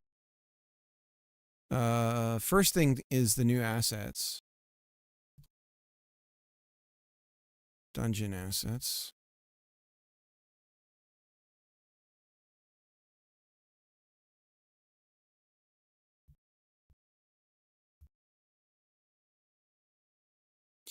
So guys, December, we're going to shoot for December for people to play test.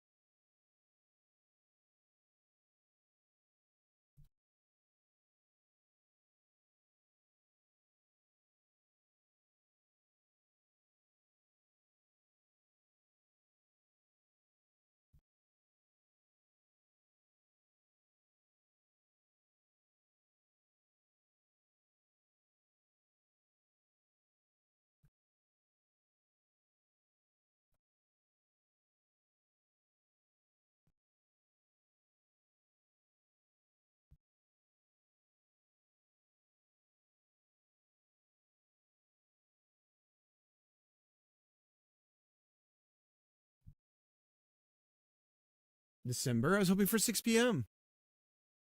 How you doing, Gino? Shooting for playtest, early prototype, like playtesting. Then.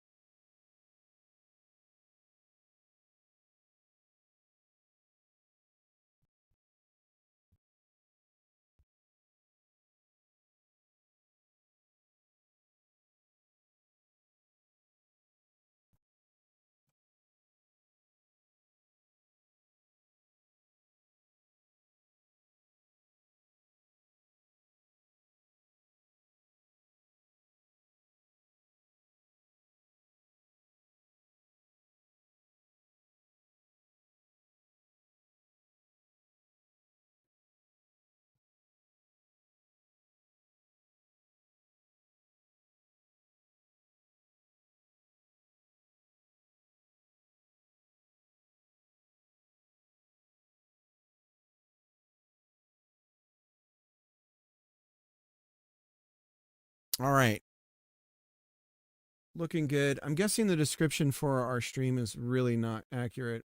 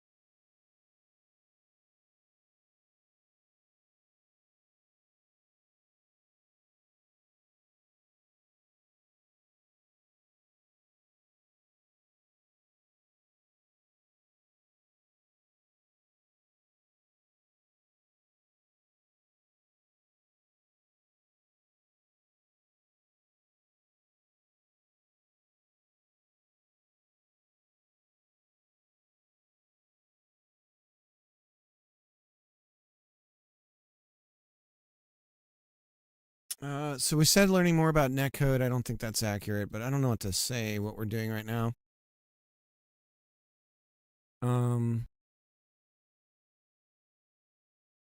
So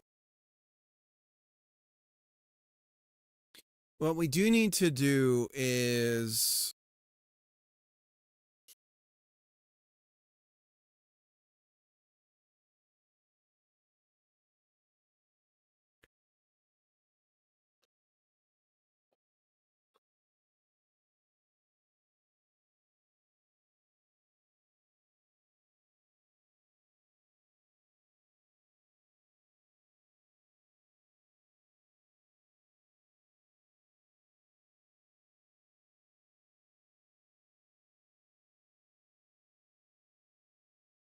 let's see where this is called.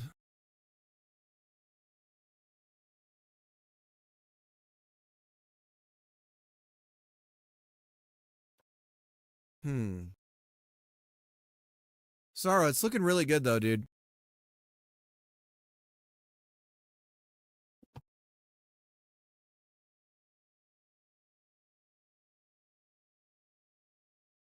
So what we'll do is we'll have the server determine the spawn position as the authority.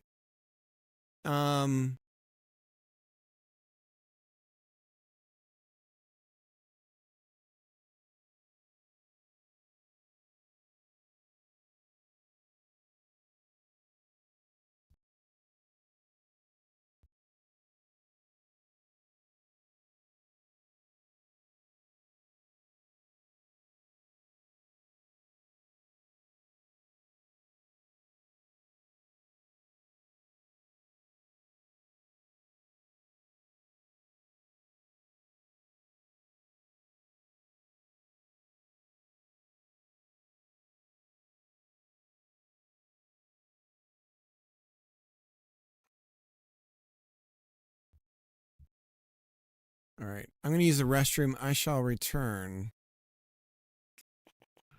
I'll be back.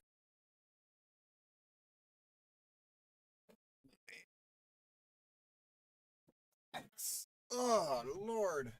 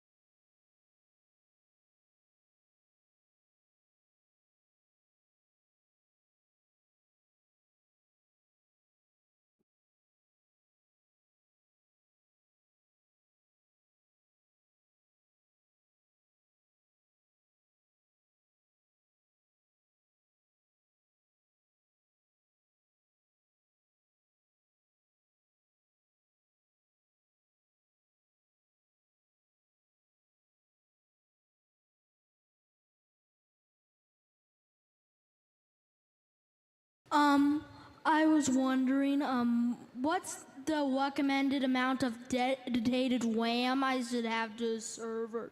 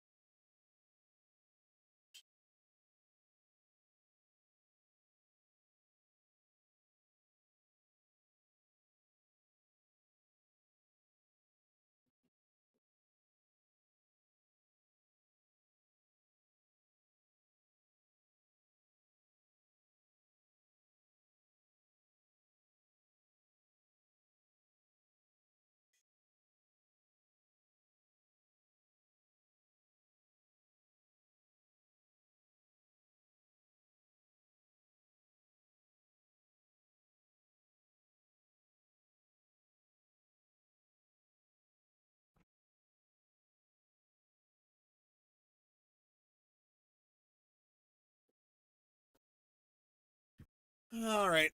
Back again. Do you know what the 10-minute Minecraft break? Oh my god, I forgot I had that redeem. Let's see what we can do.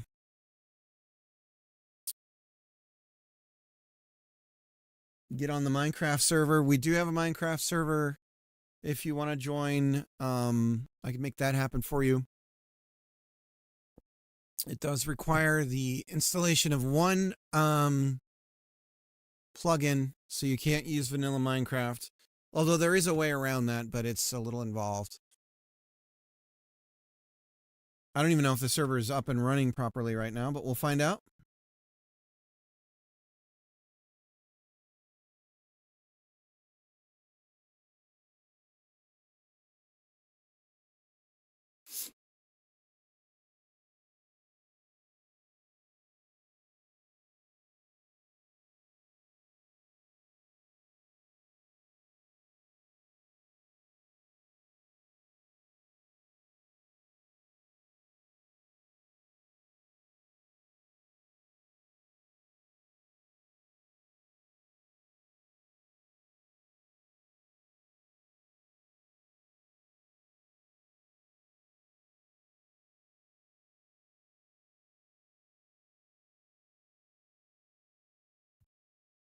Okay.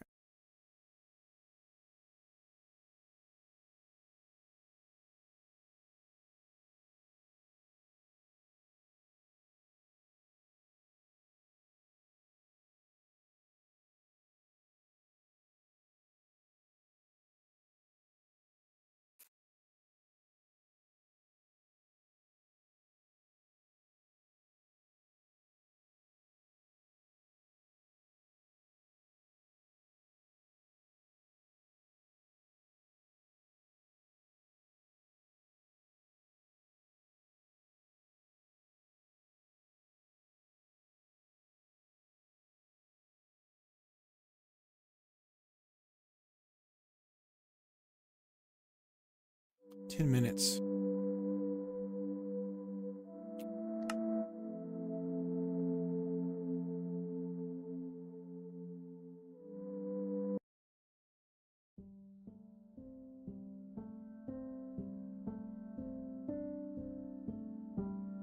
Can we connect to the server? I don't know.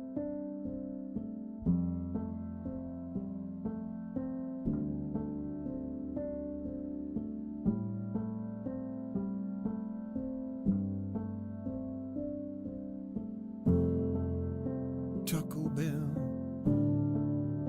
Nacho Bell, Burrito Bell. Okay, timeout. Signing in here real quick, gonna check it out.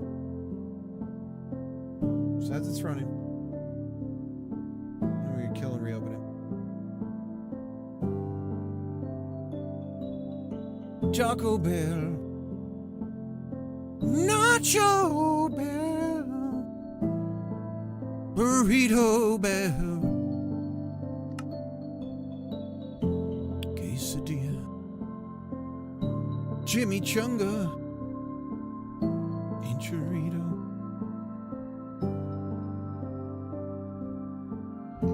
burrito. Here comes my wife. Shh. Shh. Montflair encountered an error. See logs for more information. Uh-oh. Well, that's how we connect to everything. There she is. Joining the server. We're in. All right, 10 minutes of this. We'll be back to work.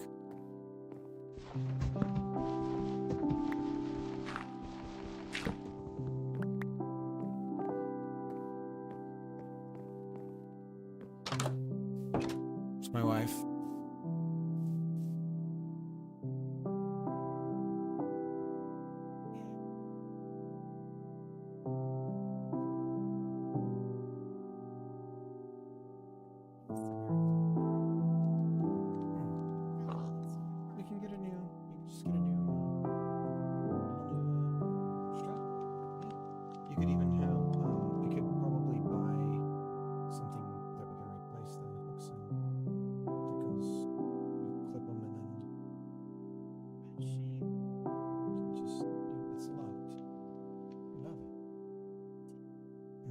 Sorry, sweetheart.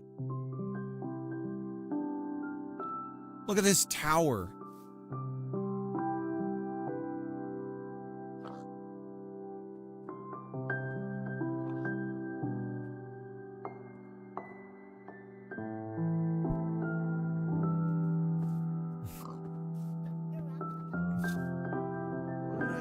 It's hard to do this when you're on my lap, but we can try.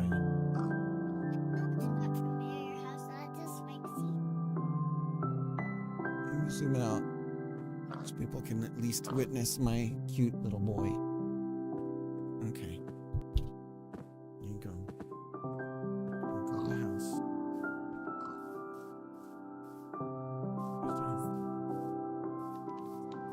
Yeah.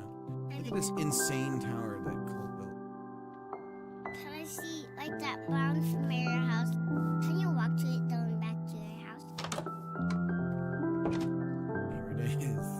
He likes it. And I see what's in that treasure box like that bit in that fire. Just a bunch of cobblestone and dirt and stuff. Ooh, some armor. I'll I'm a shirt. take that. Yep. Booyah. And what's in there? And then this is my little campsite here. All my stuff is in here. Look at the, I got diamonds. But what's that brown stuff? It makes you it's like evil. It makes me evil? Yeah. I didn't know that. With that ice. This is something made, I don't know. And I see what it is though. I don't know. The original plan that I told everyone was this area was, I was gonna HOA it. And that did not happen. I don't that bridge. Not a skyscraper. It's like a farm. It's wild. BT dubs. Bamboo. Bamboo, Papa. Yeah. Oh, don't know what's that. What is that? This? Yeah. I don't know. It's just your donkey. Oh, he's got pups. And look, this is how it's going through this. You got all the different runners. Why is the water not moving? Technically, it is. I mean, why is the water not like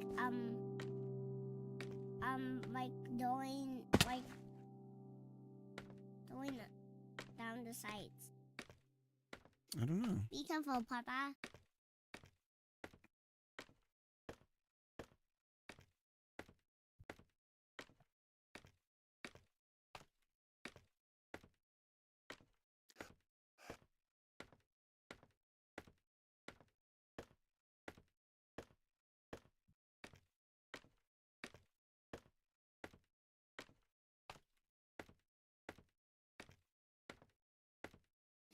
It takes a long time to get to the top. I couldn't connect to the server, so I stopped and restarted it. We're gonna lose. I got to get that on a cron job.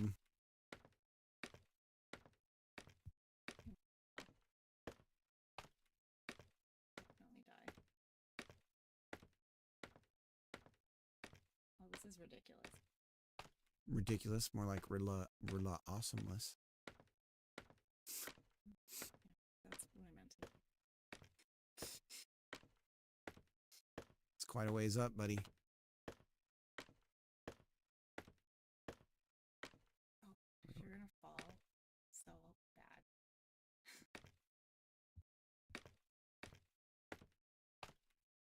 Watch, we get up there and we can't even look outside. Don't look down. I know, this is insane.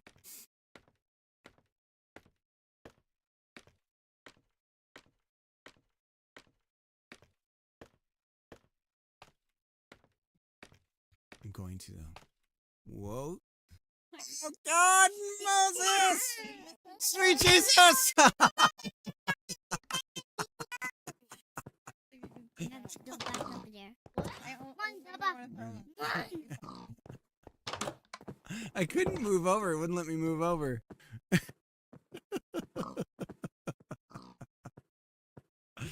Oh, God.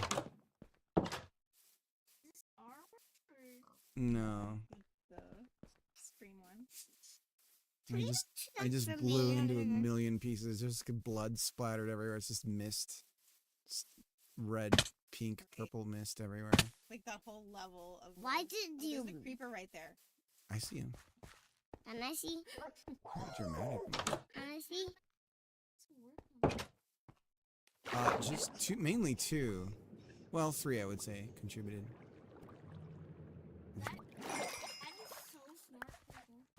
Stuff. Oh my god. You're not Exploded. gonna try to do that again, are you? Absolutely. Papa, can you go back down and see how? Is this your multiplayer life Minecraft sim? It looks cool. What are you gonna call it? You should call it. Oh no, it's not. Yeah, we should call it Minecraft. See, because you mine and you craft. You're about to fall off the back. No, we're fine. I gotta leave. Look at the beautiful. This looks like a sweater Yeah, that you wear. I Papa, need to watch know out. What these blocks are? Yeah. Okay. Can we find out without Yeah. throwing them? I don't know. I don't know what's the squiggly ones. I don't know. I need They to look know. like a wintry sweatshirt or like something like, you know, that 90s sweater design. You were so close too, weren't you? I don't know. Well, it seemed like it was starting. We are both there and not there, and therefore I don't know.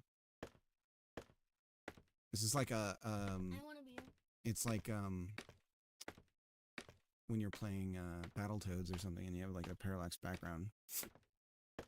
This is hilarious. It's going to go on forever. How tall is this? As tall as it wants to be. Too tall. Too tall, Grizzly? Oh yeah. I can't see the top. I can't either. I'm trying to look through the little holes. Here we go. Okay. Here we go. Here we go, boys. Here we go. Felt faster this time. Go faster. Go Oh. faster. Oh, and it's just a very Sweet dangerous glitch. Jesus. So we're gonna crouch. How do Is you... one friend making the wind castle from one of the Zelda? Sweet Jesus. Keep crouching. Are you close to a cherry tree? You think if I jump, I can make it into the water? Maybe. Just do it towards your house so that you're right next to it when you spawn. You mean when I explode? Yeah. No, Papa doesn't.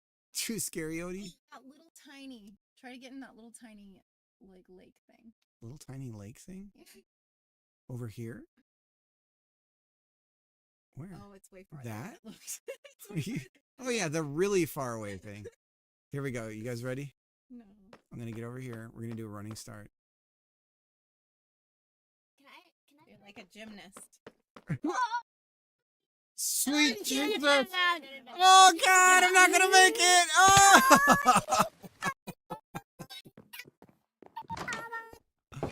Oh man. It was so cool. Watch out for those berries, Papa. They're going to snap you. Oh my God. You have the portals of the Nether already. How long has it been gone? Who built that? Jeez. Jumped too soon. Yeah. You were so close. You were one block away. Oh my gosh. You just use those planks to... Bee! Or dirt, or... Look at that poor bee, Papa. Bee? That's not bee. Can I join this? We need to get you a copy of computer version of Minecraft. We have 2 copies of Microsoft. I know, if Microsoft hadn't stolen it from us. That's insane. You have everything I could possibly want. Look at this stuff over here that we're gonna lose made. Let's see that stuff anyway. Colt built it. I love the polished stuff. I love it. Why is there any portal? Oh my gosh, that is so much pink glazed terracotta. Oh, very nice. My wife's a big terracotta fan. There's a villager farming. Hey, buddy. noise? Sounds like a train. What is it? I'm guessing they have a bunch of droppers there, and they're just, it drops off. Yeah, it goes to hoppers. Can I don't see? It's like an auto mining thing. I'm guessing there's a switch that you press and it all lands inside the cart. Mushrooms. You have giant mushrooms. Look. What kind of barbarous... No, that is animal. What is this? What? They're just to be sheared. It's farming... Look at this. Farming wool. Look at these. This is like I'm like a PETA, undercover PETA person, taking pictures of this horrible conditions at this farm. My God, I can't even make sense of half of this. I know, I like, don't know what anything is. What is that? I don't know. Do you hear What is that ticking? thing with the Daylight detectors. the bomb? No. Sounds like God, that's terrifying. What in the ever-loving... This is like Alice in Wonderland. What? Wait. Oh. Oh. Oh. That doesn't make sense at all. To override. I can't do anything. Probably a good thing. What in the...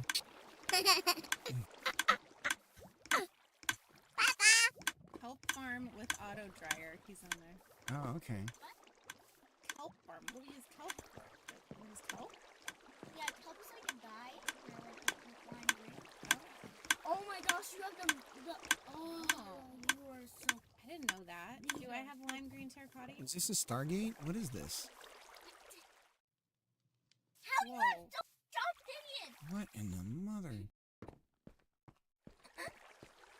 What is all this? I don't think this matches the HOA guidelines at all. What is this thing? Are you cherry tree area? That is a. That's from the. I think that's from the inner one. That's a tree from the nether. Guys, watch out! Those mean berries. Watch out for those guns. Everything I could possibly want. What is this place? I don't know. What's this miniature? Gold dock. You should combine these together to make a really good one. Oh, they're all different, so you can't merge them. Dog together. bones? Oh, they're magical bows? Your magical bow. You have name tags? I need the walls and the roof for the rest of it. And then I'm going to lift every single portal and make a gold farm. What?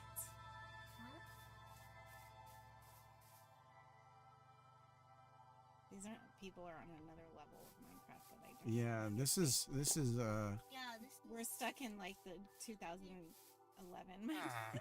not even that. Yeah. What's this is high tech. where's the version? I don't know how to use My dinky house over there, and then With your one little bed sitting next to a chest. I'm so proud of it, and then I gotta get back in here. Pray, everyone, pray. Are you near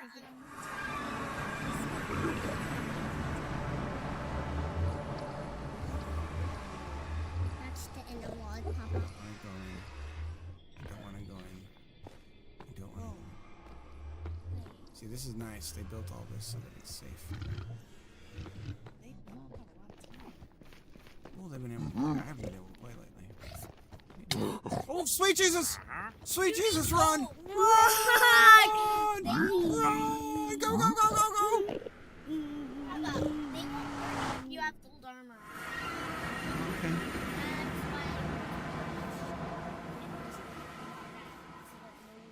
Oh, you don't have to have gold armor, you just have to have a puzzle? Oh. just gold. If you give them gold, anything, they will give you something random back. Like a random block. How did that guy get that brass block? Are you going to attempt jumping again? No, I'm done. It was for 10 minutes, and I played far longer than that. Is that everything so far, or is there more? Like, I don't know. There's probably more all elsewhere. those steps go the other way. Look. Oh, look. What's that? What's what? That big house thing. Oh yeah, it's a cute little house. There's a whole thing with second favorite's got a really cool mine that I think you'd enjoy, but I want to play this. This is so cool. all right. Look, pause I, and I gotta get back to work. Okay. Let's go.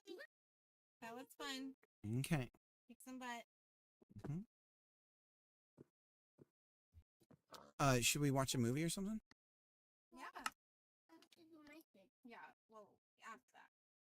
I want to see that Dora movie. Oh, okay. All right, we're back.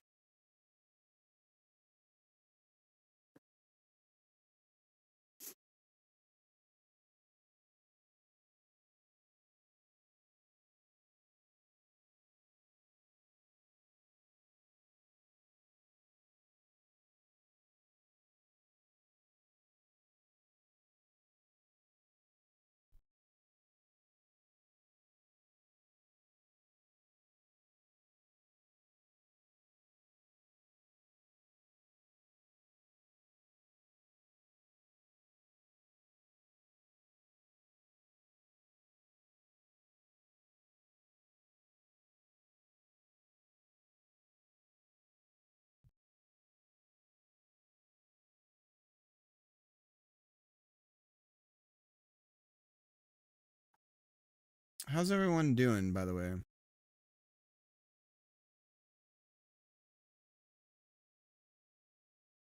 Okay.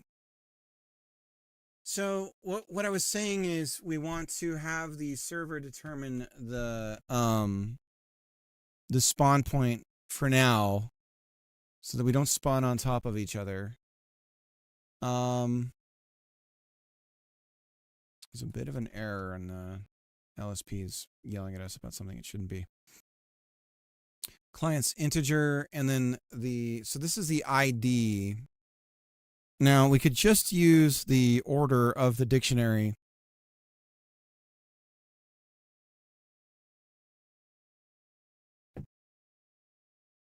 How should we handle this? For now, it's an easy way to do this.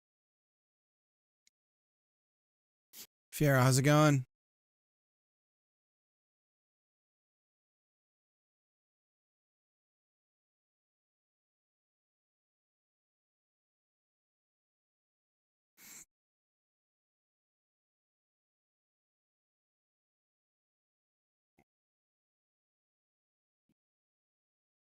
So this is coming from, we're using RPC ID.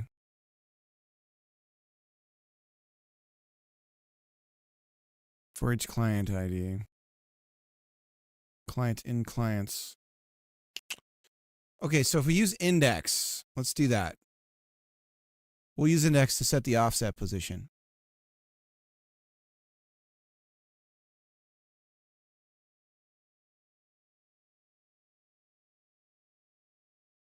Server peer connected.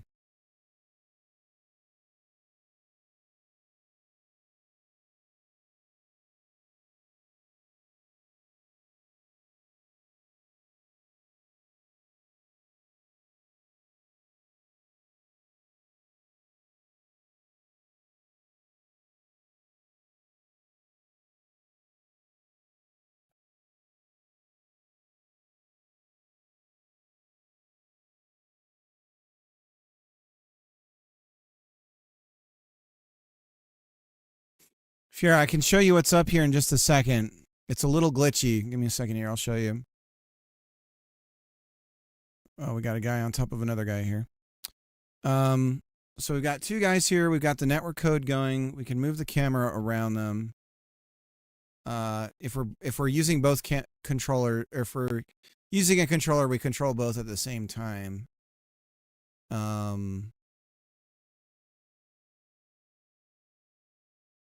And we can look around.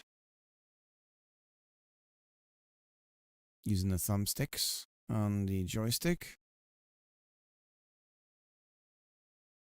We can go real slow. We can walk real slow. Oh, there goes our friend. Goodbye, sweet friend.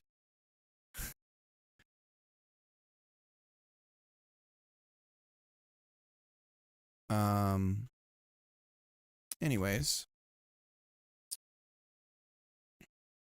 Done a lot of work on the netcode stuff. And we're just trying to get the instantiation going the way we want it. How's your stuff going, Fiera? Do a shout out.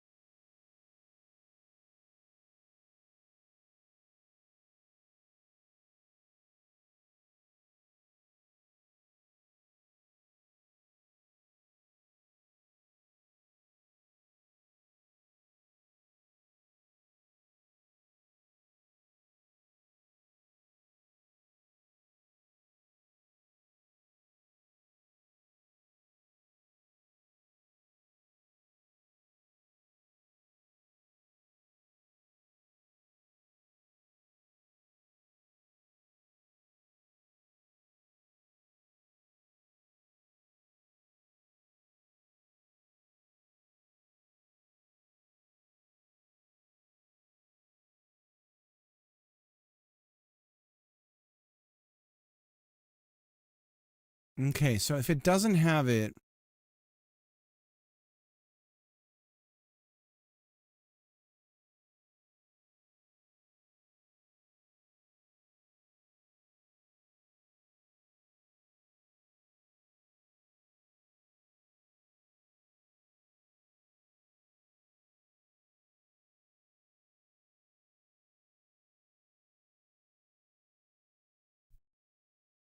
it's just a key.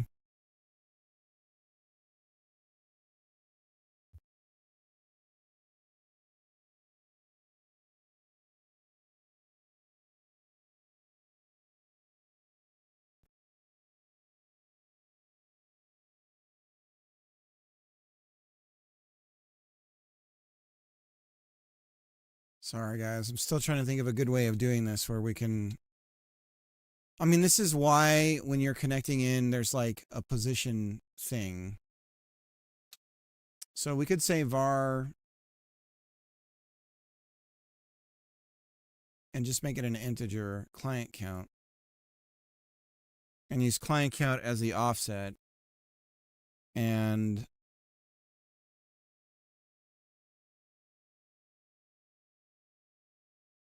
we say when somebody connects, which is weird because there's ourselves as well. So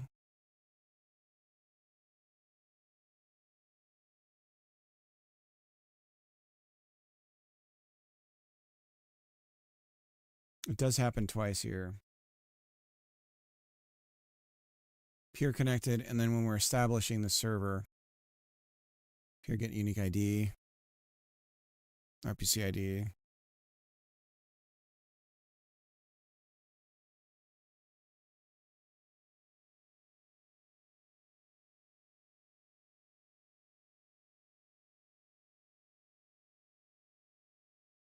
Now this is just something we'd keep on the server side.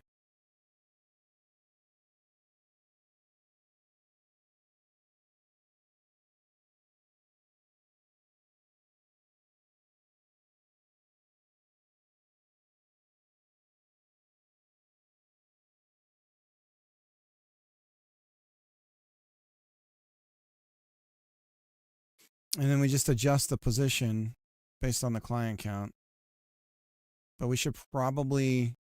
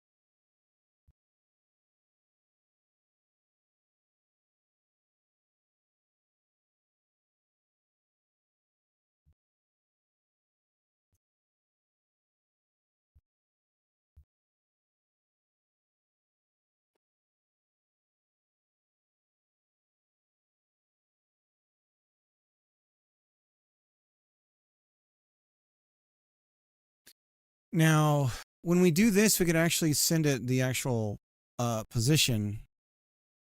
But for now, let's try this and see what happens.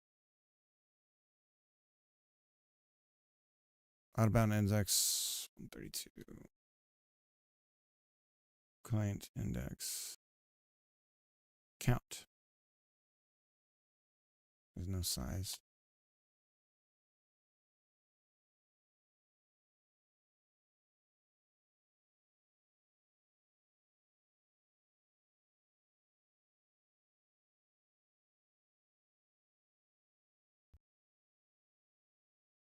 Size -1.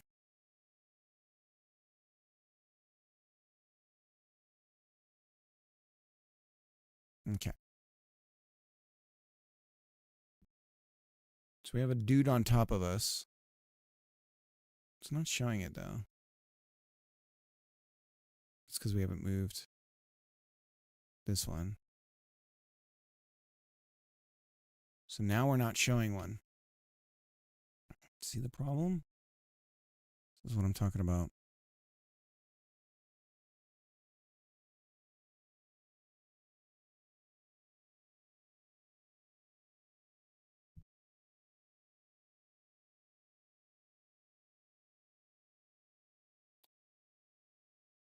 Ugh.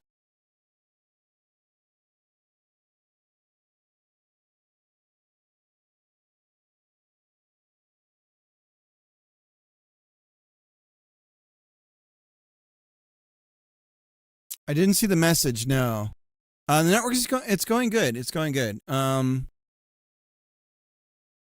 Yeah, we just got a player controllers kind of going a little bit better where we can just ignore that. We're having some collision stuff going on and people riding on top of our head.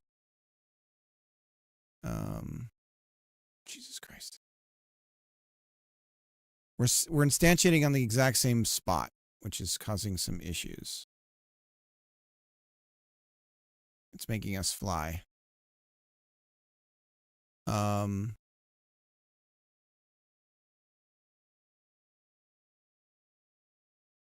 we go. All right. We can move the camera around now. So we've got something like that going. We're moving over to physics bodies for the player controllers. And Yeah, they both have their own camera that follows them for third So person. you're just an old hacker like me, but disguised as an idiot. Exactly. Um.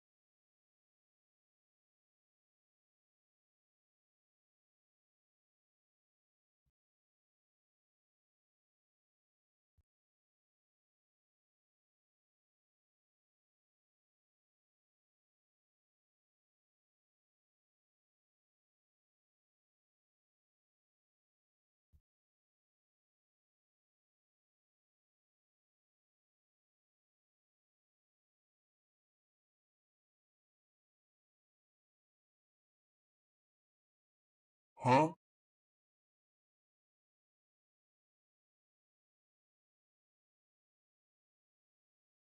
Huh?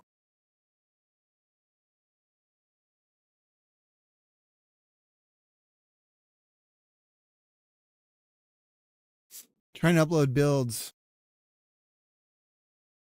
Fiera says I'm ready for new internet.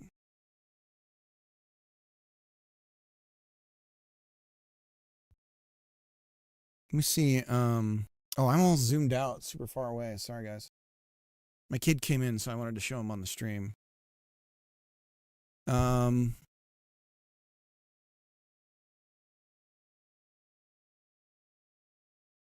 was I saying though? Oh yeah, we were doing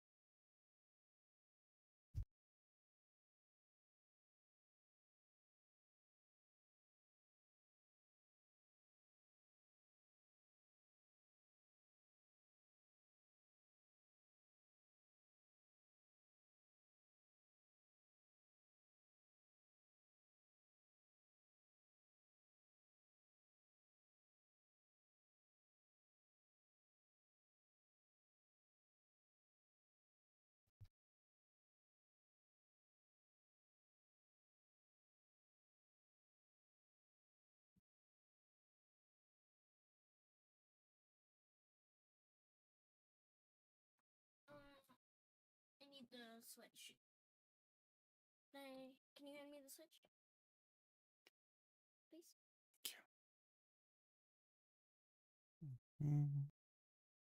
There you go.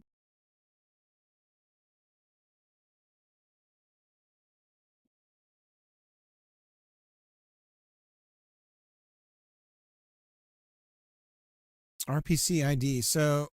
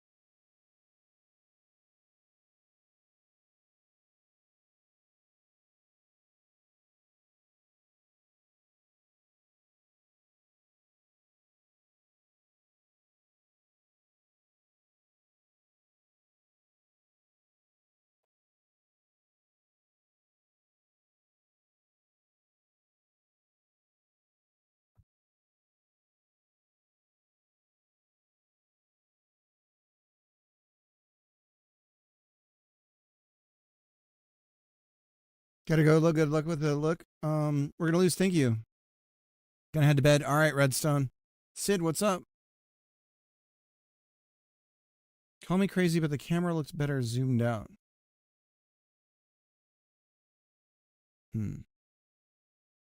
Zoomed out, you say? You don't like me being this close to you, Red? So close. So close you could touch the dome. Touch the dome. My dome. Really? You don't want to touch this magnificent dome?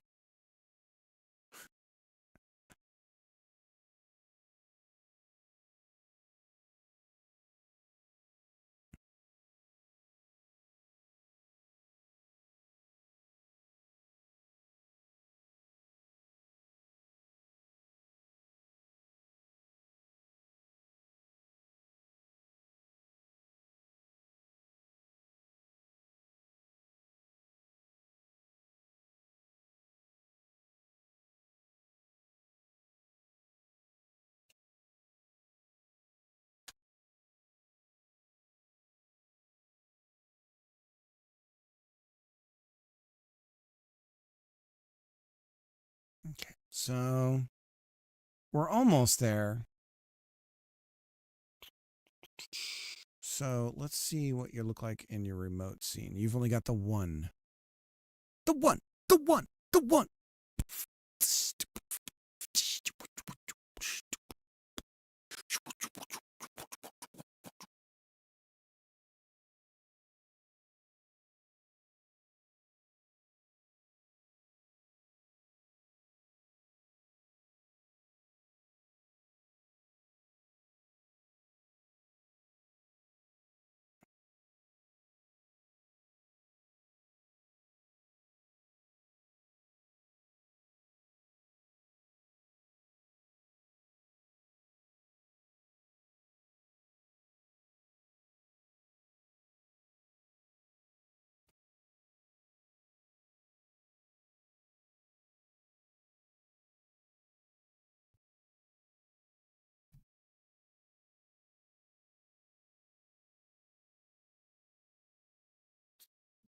Ah! It's so funny how this simple stuff is like, oh, I don't know.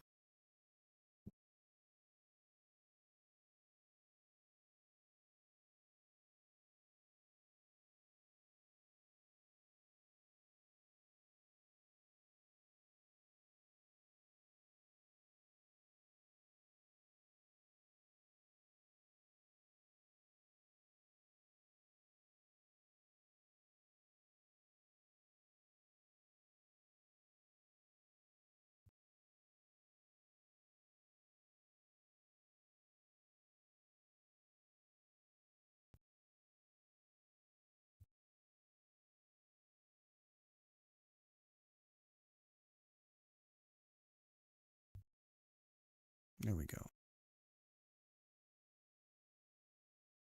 There we go. Okay, hang on a second. We got it. Now, this is still shit, by the way. All of this is shit. But now we can do a proper offset.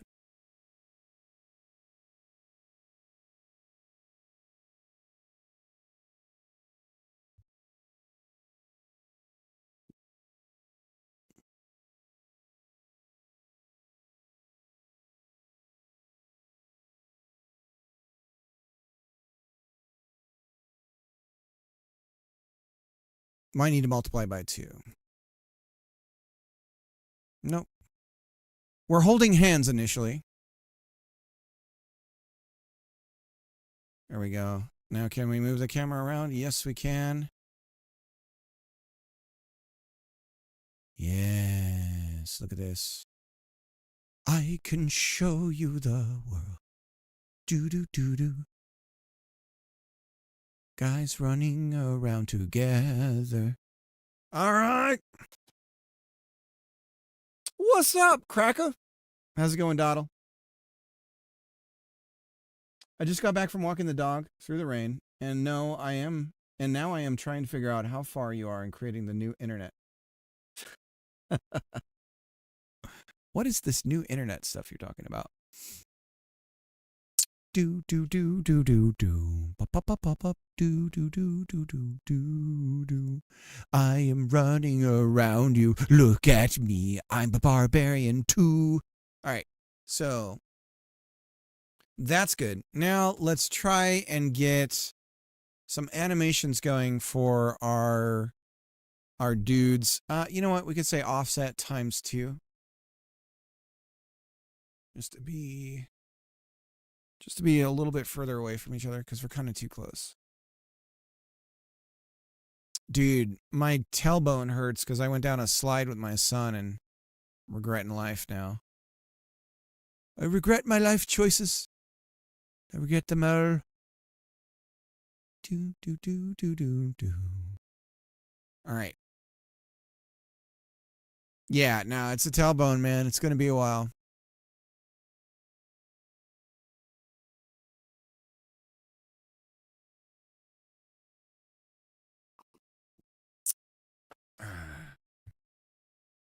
I was called worse when I lived in housing, in the housing projects.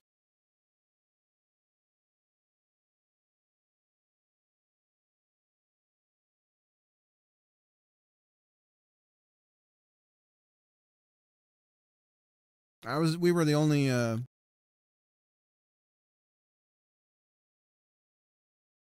white folks there.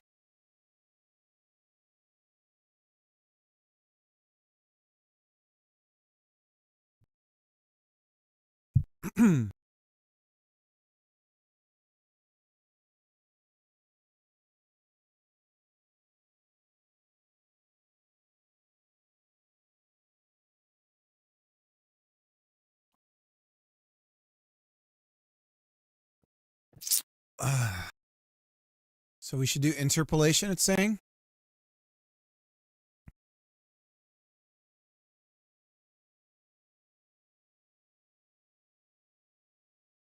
Jolt, baby.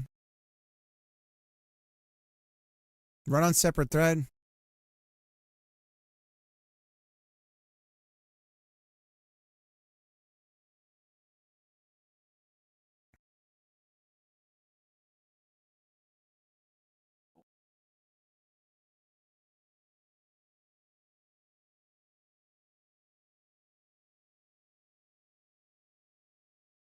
Physics interpolation is still not.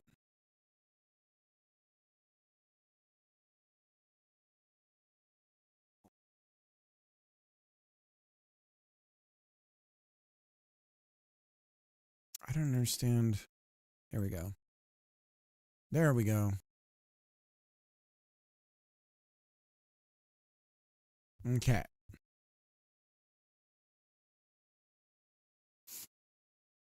A whole new world.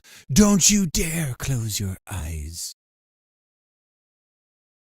Oh. I forgot we had jumping.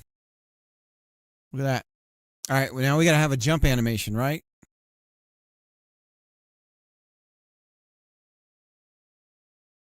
Still too much moist from walking the dog in the rain. Gotta go do. I totally understand. That's Calvin just soaking wet when we do that.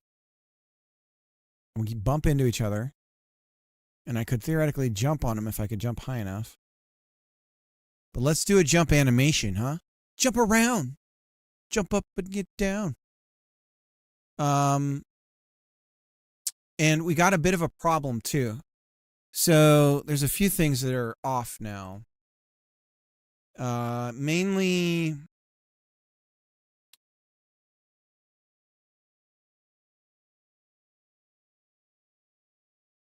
all this, the blending and everything. So I think we need to use, we have to get this going through the physics now. Our movement isn't technically physics yet.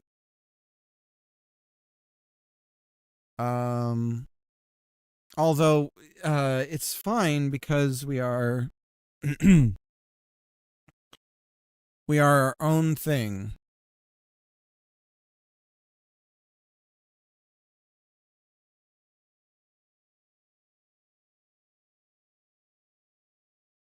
I dog sit my friend's dog, and literally 50% of I'm dog sitting when it's raining. They just soak it all up. Yep. This is another reason why cats are better. Oh, Doddle, you drew a line in the sand, and you're on the wrong side. We're now bitter enemies.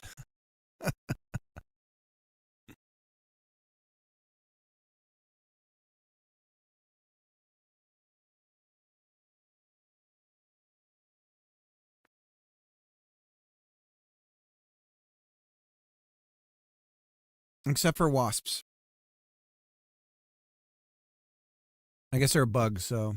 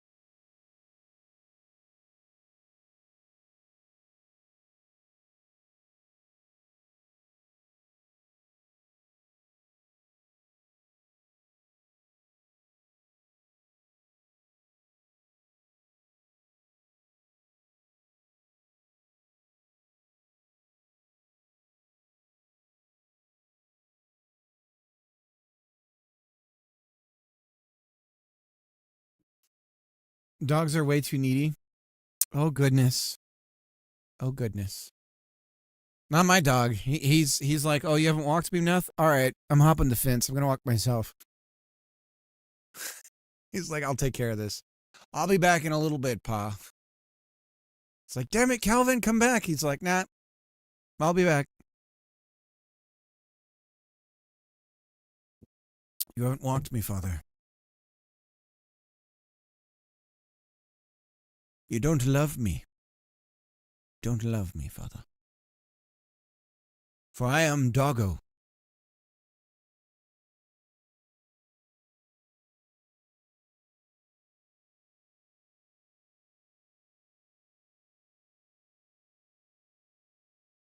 Can we jump up onto things? You guys think?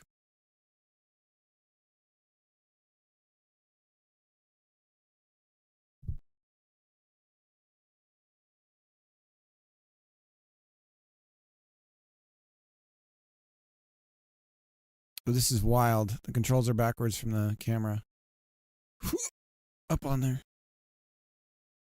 Okay.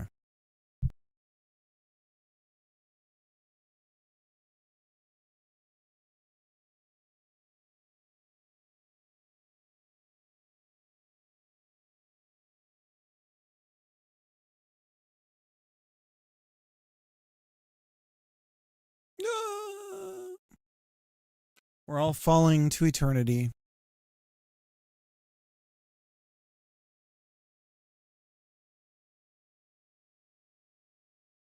My friend's dog in Revelstoke, British Columbia, actually did go outside for like 3 days and then came back into the wild.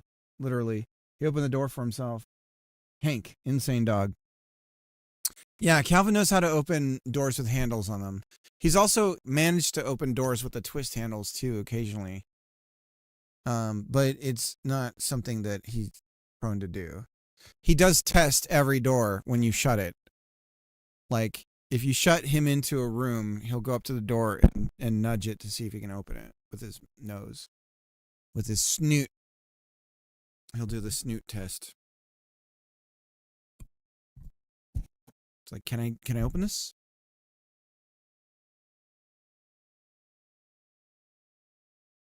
Did you know the best hunters in the whole animal kingdom are cats? Their success rate is really high.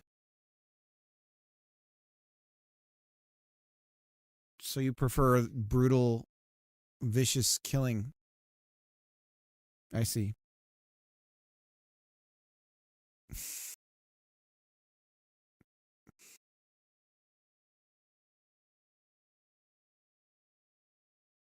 My cats try every door handle too. I have to lock them all. I think leopards are the highest success rate now. It's funny that to think about humans' ability to kill other humans is actually not very good. Like, I wonder what our success rate for killing each other is. Because we're like shooting like 1 billion bullets at each other and it's like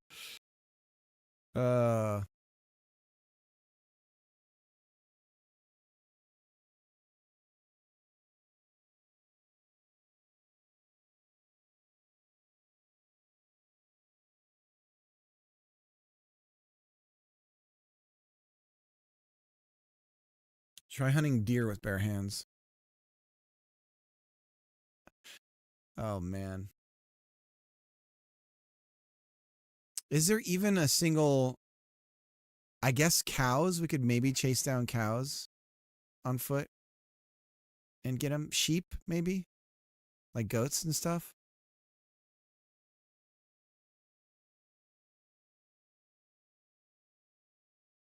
Not much else, though.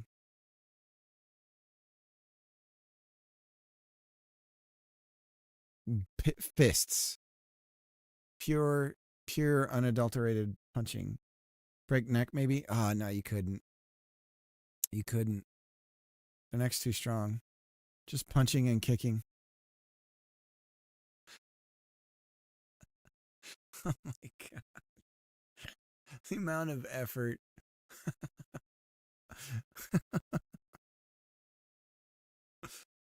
All right, we got our work cut out for us tomorrow. Who are we going to raid? I haven't had much luck raiding any of my bros lately. I've been going on and nobody's on. None of my bros are on.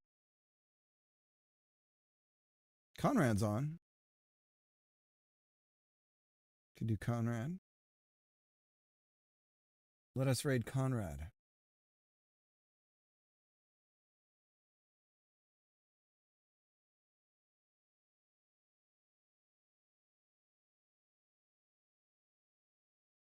Last stream before Godot Fest break.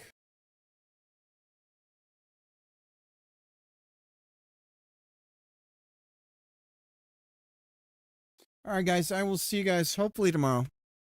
Until then, have a good rest of your day. Take it easy. And yeah, see you then. Bye.